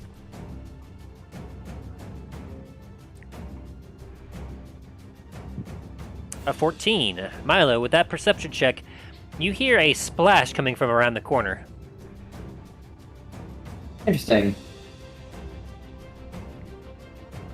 As you feel you feel as if you may have heard one of your foes nearby. And that's turn. Yep. Okay, Dylan, we move back to you. Let's view.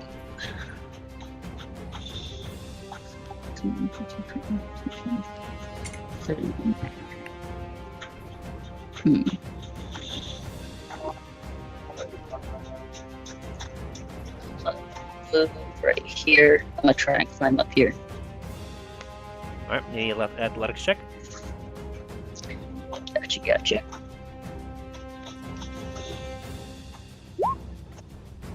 Eight. Does an 8 work? I will say it's very difficult, and you have to use all of your movement to do it, but you do end up on the top of the cliff. That's a full action and a movement action? Yes, that is correct. Gotcha. My turn is over. Okay. Dane, that moves us to you. Alright.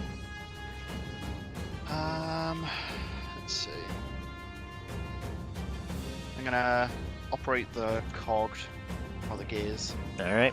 Athletics check. Ah, no. Ooh. Uh, Let me roll for severity here. Oh no. Okay, that's not bad. So you attempt to crank it, but one of the bars breaks and you lose your momentum, and it kind of cranks back to starting all over.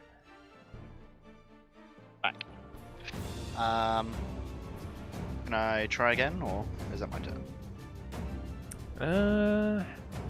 I'll allow you to use your bonus action to make another attempt. Alright. 14. Okay, so feeling a little frustrated. You once again work the crank. It takes you a little bit just to avoid the splintery peg that used to be there, but you do manage to crank it up. And you can see that this chest in the middle is almost completely up out of the ground, out of the spike pit. Very good. And so then we'll move back down to Talos. Alright. I'm gonna use a perception check real quick. All right.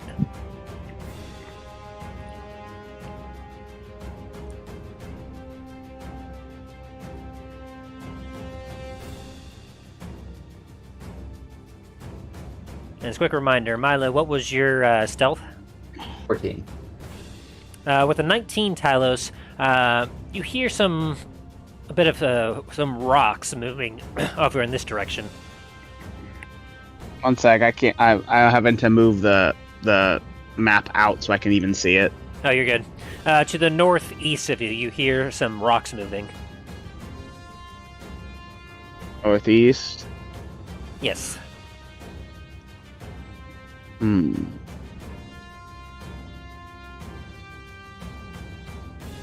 I'm gonna say it like toward like here. Okay. Is that it? Is that what? Oh no, the opposite noise came direction. That was northwest. You hear the noise northeast. East. Okay. So you heard it in this direction. Huh. So. Yeah, that's not what I want. There we go. I'm gonna move over to here. Are you swimming to get there? No, I walked around. Okay, so 15. You can get to here walking. Okay. I'd say. Okay. Just because you have to keep with the bridge, otherwise you'd be back in the water. Oh, true. Yeah. True. Okay. Anything else you wish to do? I'm gonna ready an arrow in my bow. Very good. And just so you know, right here, this is kind of a pillar of rock that gives some cover. Same with this right here, and this here. But you do have range right in this sweet spot here. Okay. And that leads us to Milo. All right. Because I hear noises coming from this direction, I will just kind of try to make sure that I'm being extra stealthy. Are you going to re-roll your stealth? Because you realize that you might have made a little bit of noise coming around this corner. Yes, I'm going to reroll stealth. All right. 22. So you crouch down and using your tricks in your book, you make no sound as you're able to start to move forward.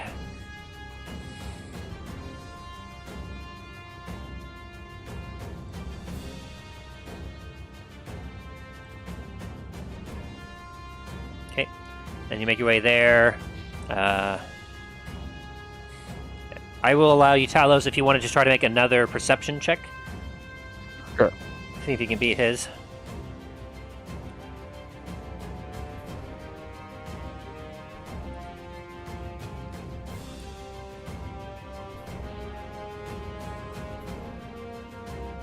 It's always possible.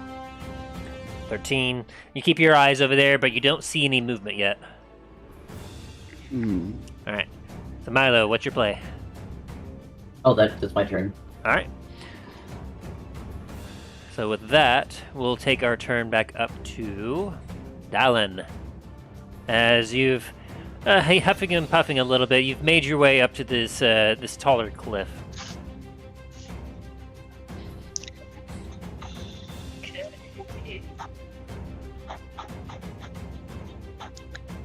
I'm gonna make a perception check. Alrighty.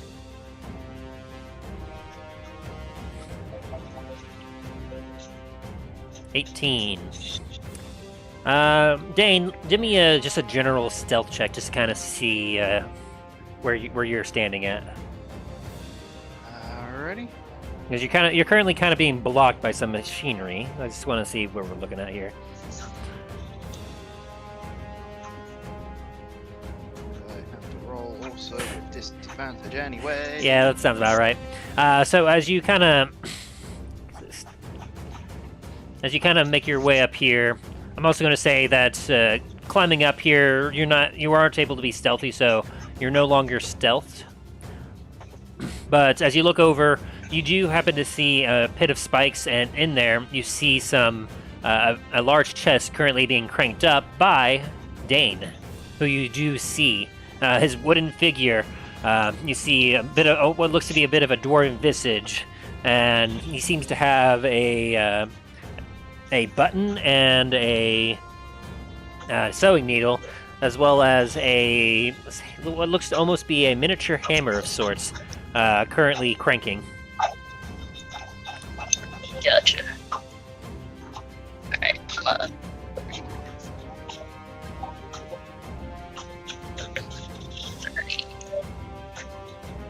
I'm gonna yell down. Wait, can the wooden figure speak? Yes, you are able to speak. Oh, okay. Hey, Dane! I see you! Are you ready to fight? Dan, you're startled a little bit as you Really? hear that. And you look up to see the figurine of Dallin up on the top of the cliff there, with what looks to be the tip of an ink pen dripping with ink that almost seems to take the form of a pistol, as well as his figure having, like what we kind of described earlier. It's like, oh, hi up there, Dallin. Your weapon appears to be leaking. I'll ask again. Are you ready to fight? Possibly. You could have been a moment of surprise. It's like, It's Alan's sporting. thing. They're friends, so he doesn't want to speak up on them. It's a competition. Hey, this is There's his money choice. at stake. So, anything else you want to do right now, Dallin? You used your movement. You have your Since- action and bonus action. Yes. Since he said he's ready to fight, Mm-hmm. I sent you a message on the Discord chat in my private channel. Am I allowed to have that in after that?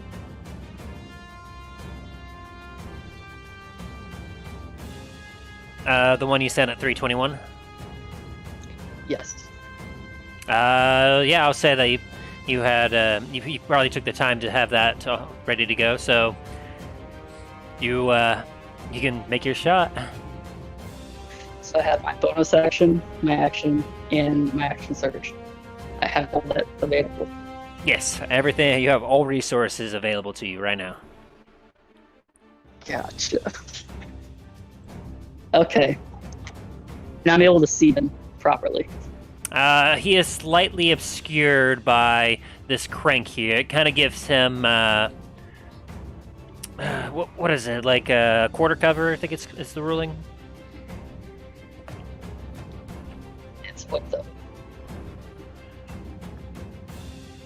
Let me double check that. Cover. Where was cover?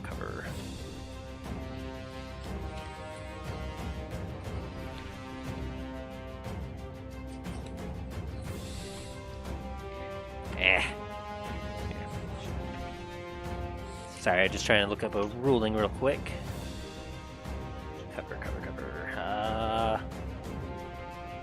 196.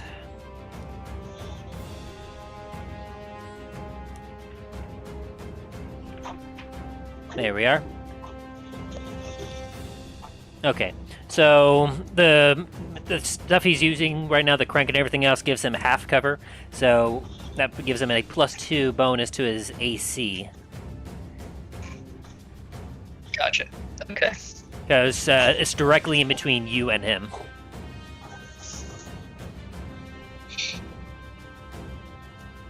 Alright, so what's your move? I'm gonna take a shot at him. Alrighty, go ahead and roll to hit. And then Dane, I hope you know what your AC is, +2. And you don't have to say it out loud. Just once he makes his roll, you can say if it hits or not. Ooh. Hit. Okay. So he watches. He raises his ink tip thing, and a glob of ink like just shoots like a bullet, like.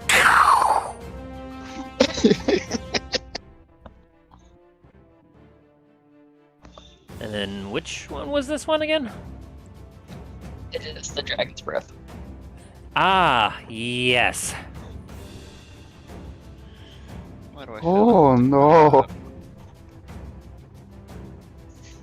I'm in danger.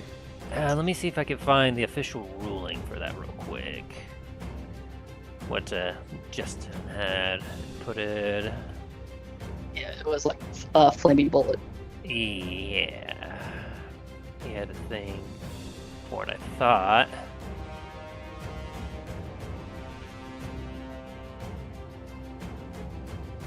Did I put that on your channel, or was that in another channel? The stats of what they were. Yeah. Okay. I think they Dragon's Breath. Okay, so it catches on fire.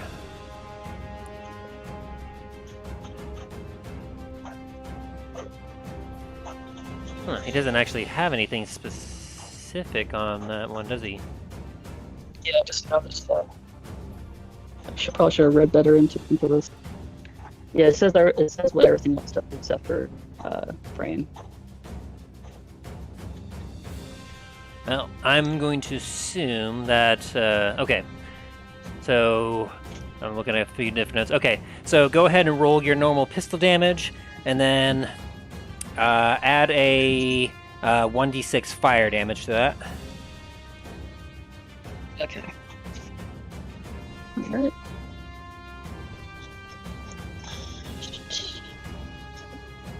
+3. And I'll say, Dane, go ahead and roll a dexterity saving throw. Ernie?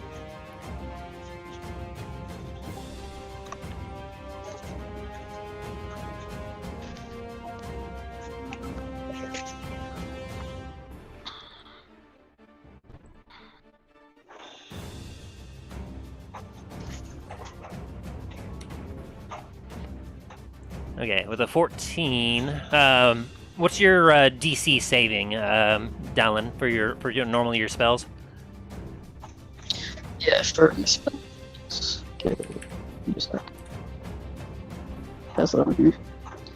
It's 15. 15. Okay, so you don't quite make it, Dane. You catch on fire, and at the start of your turn, you will take an additional 1d6 fire damage. Which Ow. is that your turn, Dallin? No, it's not. My end of my turn. Okay, you use your action to shoot, and then you still have your bonus action. I'm gonna use my action surge. Nope, you use your action to to load surge. in. Yes, I'm gonna use my action surge to load an MPF bullet. Oh boy. And what level of fighter were you again? I'm level 5, so I have a bonus attack as well. Yeah, so you can attack twice, which I think we ruled that you're able to use an attack to reload if you want. I'm still gonna use my Yeah. So you surge. attack. You shoot your gun. You then use your second attack action to reload with the which bullet? The MPF bullet. The MPF. Where was that one at? Shit. Where? Fireball. Oh, that one. Okay. Okay, so yeah, so you load it up with the NPF, and you action surge, and you have 2 more attack actions. So use one of your attack actions to fire, then I presume. Yes. Okay. So go ahead and aim to hit.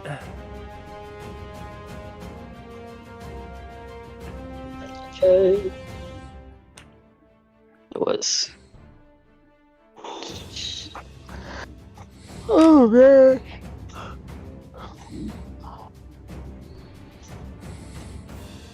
That's 5. Ow.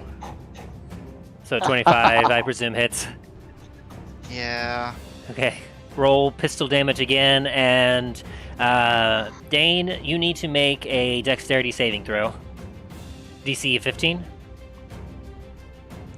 It's DC at 15. Okay. Oh. All right. So Dylan, roll an additional 8d6 fire damage. Initial 86. Fire damage. Gotcha. This is my pistol damage. Okay. 5 So damage. take 5 damage there, Dane. 3d6. Not plus anything.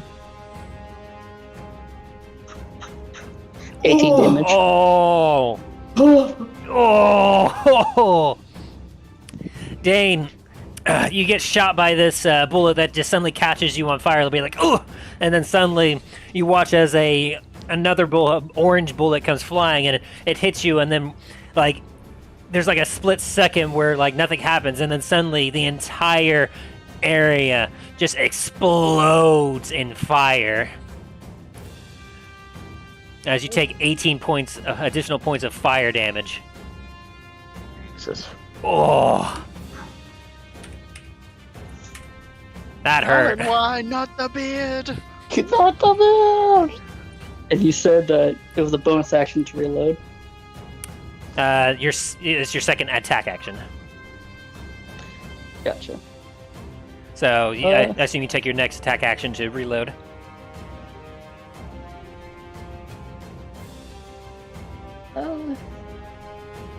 Let's see. Jesus fucking Christ. Yeah, I'll. Oh god. Man, what a roll! Ow. Yeah, I guess I'll use it to reload. And can I tell you what bullet it is when I actually fire? Sure. Okay. And that's your turn. Yes. So Dane, you watch as Dallin just unleashes a couple bullets on you, moving inhumanly fast. What are you gonna do about it? Well, the area's currently on fire around me, right? Yeah. How many tiles away is it on fire? Oh yeah, you need to. So you're gonna take another d6 fire damage since it's the start of your turn. It's going to be 2 points of fire damage.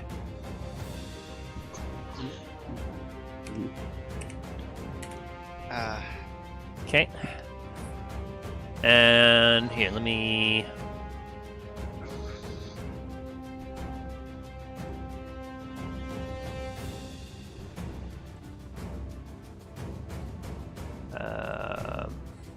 Excuse.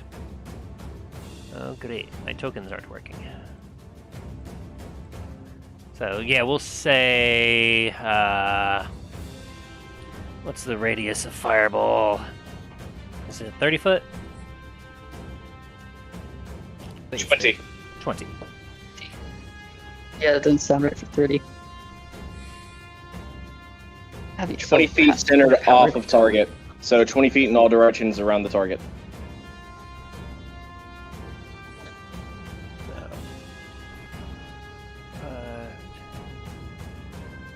So about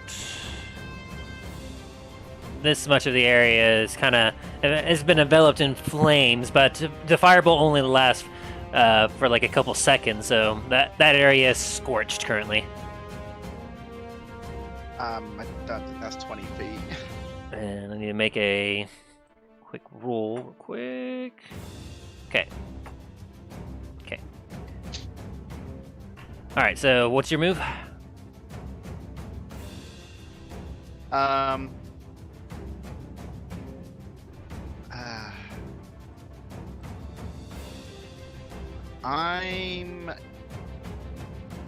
gonna try and put myself out.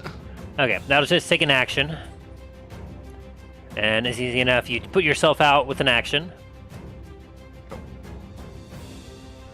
I'm gonna use my. So I can use. Does the extra attack count as a? No, hang on. Your extra attack is only if you use your action to take the attack action. Yeah. Can I use my bonus action? No, it is No. one action to put out a fire. Yeah. Yeah. Sorry. Let's throw this hammer at you in a minute. Now remember, the hammer has a normal range of 20 feet, so you don't have to throw. You can throw within 20 feet without any issue, but any further than that will impose a disadvantage. And he is currently Also- 25 feet away. Remember, you do have a shield. Oh, I know. Both of these things.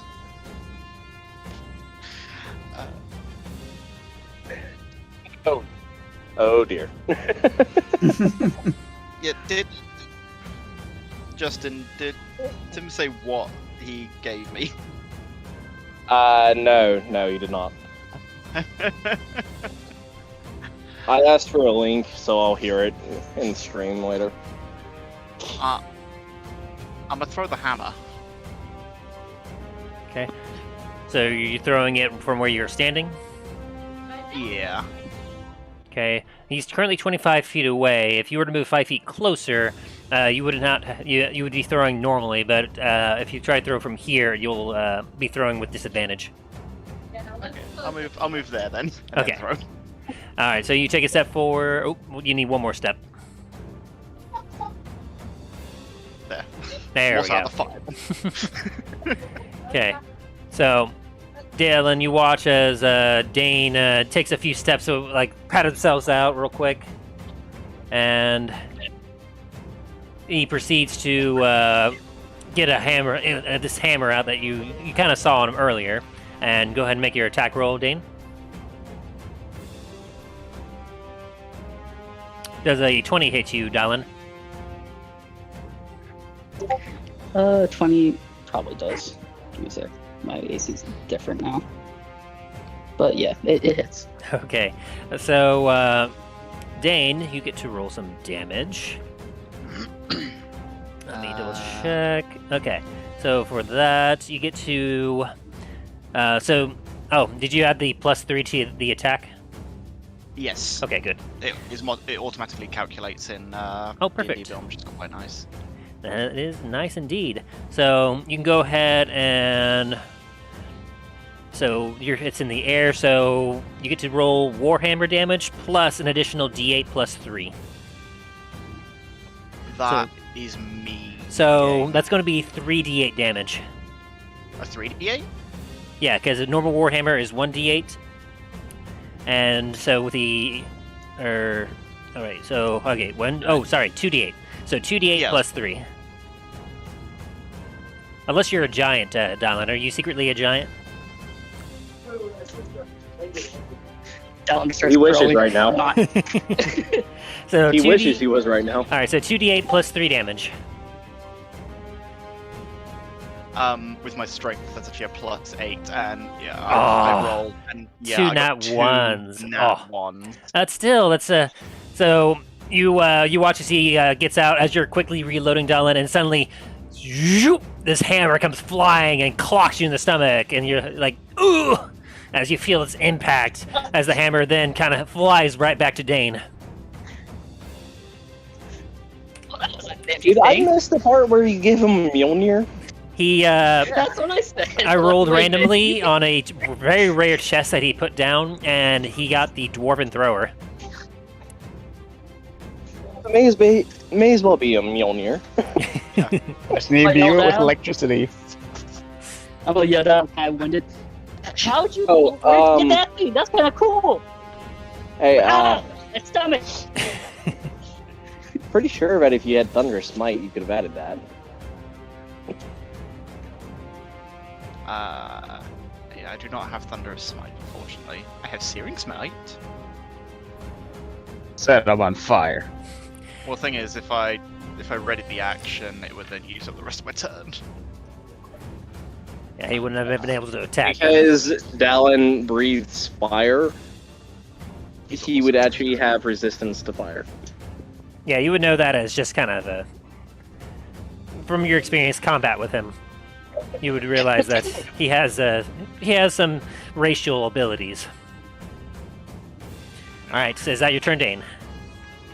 Can I? You have additional extra movement. Alright, I was gonna say, the extra attack, does that still count, or is that... I'll rule that you use one of your attacks to put yourself your fire out, and then you use your additional attack to throw the hammer.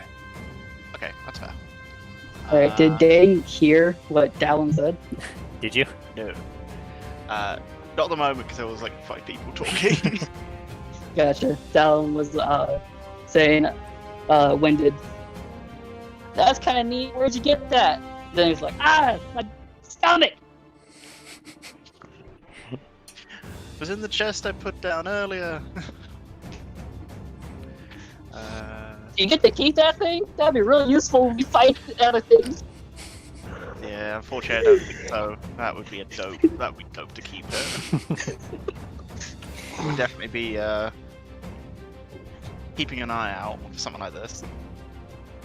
So what first? We'll deliberate.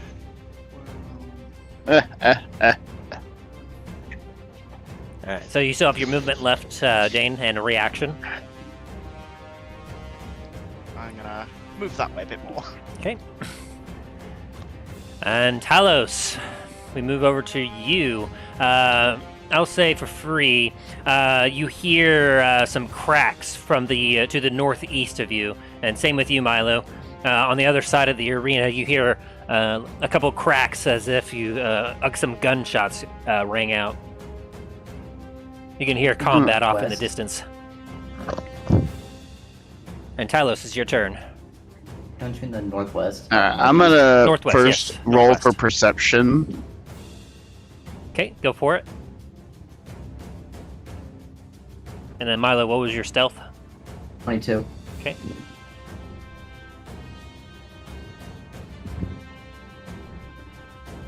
So,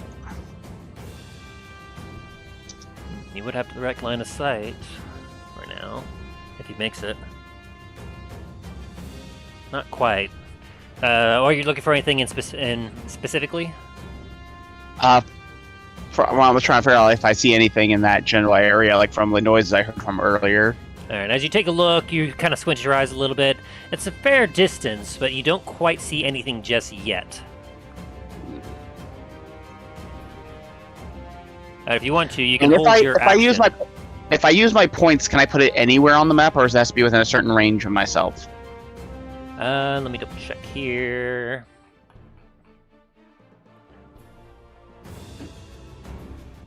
I would say, while you're still alive, to be fair, nearby. Because otherwise you could just royally screw anybody, because you can see the map, and you have a general idea of where people are. Alright, I'm gonna move up behind this rock here. Okay. That'll give you, I'd say, 3/4 cover. Alright, I'm gonna hold my action from now. Okay. Question. From where Talos just was, would I have been able to see him? I would say you had direct line of sight of him, Milo, from where you were, because he was out and then open, and you did have direct line of sight in this general area, just between these two rocks, and you saw him run to the north a little bit, but once you got past here, you lost track of him. That's fine. But I did see him move north, at least. Yes. Got it. In that case...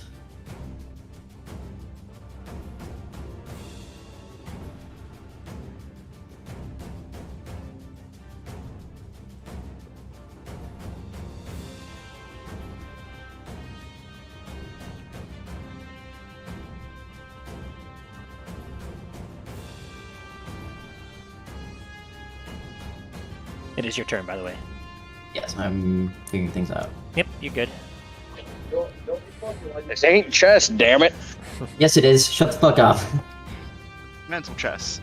No, it's not chess. This is 12D chess. Even better.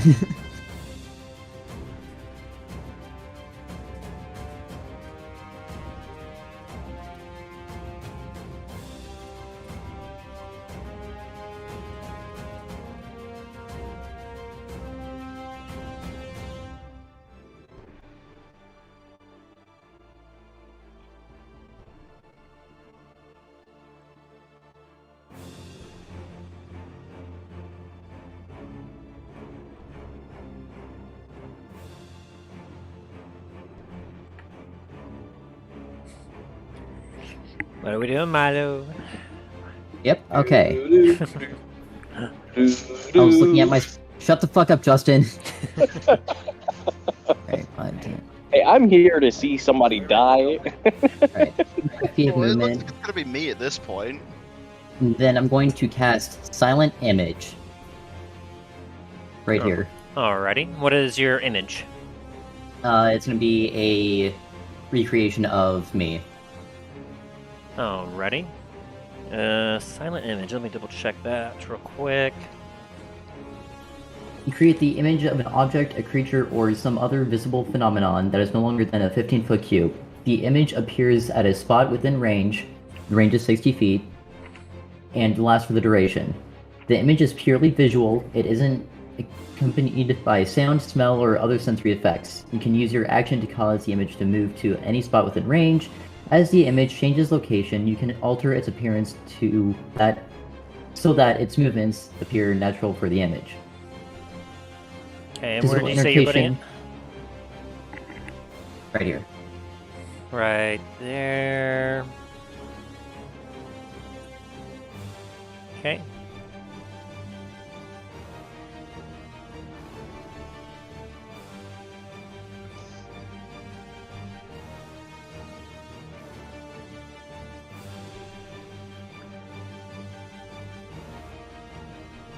Alrighty, and so I'd say, let me see. And you're not making any attempts to hide the silent image? No. So Talos, you suddenly see Milo just kind of appear out of nowhere on the other side of the rock.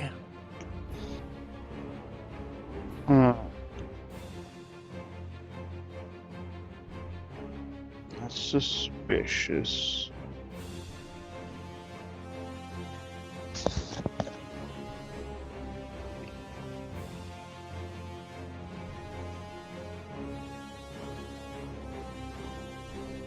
Hello? I'm still here. Nah, you're not here. Yeah, he is. Sorry, I here, lost but none of connection you for a are. second. I'm just checking some of the things there. So yeah, you see what appears to be Milo, just kind of, it looks like he's heading towards the double doors. Hmm. And Well, Milo, I can't attack now since it's not my turn, so... I mean, you did hold your action. I'm gonna... Fine, I'm gonna make a attack of a... See if I shoot him with one of my arrows as attack an opportunity. Alright. Go ahead and roll to hit. And then what's your DC saving, Milo? I'll see if it hits or not. Oh, or is that 15 his roll? No. Not yet. No. I would add my strength modifier to this, right? Yes. Oh, and like the little thing floating up my head, that gives me an extra what? The Ion Stone adds 1 to your proficiency. All right, so that's a 4 then, so 3. Correct. That is a miss. I'm gonna use a lucky feat to. Was that including your strength? Oh no! Wait. So your proficiency is 4 plus your strength. Okay. What was your strength? I didn't add that. Yeah, 1 sec. Okay, so what's your strength modifier? Strength modifier is 3. So that would be a 13. Plus 3. That would hit in that case. Okay, so you take your, you see the image, and with your held action, you quickly look around the corner, and you unleash an arrow, and you watch as the arrow sails through the image, and then zoop, knocks into the door. Dong! You know you hit it, but you saw that it went straight through. And the image did not react at all. And that's your held action. Was there anything else you wanted to do, Milo, on your turn? You used your action. I would see where the arrow came from, correct? Yes. You were keeping a sharp eye. You saw that it came from somewhere in that direction. Okay. That is the end of my turn.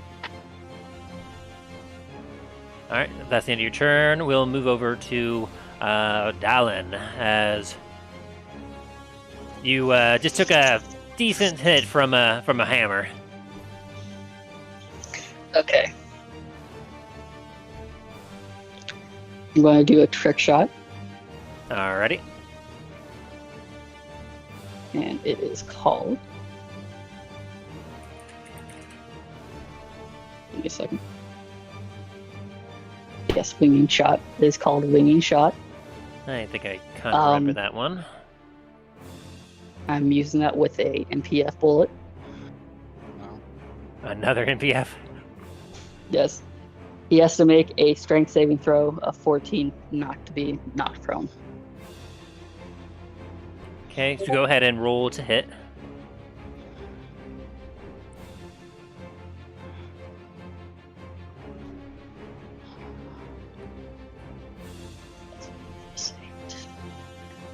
Yes.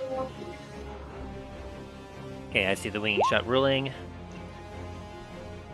Does a 24 hit? Ow. Oh. Ow. Oh, Lord. Yeah, that hits. Alright, so go ahead and make a strength saving throw real quick, Dane.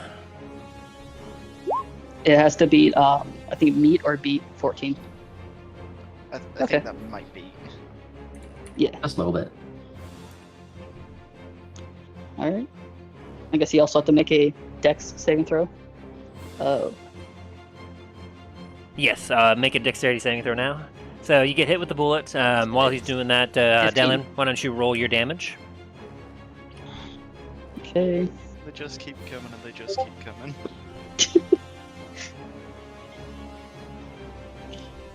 I think the most dangerous right now are our glass cannon and our stabby boy. Well, here is the And thing. Go ahead and do your thing, but I can explain why he's more in danger of killing himself than you. Oh gosh. That's why I said glass cannon. Alright, so that's an initial 10 points of piercing damage as you get hit by the bullet. It's 24 damage. Oh. Ow. I am gonna use my bonus attack to throw the +3 hand axe at him. Alright, go ahead and throw to hit. Gotcha. It's +9. And then, what did you roll for your? Oh, was it a 7, Dane? Okay, I'm yeah. on fire. Yeah. Well, you're not on fire now. You just took the fireball damage. Ooh, 26. Okay, so go ahead and roll 1d4 plus 3. No modifiers since this is your bonus attack. Gotcha. Okay. So- 1d4 plus 3. 1d4 plus 3. And so you take another shot, you hear... And 6 damage. once the fire goes away, you suddenly... Whoop, you feel a hand axe sink it into your shoulder, and it stings quite a bit as you take an additional 6 damage. But, but you now have a plus 3 hand axe, Dane. I'm assuming you're using your second attack to reload, Dalen? So, I'm going to use my... Well, my second attack, bonus attack, was going to be throwing the axe. Yeah, you use your bonus to throw the hand axe, and then you were going to... And I assumed you were going to use your second attack action to reload? No, I'm going to use 2 sorcery points to cast a level 2 chromatic orb. Ooh. Adam. Oh god. You're just like, no kill like overkill. Okay, Oh, then then. what did I do to piss you off so? Chromatic orb. He didn't. This is a fight. Where's chromatic? It doesn't have fair fight. There we go. So you hurl a 4-inch diameter sphere of energy at a creature you see within range. So you choose. What are you choosing to use against him? Acid. Acid. All right. And go ahead and make a ranged spell attack. Oh god. First fire, now acid. Does an Does 18 hit hit? you? Does not. So as Does you not? as you get your energy build up, you unleash an orb. Pew! Dane, you kind of unbed the hand axe from your shoulder, and you see this orb coming, and you quickly take your shield and you shatter it in the air as Dalen, you watch streams of acid just break apart like a firework. I was like, uh-oh. And Dane, that means that we're back up to you. Alrighty. I'm gonna throw the hammer again. Alrighty, so throw to hit. Oh, you've got to be shitting me. Alrighty, let me Yikes. roll for severity here. Drops it on my foot. Ooh. So you throw the hammer, and it actually lands right below Dalen and gets embedded in the rock. And it doesn't automatically return to you. But you still have another attack action and your bonus action. Down's gonna jump out. Oh god. I'm gonna throw the shield. Alrighty, throw to The hit. shield! Hit him with the shield, please!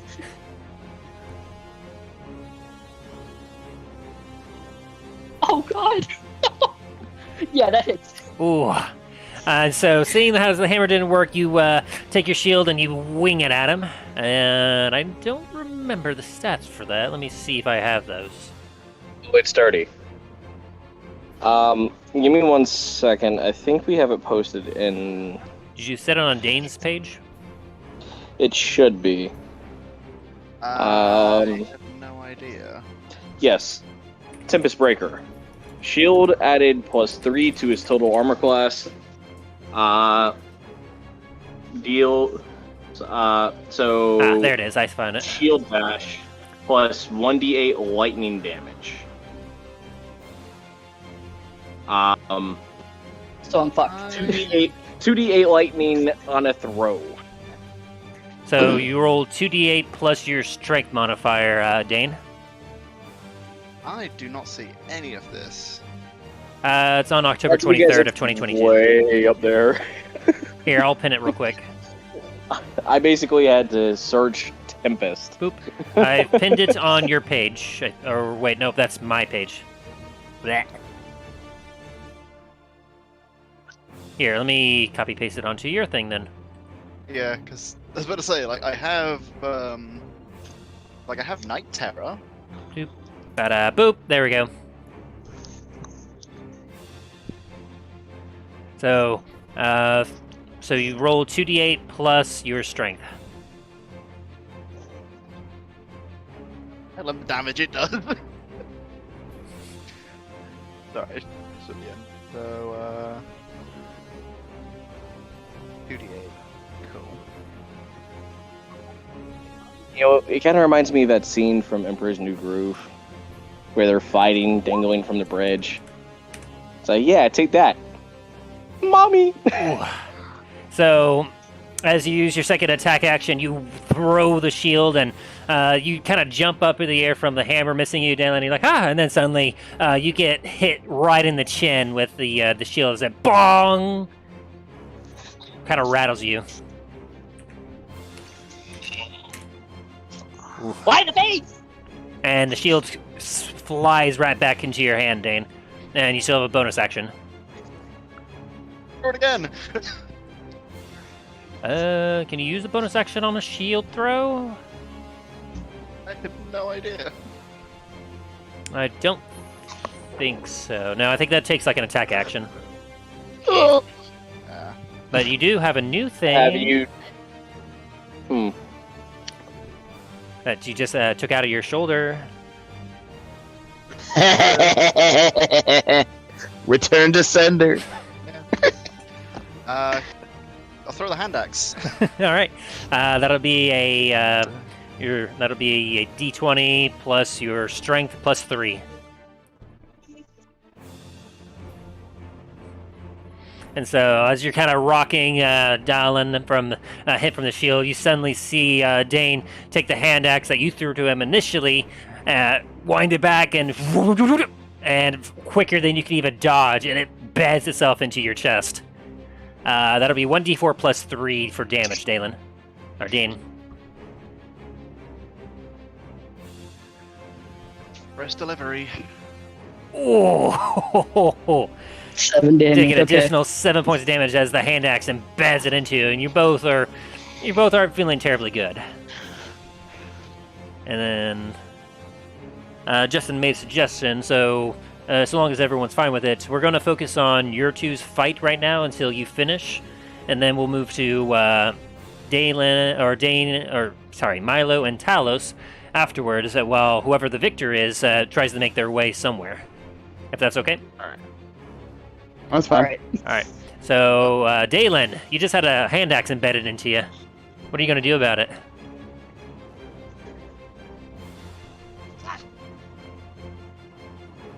Wow. Put it into my my belt. I'm gonna load my guns. With a Did you bonus say action. embedded? You said embedded, right? Well, like it hit him. It's in his chest. So it's stuck in his chest at the moment. Or just hit him in the chest. Hit him in the chest. I'm Okay. flavoring a little bit. Just making sure. Okay, so I didn't pull it out at the end. Alright, I'm gonna load my gun. Okay, so MPF use one of your attack actions to load. I'm gonna pull the trigger. Okay. I'm Go gonna ahead. do another winging shot. All right, roll to hit.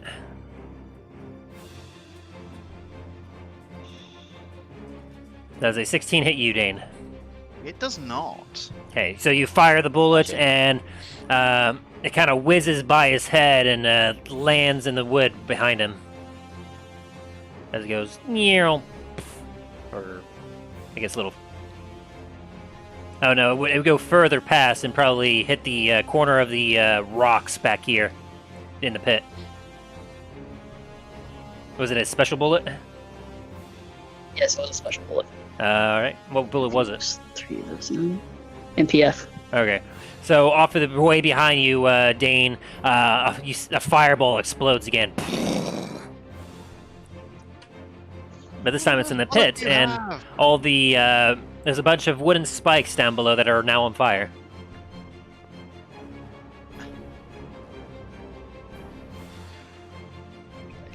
So that was your attack action.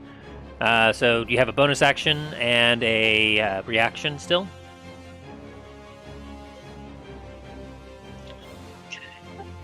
Section. I can only use it to reload, so I'm gonna reload. Okay.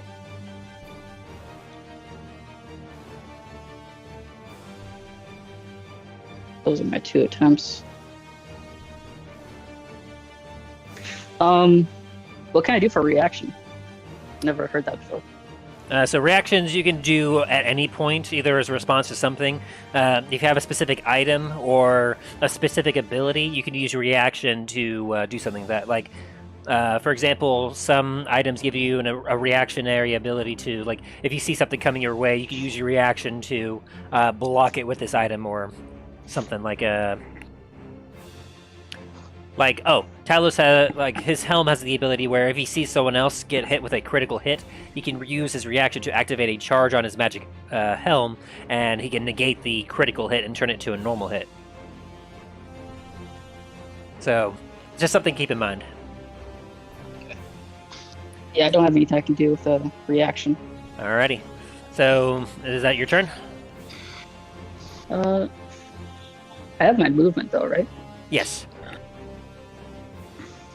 You have your movement still. Not if he has taken an action. Oh, okay. Never mind then. You have your movement up until you take an action. Gotcha. Okay. Okay, yeah, that's the end of my turn. Alright, Dane. Alrighty.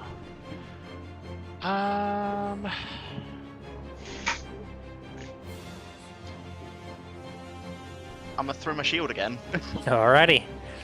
So, you go ahead and roll the hit. Please don't hit.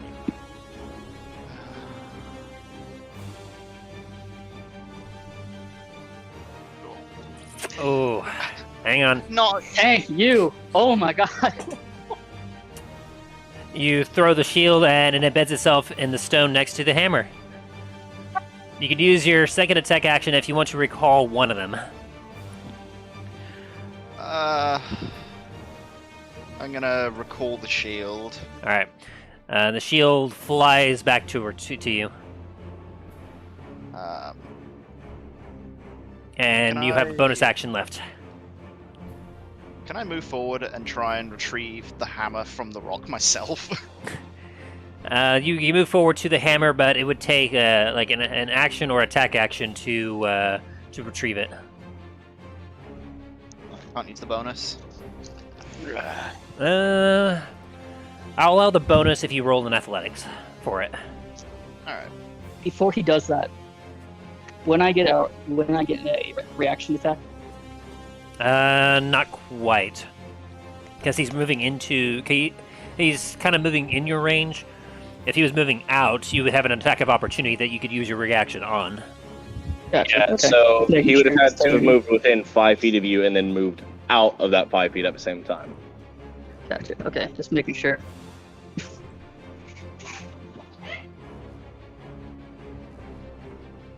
I'd say with the 10. Let me roll something real quick. Well, that'll do it. So, you're able to grab the hammer real quick and pull it out, but that would be your turn. Yeah. Alright, Dallin. Dane is right below you. He's just retrieved his shield and hammer. Alright. I'm gonna load my bullet with a flesh shot. And I'm gonna take a shot at him. Oh boy. Oh, okay. Yeah, that hits. So go ahead and roll 1d4.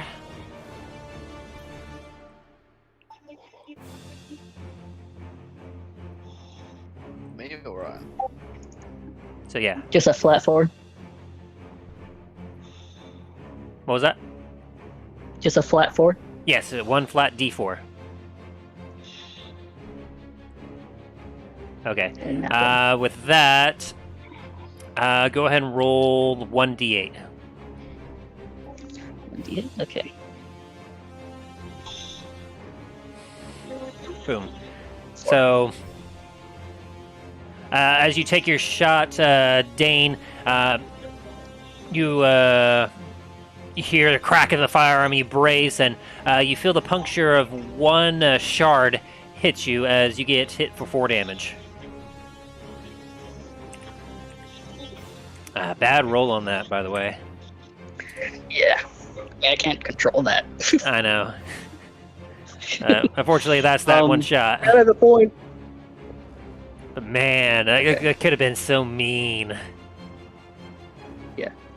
Alright. I have my bonus action to reload. No, Okay. I already did that. You reload, and then anything else you got? I saw my bonus. What's that? I reloaded and then attacked. Would that still leave my bonus attack open? So if you reloaded to start your turn and then you shot, that would be your attack action. You would have your bonus action then. Gotcha. And you could use your bonus action to reload if you want. Yeah, I guess, yeah, I'll do that. Okay. Yeah. No. Alright, and then that returns us to Dane. Alrighty. Okay, Dalen is 10 feet above you right now. Cool. I can still like fully see him, right? I'd say from here he has half cover as he's just on the top of the cliff from where you were standing. I'm gonna try and throw the hammer. Alright. Go ahead and roll the hits. You have a +2 to your AC right now, Dalen. Nice, nice, nice.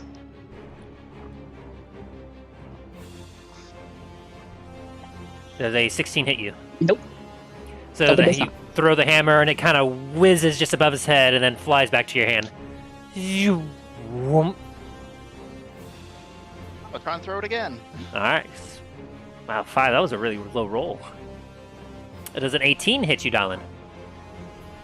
Just barely not enough. Was that? Just barely not enough. Just not enough? Yeah. Alright. Once again, you feel like you might be a little too close to him. Anything else you got, Dane?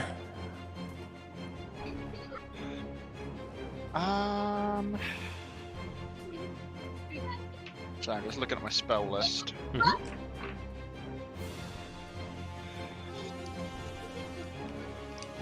Not exactly many good paladin spells for it. No, I know. Though, there's a fantastic one for you. Command. Yeah. Hey, Tim, how high up? How high up is he? 10 feet. Oh.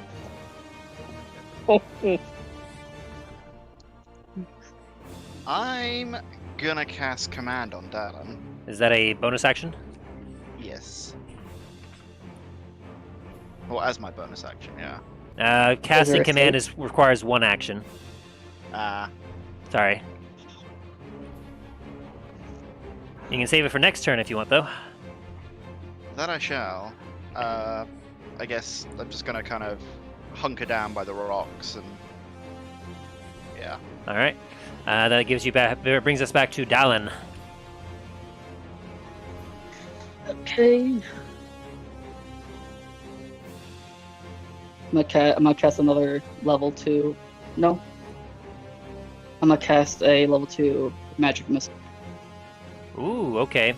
So then go ahead and roll damage. So you hear some magic emanating, and suddenly, these orbs of force energy just fly, and you can't even block them. They just slam into you. Dane, It's 3. I think it's 3. you said that you're doing it level 2. Yeah. It's either 3 or 4. I'm reading it right now. Magic missile.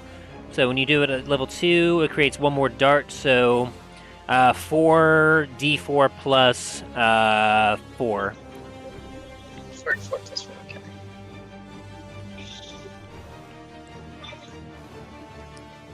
Do. Pew.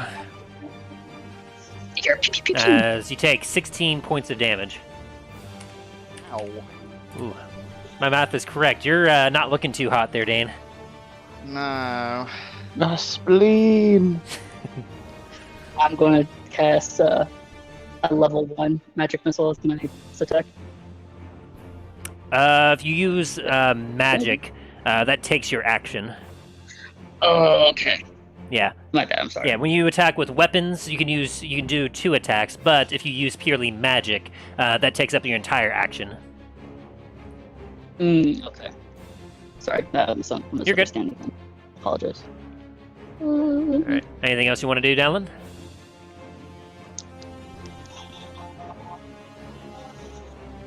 Anything else? Am I able to use a bonus action to drink a potion? Yes. What Okay. potion are you taking? It's a standard, a common potion of healing. Which is, Alright, so 2d4 plus 2 hit points. correct. 2d4 plus 2.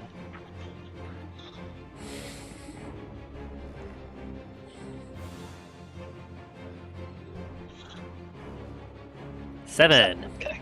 You gain back 7 HP. And so, Dane, as you kind of take these bolts of magic, you look up to see Dallin drinking a potion of red liquid.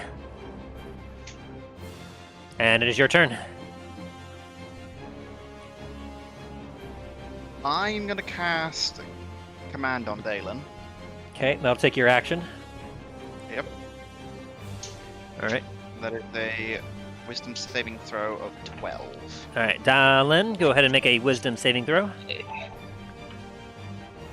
Please make it. Please make it.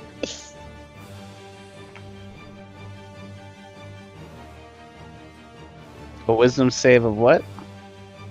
12. 14. Alright. So you cast the command, and Dallin, you feel a little woozy for a second, but you kind of shake it off. And Dane, you feel as if your spell did not take hold. You still have your bonus action. I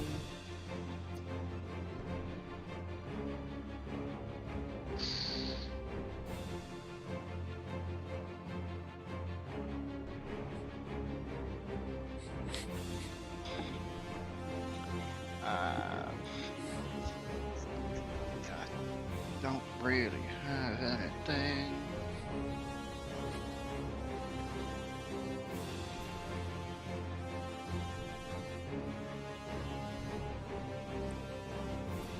Yeah, I'm gonna just hunker down again.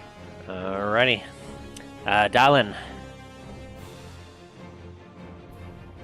You're up. Okay. I'm gonna do a level 1 magic missile. Alright. 3 more bolts scream out. Doo doo doo doo. And go ahead and roll 3d4 plus 3. 3d4 plus 3? Yeah. 10 damage. Ooh. The missiles scream through the air again, and you once again can't even block them, Dane, as you take the 10 damage.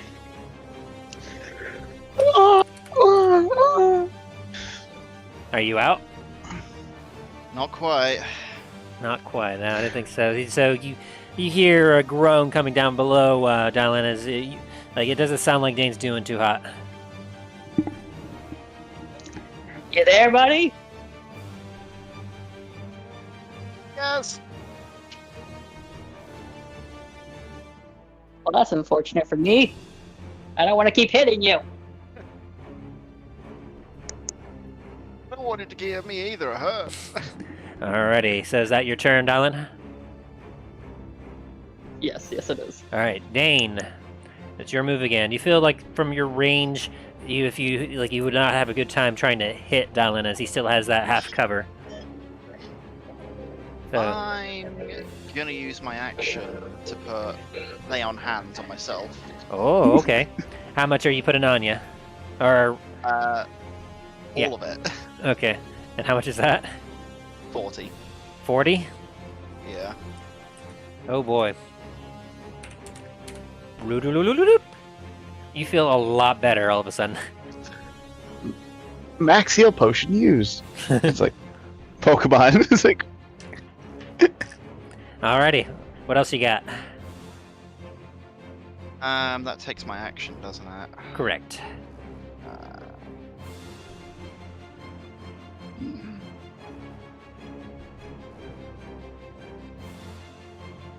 Anything you have a bonus action to use for?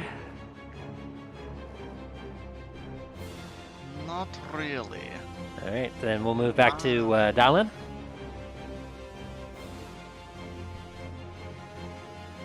Dallin, what you got? I think you might be out of magic now.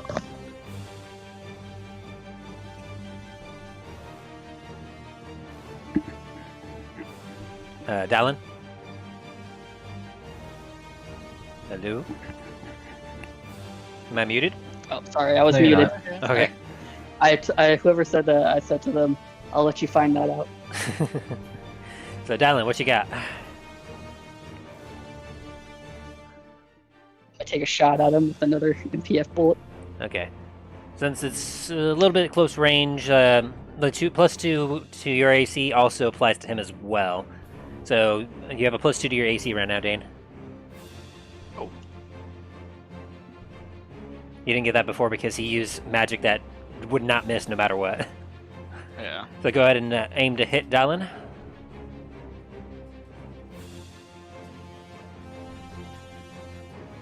Ooh. That does not hit. Okay. I need to roll some severity here.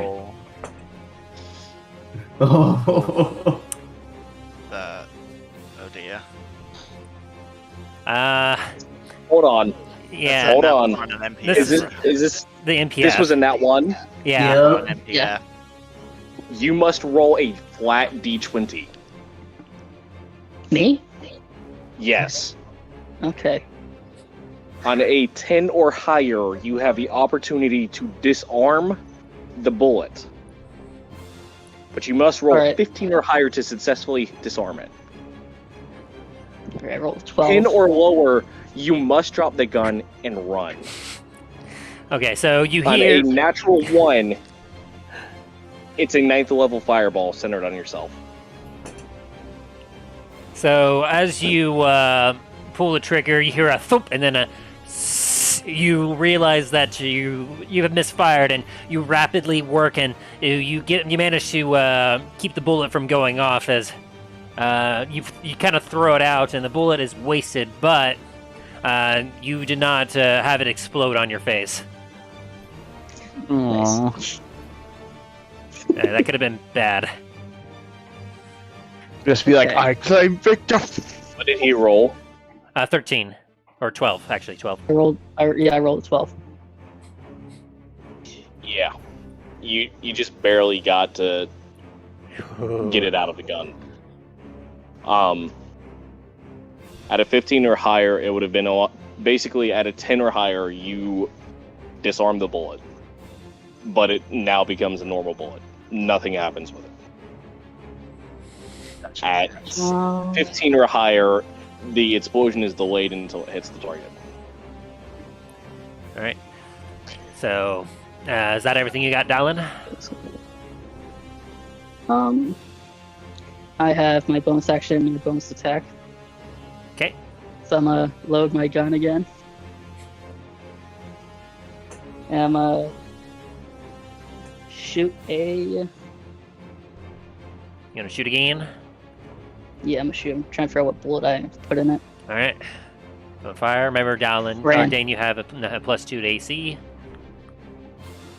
Firing a brand bullet. Alright. That's another one for NPF. Wasted that one. The 25 hit. Unfortunately. All right. Go ahead and roll your pistol damage, and then you didn't actually have any details down for the brand bullet, Justin. Do you remember exactly what that was supposed to do? Like, was it additional 1d6 fire damage? Hold on. No, that's all it does. That's all it does. It just adds fire damage to a bullet shot. Okay, and it catches him on fire. If it does not catch him on fire because the clothing is warm. Oh, okay. So it just turns it into fire damage. Yeah, it catches anything in the immediate area around it on fire, but it does not catch him on fire. Okay.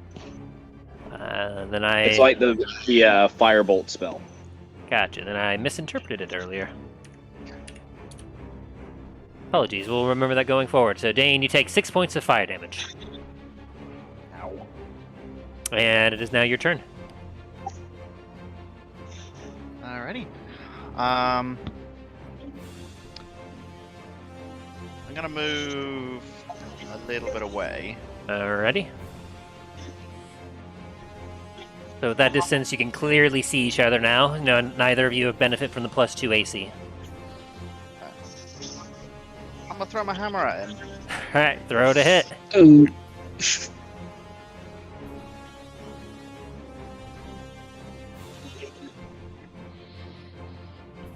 Oh, you mother! It was so Ooh. close to a nat 20. Does a 19 hit, Dallin? 19 hit. Yes, yes Alright. it does. 2d8 plus 3 and plus your strength. This is gonna hurt. Yeah, I think I go down. Oh! You throw your hammer and whoop, you clock it right in the side of Dallin's head. Dallin, that rocks your wooden world, and you manage to just barely stay up, if I'm correct. Yes. Ding! And then the hammer just flies back to your hand. I'm gonna follow it up again with the hammer. All right, one more throw. Does a 14 hit you? No, it doesn't. Dallin kind of hits the deck a little bit as the hammer flies over his head, and it goes back into your hand. You can tell that his wooden figure is not doing too good.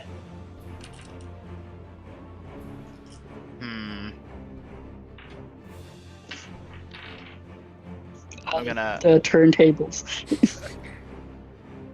I'm gonna try to hunker down a little bit. So All right, Dallin, what are you gonna do about what just happened to you?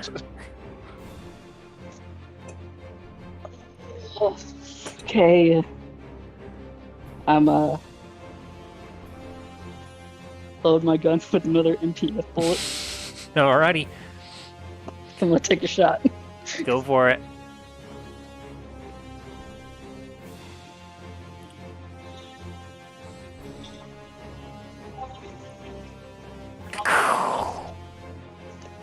Doesn't hit. Great. 12. Once again, you take a shot and then it whizzes past his head. And lands back into the cannon behind him. What else you got? I'm guessing that spike pit is now just a raging inferno. Yeah, in fact, yeah, that does it. The amount of fire damage causes Where'd I chest? these ropes here to suddenly snap. And the chest falls into the pit. My loot! The acid pit or the water pit? It's a spike pit. No, spike pit. Oh, a spike pit. The spike pit that is now just an absolutely raging inferno. Yes. Then you hear screaming coming from the pit.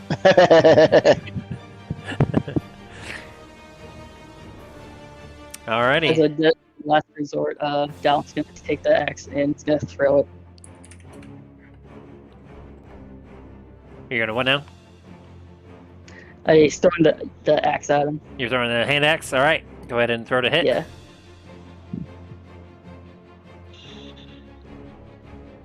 Is that a 25? I guess so. I thought it didn't load yet. Does 25 hit, hit? Dane? Unfortunately, it does. 1d4 plus 3.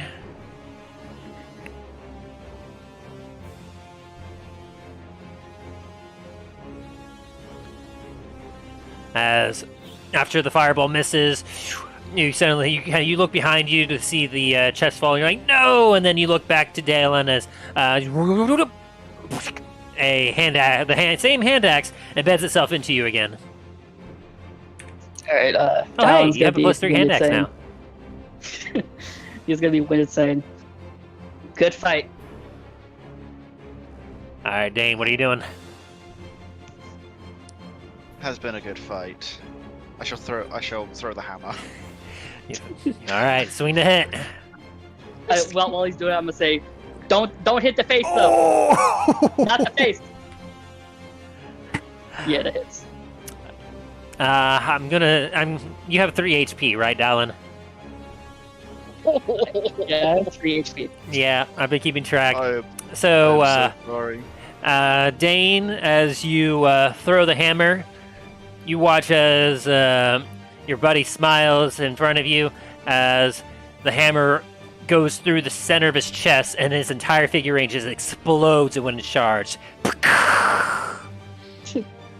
And suddenly, Dalen, you wake up, you bolt awake, and you see the arena in front of you. You watch as a little hammer goes down to the little Dane figurine. Huh. Well, that was fun. And the crowd roars, just roars and cheers. Yeah! Woo! Just a heads up, Dane. I probably could have done so much worse than the first attack. Oh, I have no doubt. Okay. So with that, we'll get back to you, Dane, so for your whatever movement you want to make in a second. But for now, we're going to move to Milo. Oh, still doing this? Unless you don't want to. I figured you would have ended it since it's 36. I only got 30 minutes. It is a little late, isn't it? Okay. Yeah, I'll say that we can continue this next week if you so want. That's fine by me. Very good. Then let me wrap this up then.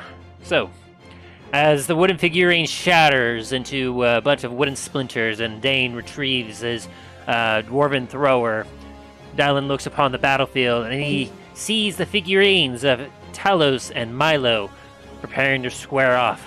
The crowds are cheering behind as the rock gnome rubs his hand together, happy to see such an exciting fight. The figure of Scrimblefits. What will happen to our heroes in this exciting arena fight? Find out next time on the adventures in Dundras. Dun, dun, dun.